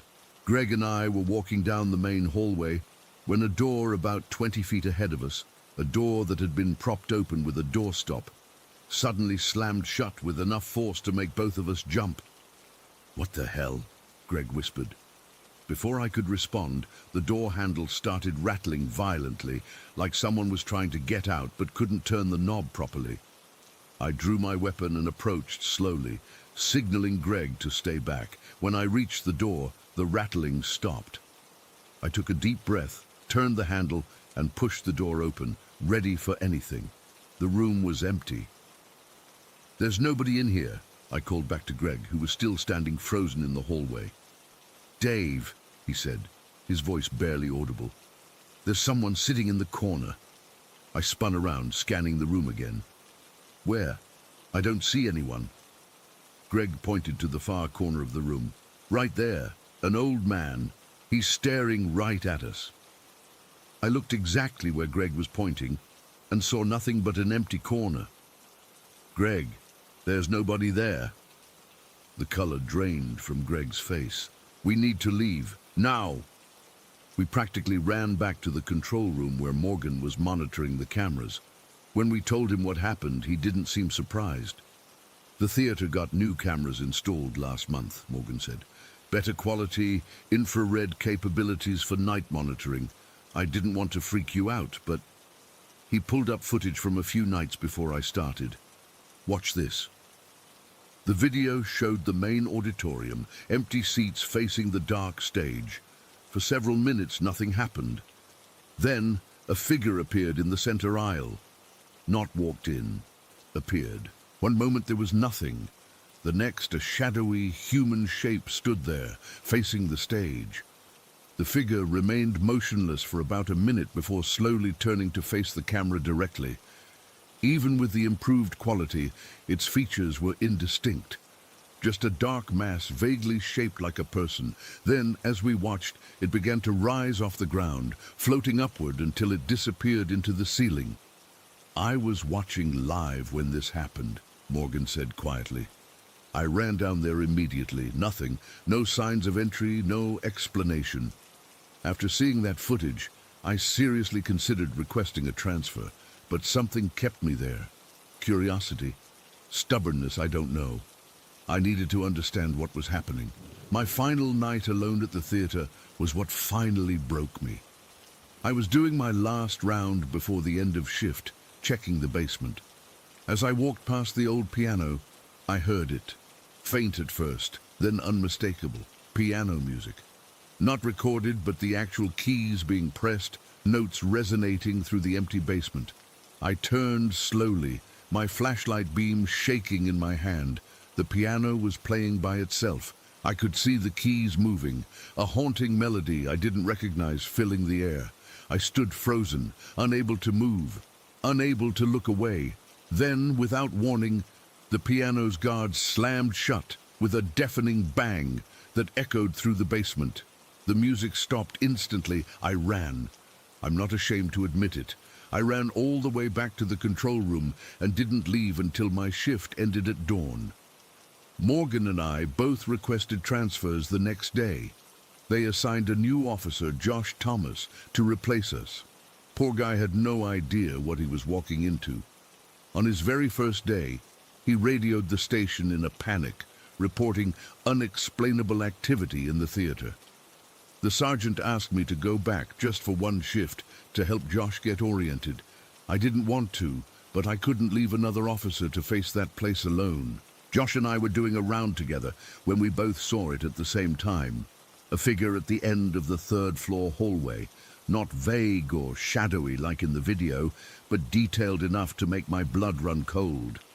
It had the shape of a man, but its face was horribly disfigured, sunken eyes, burnt skin pulled tight across its skull. It stared at us for what felt like an eternity before simply vanishing. Not walking away, not fading gradually, there 1 second, gone the next. After that night, I started researching the theater's history. What I found chilled me to the bone. In 1943, the capital city theater had experienced a major fire. Most people escaped, but one man, a piano player named Edward Holloway, had been trapped in the basement. By the time firefighters reached him, he'd been burned beyond recognition. He died 3 days later in the hospital. The fire had started near the piano. I don't know if what we experienced was Edward's ghost, still playing his piano in the basement of the capital city theater. I don't know how to explain the doors, the lights, the whispering, or that horrifying figure we saw. All I know is that I'll never set foot in that theater again, And sometimes late at night, I swear I can still hear that piano music, playing a melody that no living hands could create. Story 22. I still have trouble processing what happened 8 years ago when I was just 12. I figured if I shared it here, maybe someone could make sense of it. Sorry if this gets long, but I need to include all the details. Back in 2015, I was living with my dad in this tiny town in Ohio that nobody's ever heard of. My parents had split up when I was 9, and Dad had started dating this woman named Cheryl, who had a 14-year-old daughter, Allie. I never really clicked with Allie. She was already in high school, had her own friends, and treated me like I was a baby. Plus, she had this boyfriend, Evan, who was always around. They'd been together for a few months, and he was basically attached to her hip. He wasn't mean to me or anything, just kind of ignored me most of the time. It was mid-January, freezing cold with snow everywhere. Dad and Cheryl had gone out for dinner, leaving me with Allie at our house. I was perfectly happy staying in, playing on my Nintendo DS, when Allie barged into my room without knocking. "Hey, we're going to the youth group thing at the church building. Dad said you have to come with us." I knew exactly what she was talking about. There was this one-story building that belonged to the Methodist Church where they held youth events. It wasn't the main church, just this separate building about half a mile away that they used for teen stuff. "I don't want to go," I said. Dad didn't say anything to me about it. "Well, he told me you can't stay here alone," Allie insisted. "It'll only be for like an hour. Evan's waiting outside." I knew arguing was pointless. When adults made these arrangements, us kids never had a say. So I grabbed my coat, hat, and gloves and followed her outside where Evan was waiting in his mum's car. He had just gotten his learner's permit and technically wasn't supposed to drive without an adult, but nobody seemed to care about that rule in our town. "Why's she coming?" Evan asked when he saw me climbing into the back seat. "Dad's orders," Allie replied, getting in the front. "Just drive slow, okay? The roads are still icy." It was already dark out, maybe around 7 in the evening. The youth building was only about 10 minutes away, but with the icy roads, it felt longer. I stared out the window, watching my breath fog up the glass, drawing little patterns with my finger. When we got there, the parking lot was completely empty. Not a single car. "Are you sure it's tonight?" I asked. Allie checked her phone. "Yeah, Pastor Mike posted about it on Facebook yesterday. Maybe we're early." But something felt off. The building was dark except for one dim light visible through the windows. As Evan parked, I noticed there weren't even any tire tracks in the fresh snow covering the lot. "This doesn't seem right," I said, but they were already getting out of the car. We trudged through the ankle-deep snow to the entrance, a glass door with a small vestibule. The main lights were off, but there was enough illumination from somewhere inside to see into the hallway.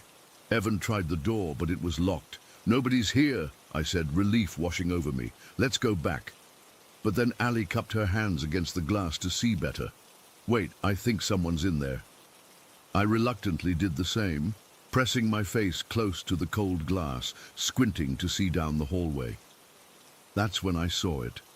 At first I thought it was just a weird shadow. The hallway stretched about 30 feet from the entrance, with classroom doors on either side. At the very end, something was standing completely still. My eyes took a moment to adjust, but as they did, I felt my stomach drop. It was shaped like a person, but all wrong, impossibly tall. Its head nearly touched the ceiling, which had to be at least 8 feet high. It was wearing what looked like a dark suit, but its limbs were too long, too thin, and its skin, where I could see its hands, and what should have been its face, the skin was a sickly, papery white. "Do you see that?" I whispered, my breath catching. Evan and Allie had both gone completely still beside me, so they saw it too. "What the fuck is that?" Evan whispered. As if it heard him, the thing at the end of the hall began to move. Not walking exactly, it seemed to unfold itself, like it had been crouched down and was now standing to its full height. Its arms, God, its arms were so long, began to sway slightly at its sides. "It doesn't have a face," Ali said, her voice barely audible. She was right. Where a face should be was just a blank white oval. No eyes, no mouth, no features at all. Just smooth, pale skin stretched over what should have been a human head. Then it raised one of those impossibly long arms and began to wave it back and forth, almost like it was greeting us. The movement was jerky, unnatural, like someone trying to mimic human gestures without understanding how joints work. I stepped back from the door, nearly slipping on the icy concrete. "We need to go right now." Evan was still staring, transfixed. "It's probably just someone messing around," he said, but his voice was shaking, like with stilts or something. The thing in the hallway suddenly jerked forward a few feet, still not walking in any normal way. More like it teleported slightly closer. Its arm movements became more frantic, waving in patterns that made no sense.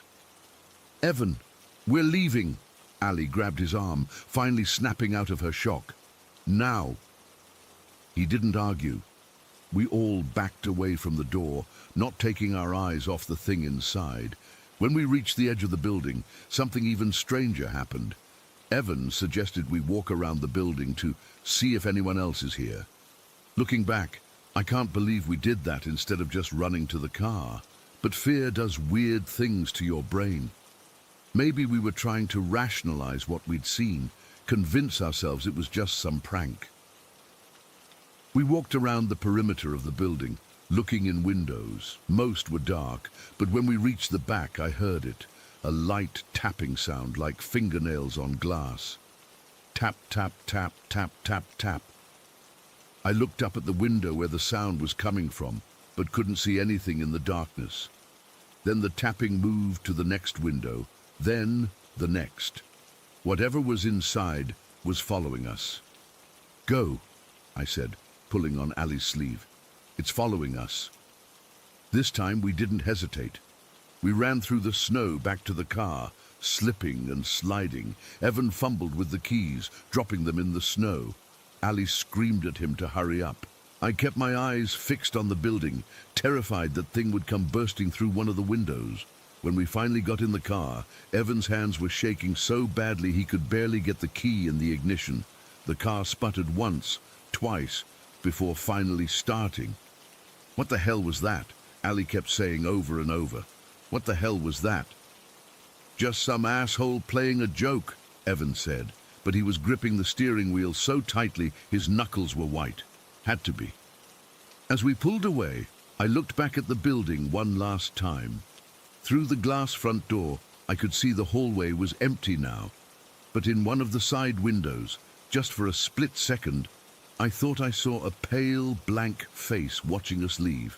We didn't go straight home. Nobody wanted to admit how scared we were, so we ended up at the McDonald's in town, sitting in silence over untouched food. Eventually, Evan suggested maybe it was the youth pastor trying to scare kids as some weird object lesson.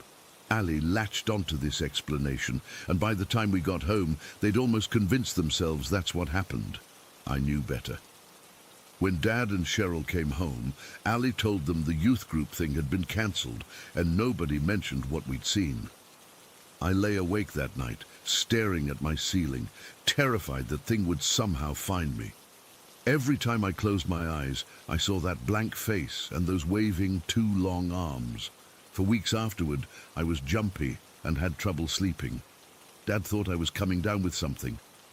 But how could I explain what really had me so messed up? The few times I tried to bring it up with Ali, she shut me down immediately. It was just some senior boys playing a prank, she'd say. Drop it, okay?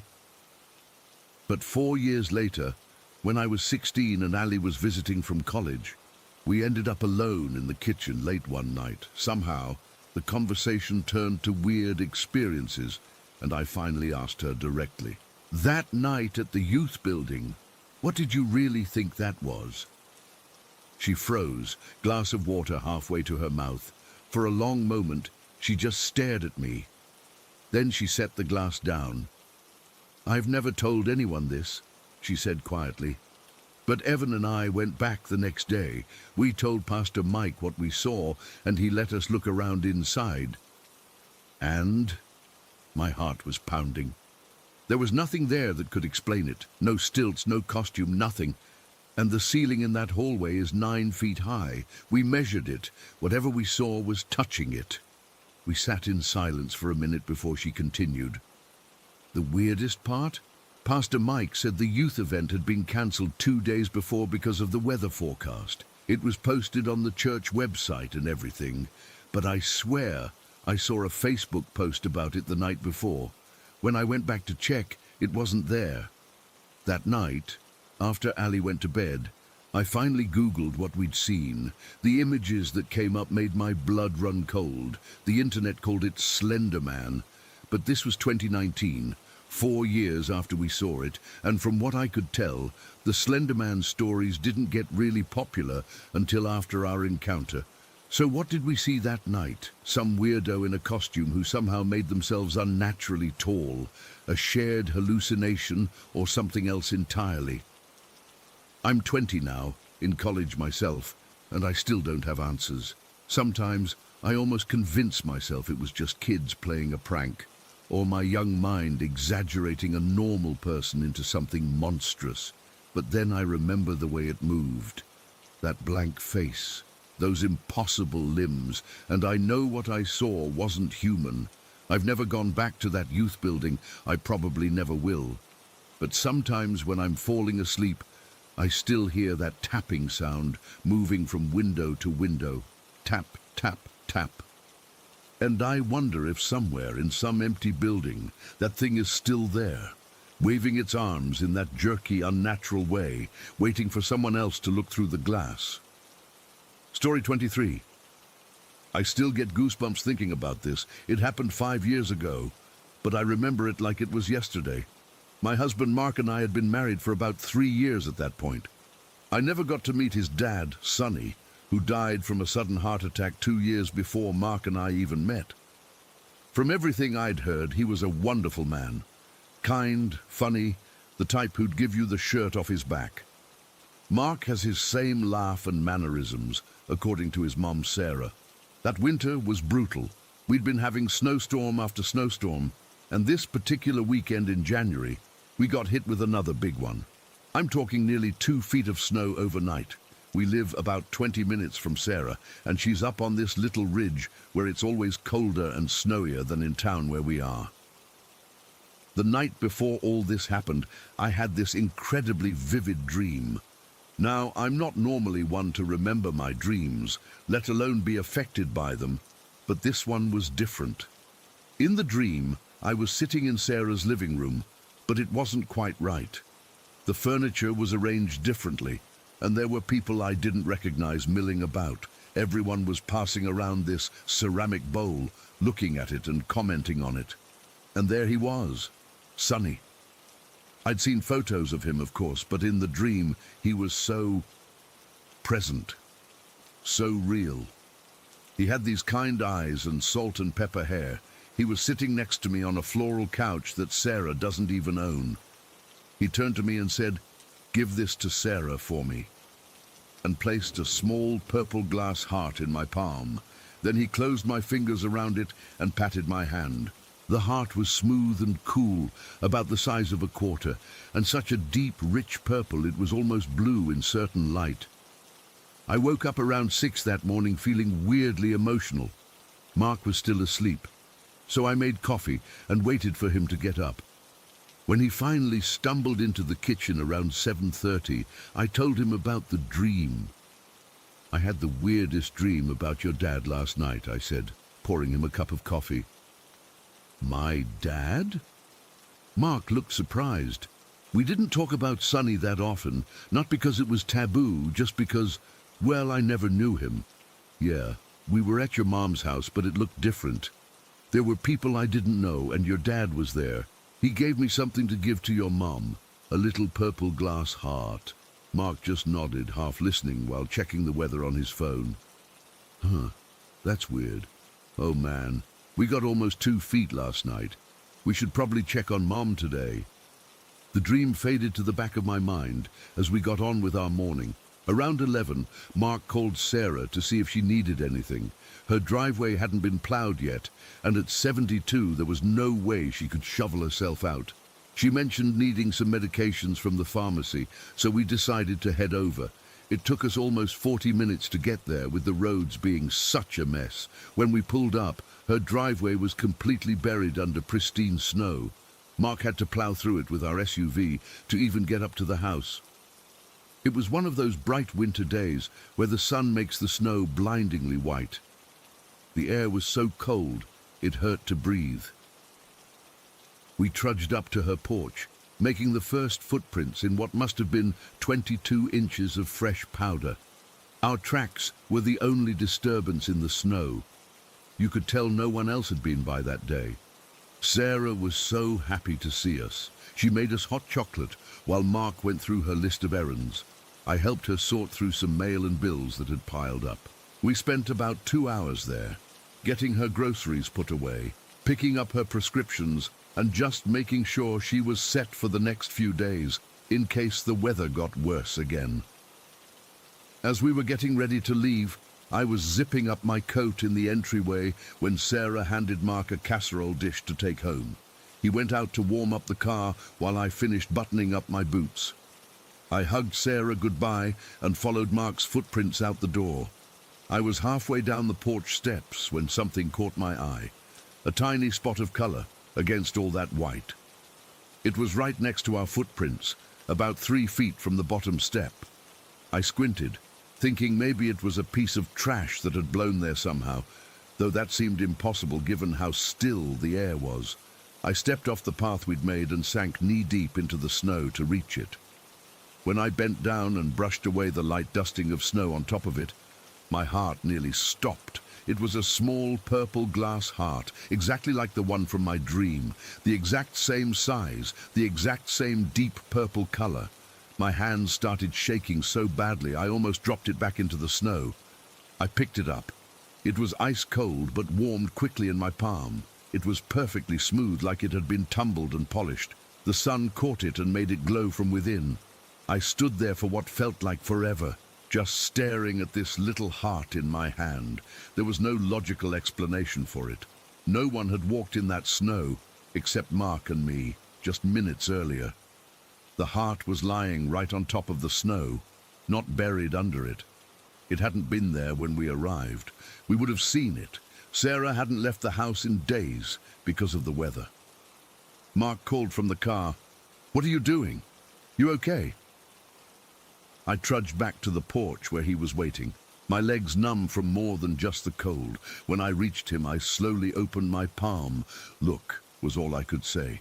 Mark stared at the heart, then at me. The color drained from his face. He picked it up from my palm, turning it over in his fingers. It's exactly like you described from your dream," he whispered. His voice cracked a little. "Where did you find this?" I pointed to the spot next to our footprints. It was just sitting there on top of the snow. "Mark, how is this possible? No one's been here but us today." He swallowed hard, then placed the heart back in my hand and closed my fingers around it. "Well," he said quietly, "give it to her." I felt like I was moving through a dream as I went back inside. Sarah was in the kitchen washing mugs. Sarah. My voice sounded strange even to me. I have something for you." She turned, drying her hands on a dish towel. "Did you forget something, dear?" "No, Sonny wanted me to give you this." I held out the purple glass heart. She froze, staring at it. "What did you say?" Mark had followed me in and stood in the doorway. Jen had a dream about Dad last night. She'd never seen a picture of him where he looked like this, but she described him perfectly. Even that scar on his eyebrow. In the dream, he gave her a purple glass heart to give to you, and just now, she found this outside in the snow.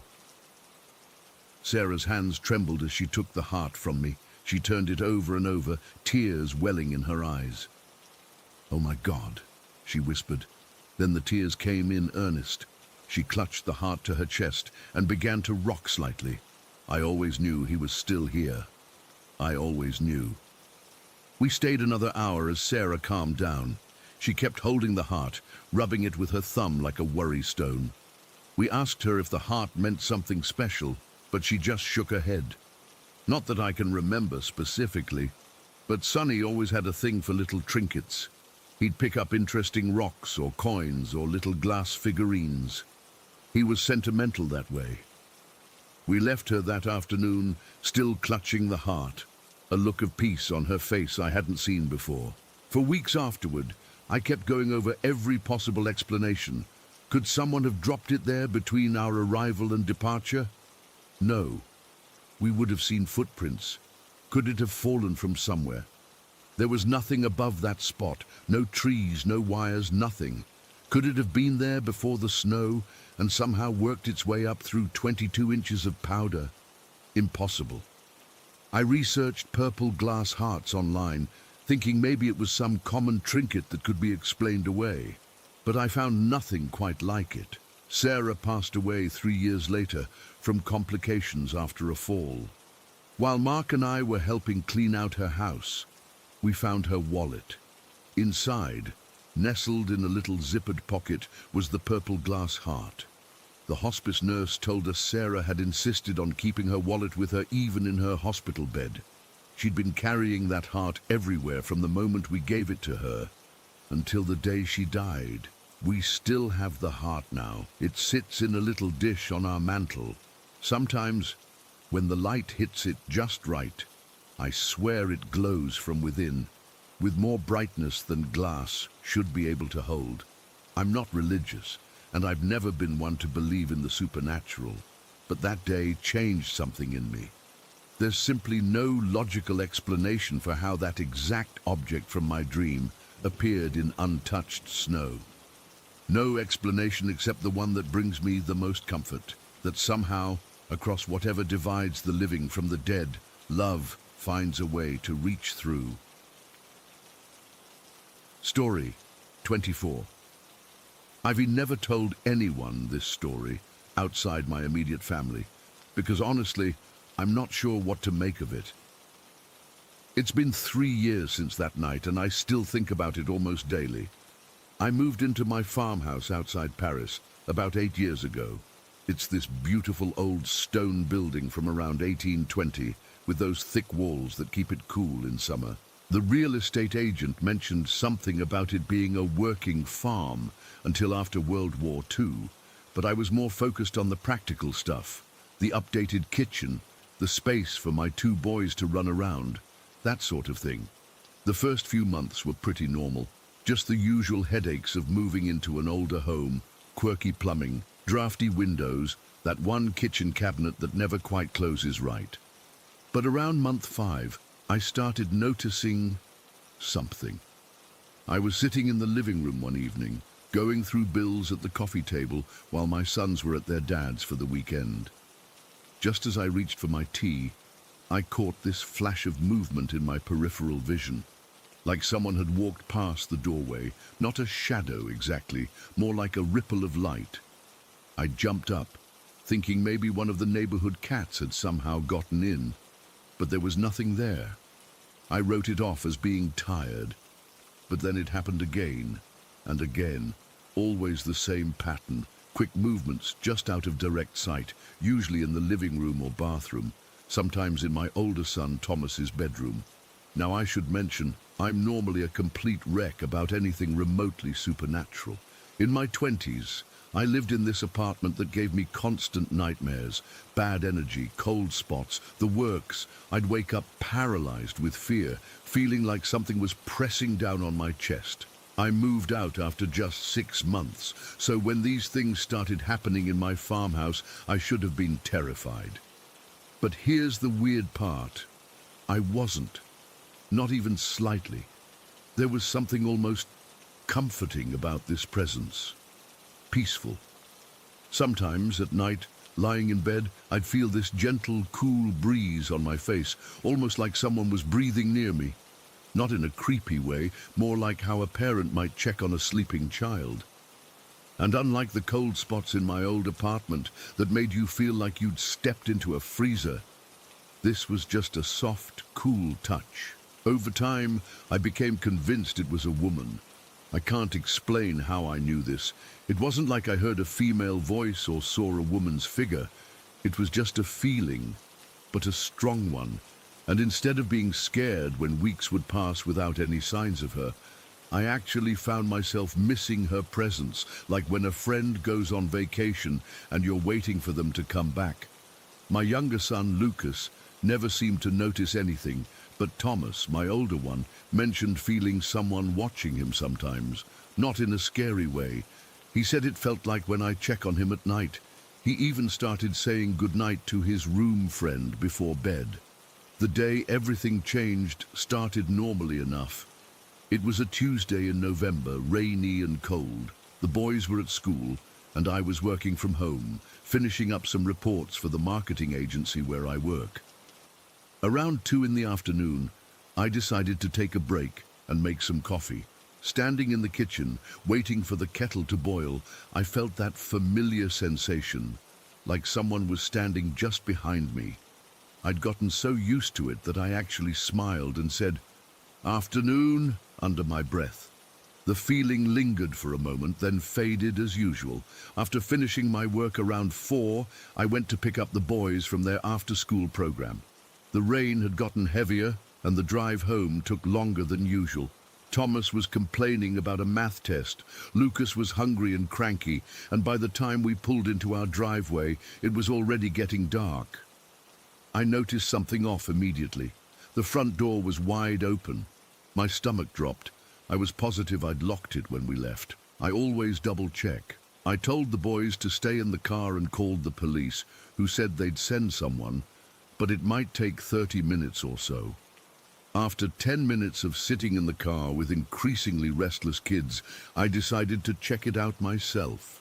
I told the boys to lock the doors behind me and grab the baseball bat I keep in the trunk, a habit from my single days in the city. The front hallway was dark and quiet. Nothing seemed disturbed. I flipped on lights as I moved through the house, checking each room. Everything looked normal. No ransacked drawers or missing electronics. Maybe I'd forgotten to close the door properly and the wind had blown it open. It seemed unlikely, but I couldn't find any evidence of an intruder. After checking everywhere, including under beds and in closets, I went back to get the boys. They were arguing about something trivial when I reached the car, and their normalcy calmed me down.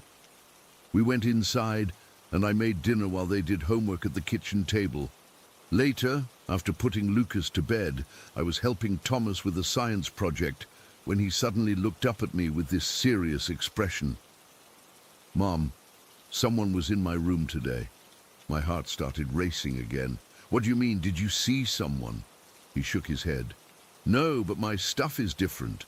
Look." He pulled me to his desk where he kept his collection of rocks and fossils. These were all lined up by size, and now they're not. And my dinosaur book was on the shelf, but now it's on my bed. I tried to stay calm. "Maybe you forgot how you left them this morning?" Thomas gave me that look kids give when adults aren't getting it. "Mom, I always organize them the same way, always." I believed him. Thomas is meticulous about his collections. It's part of how his mind works. If he said they were rearranged, they were. After he finally went to bed, I sat in the living room jumpy at every creak and groan of the old house. The police had called back to say they couldn't come tonight for a non-emergency, but would send someone in the morning. I checked all the locks 3 times and wedged chairs under both the front and back door handles. Around midnight, I finally went to bed, though I knew sleep wouldn't come easily. I lay there listening to the rain hitting the windows and the occasional distant rumble of thunder. Despite everything, I found myself wishing for that familiar, comforting presence I'd grown used to. My house guardian, as I'd started thinking of her. "If you're here," I whispered into the darkness, feeling slightly ridiculous. "We could use some protection tonight." I must have dozed off eventually, because the next thing I knew, I was jerking awake to a loud crash from downstairs. The digital clock by my bed read 3:22 a.m. I sat up, heart pounding, straining to hear any other sounds. Nothing but silence. I grabbed my phone and the heaviest thing on my nightstand, a marble paperweight, and crept into the hallway. The boys' rooms were still closed, no sounds coming from either. I hesitated outside Thomas's door, then carefully opened it to check on him. He was sound asleep, one arm flung over his head. The hallway was freezing compared to the bedrooms, much colder than it should have been, even with the November chill outside.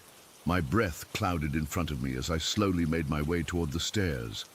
That's when I heard it. Footsteps on the wooden floor below. Not the usual settling noises of an old house, but deliberate, heavy steps moving from the living room toward the staircase. I froze, clutching the paperweight so hard my fingers ached. The steps reached the bottom of the stairs and stopped. I held my breath, wondering if whoever it was had heard me. After what felt like minutes, but was probably only seconds, the steps began again, coming up the stairs. Slow, deliberate, wooden step creaking under weight. I backed up toward the boys' rooms, mind racing. Should I grab the kids and lock ourselves in the bathroom? Try to make it to my bedroom window and climb out onto the porch roof? Call the police, who were still at least 20 minutes away? As I stood paralyzed with indecision, the air around me suddenly grew even colder. So cold it burned my lungs when I breathed. The footsteps had reached the middle of the staircase. Then something extraordinary happened. That gentle breeze I'd felt so many times before swept past me, but stronger than ever before. It wasn't just a breath now. It was like standing in a wind tunnel. My hair whipped around my face, and the temperature dropped even further. The footsteps on the stairs stopped. A sound came from below. Not words exactly, but a low, angry growl. Then another crash, followed by what sounded like furniture being knocked over. I stood there, unable to move, as the wind continued to rush past me toward the stairs. There was another growl from below, then the unmistakable sound of the front door slamming open with such force that the whole house seemed to shake, and then silence. The wind died away. The temperature slowly began to rise. I don't know how long I stood there before I found the courage to move. When I finally crept down the stairs, phone ready to call emergency services, the living room was a mess.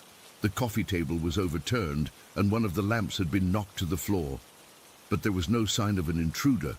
The front door stood wide open, rain spattering on the entryway floor. The chair I'd wedged under the handle was pushed aside.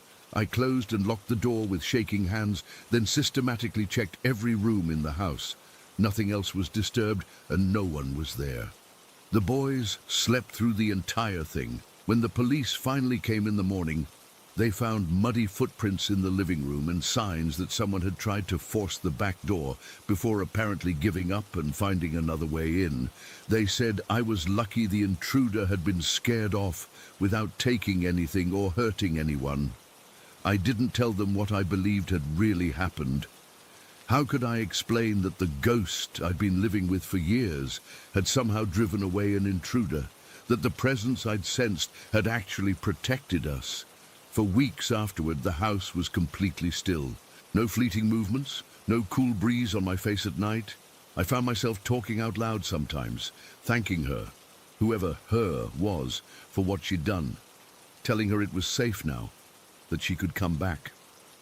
About a month after the break-in, I woke in the middle of the night to that familiar, gentle coolness on my cheek, just a soft touch, there and gone.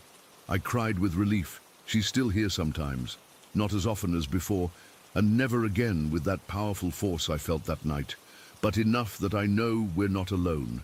And for the first time in my life, that thought brings me comfort instead of fear. I still don't know who she was. A former resident of the house? Someone connected to the land from centuries ago? I'll probably never know, but I do know that whoever she is, she's watching over us, and I'm grateful.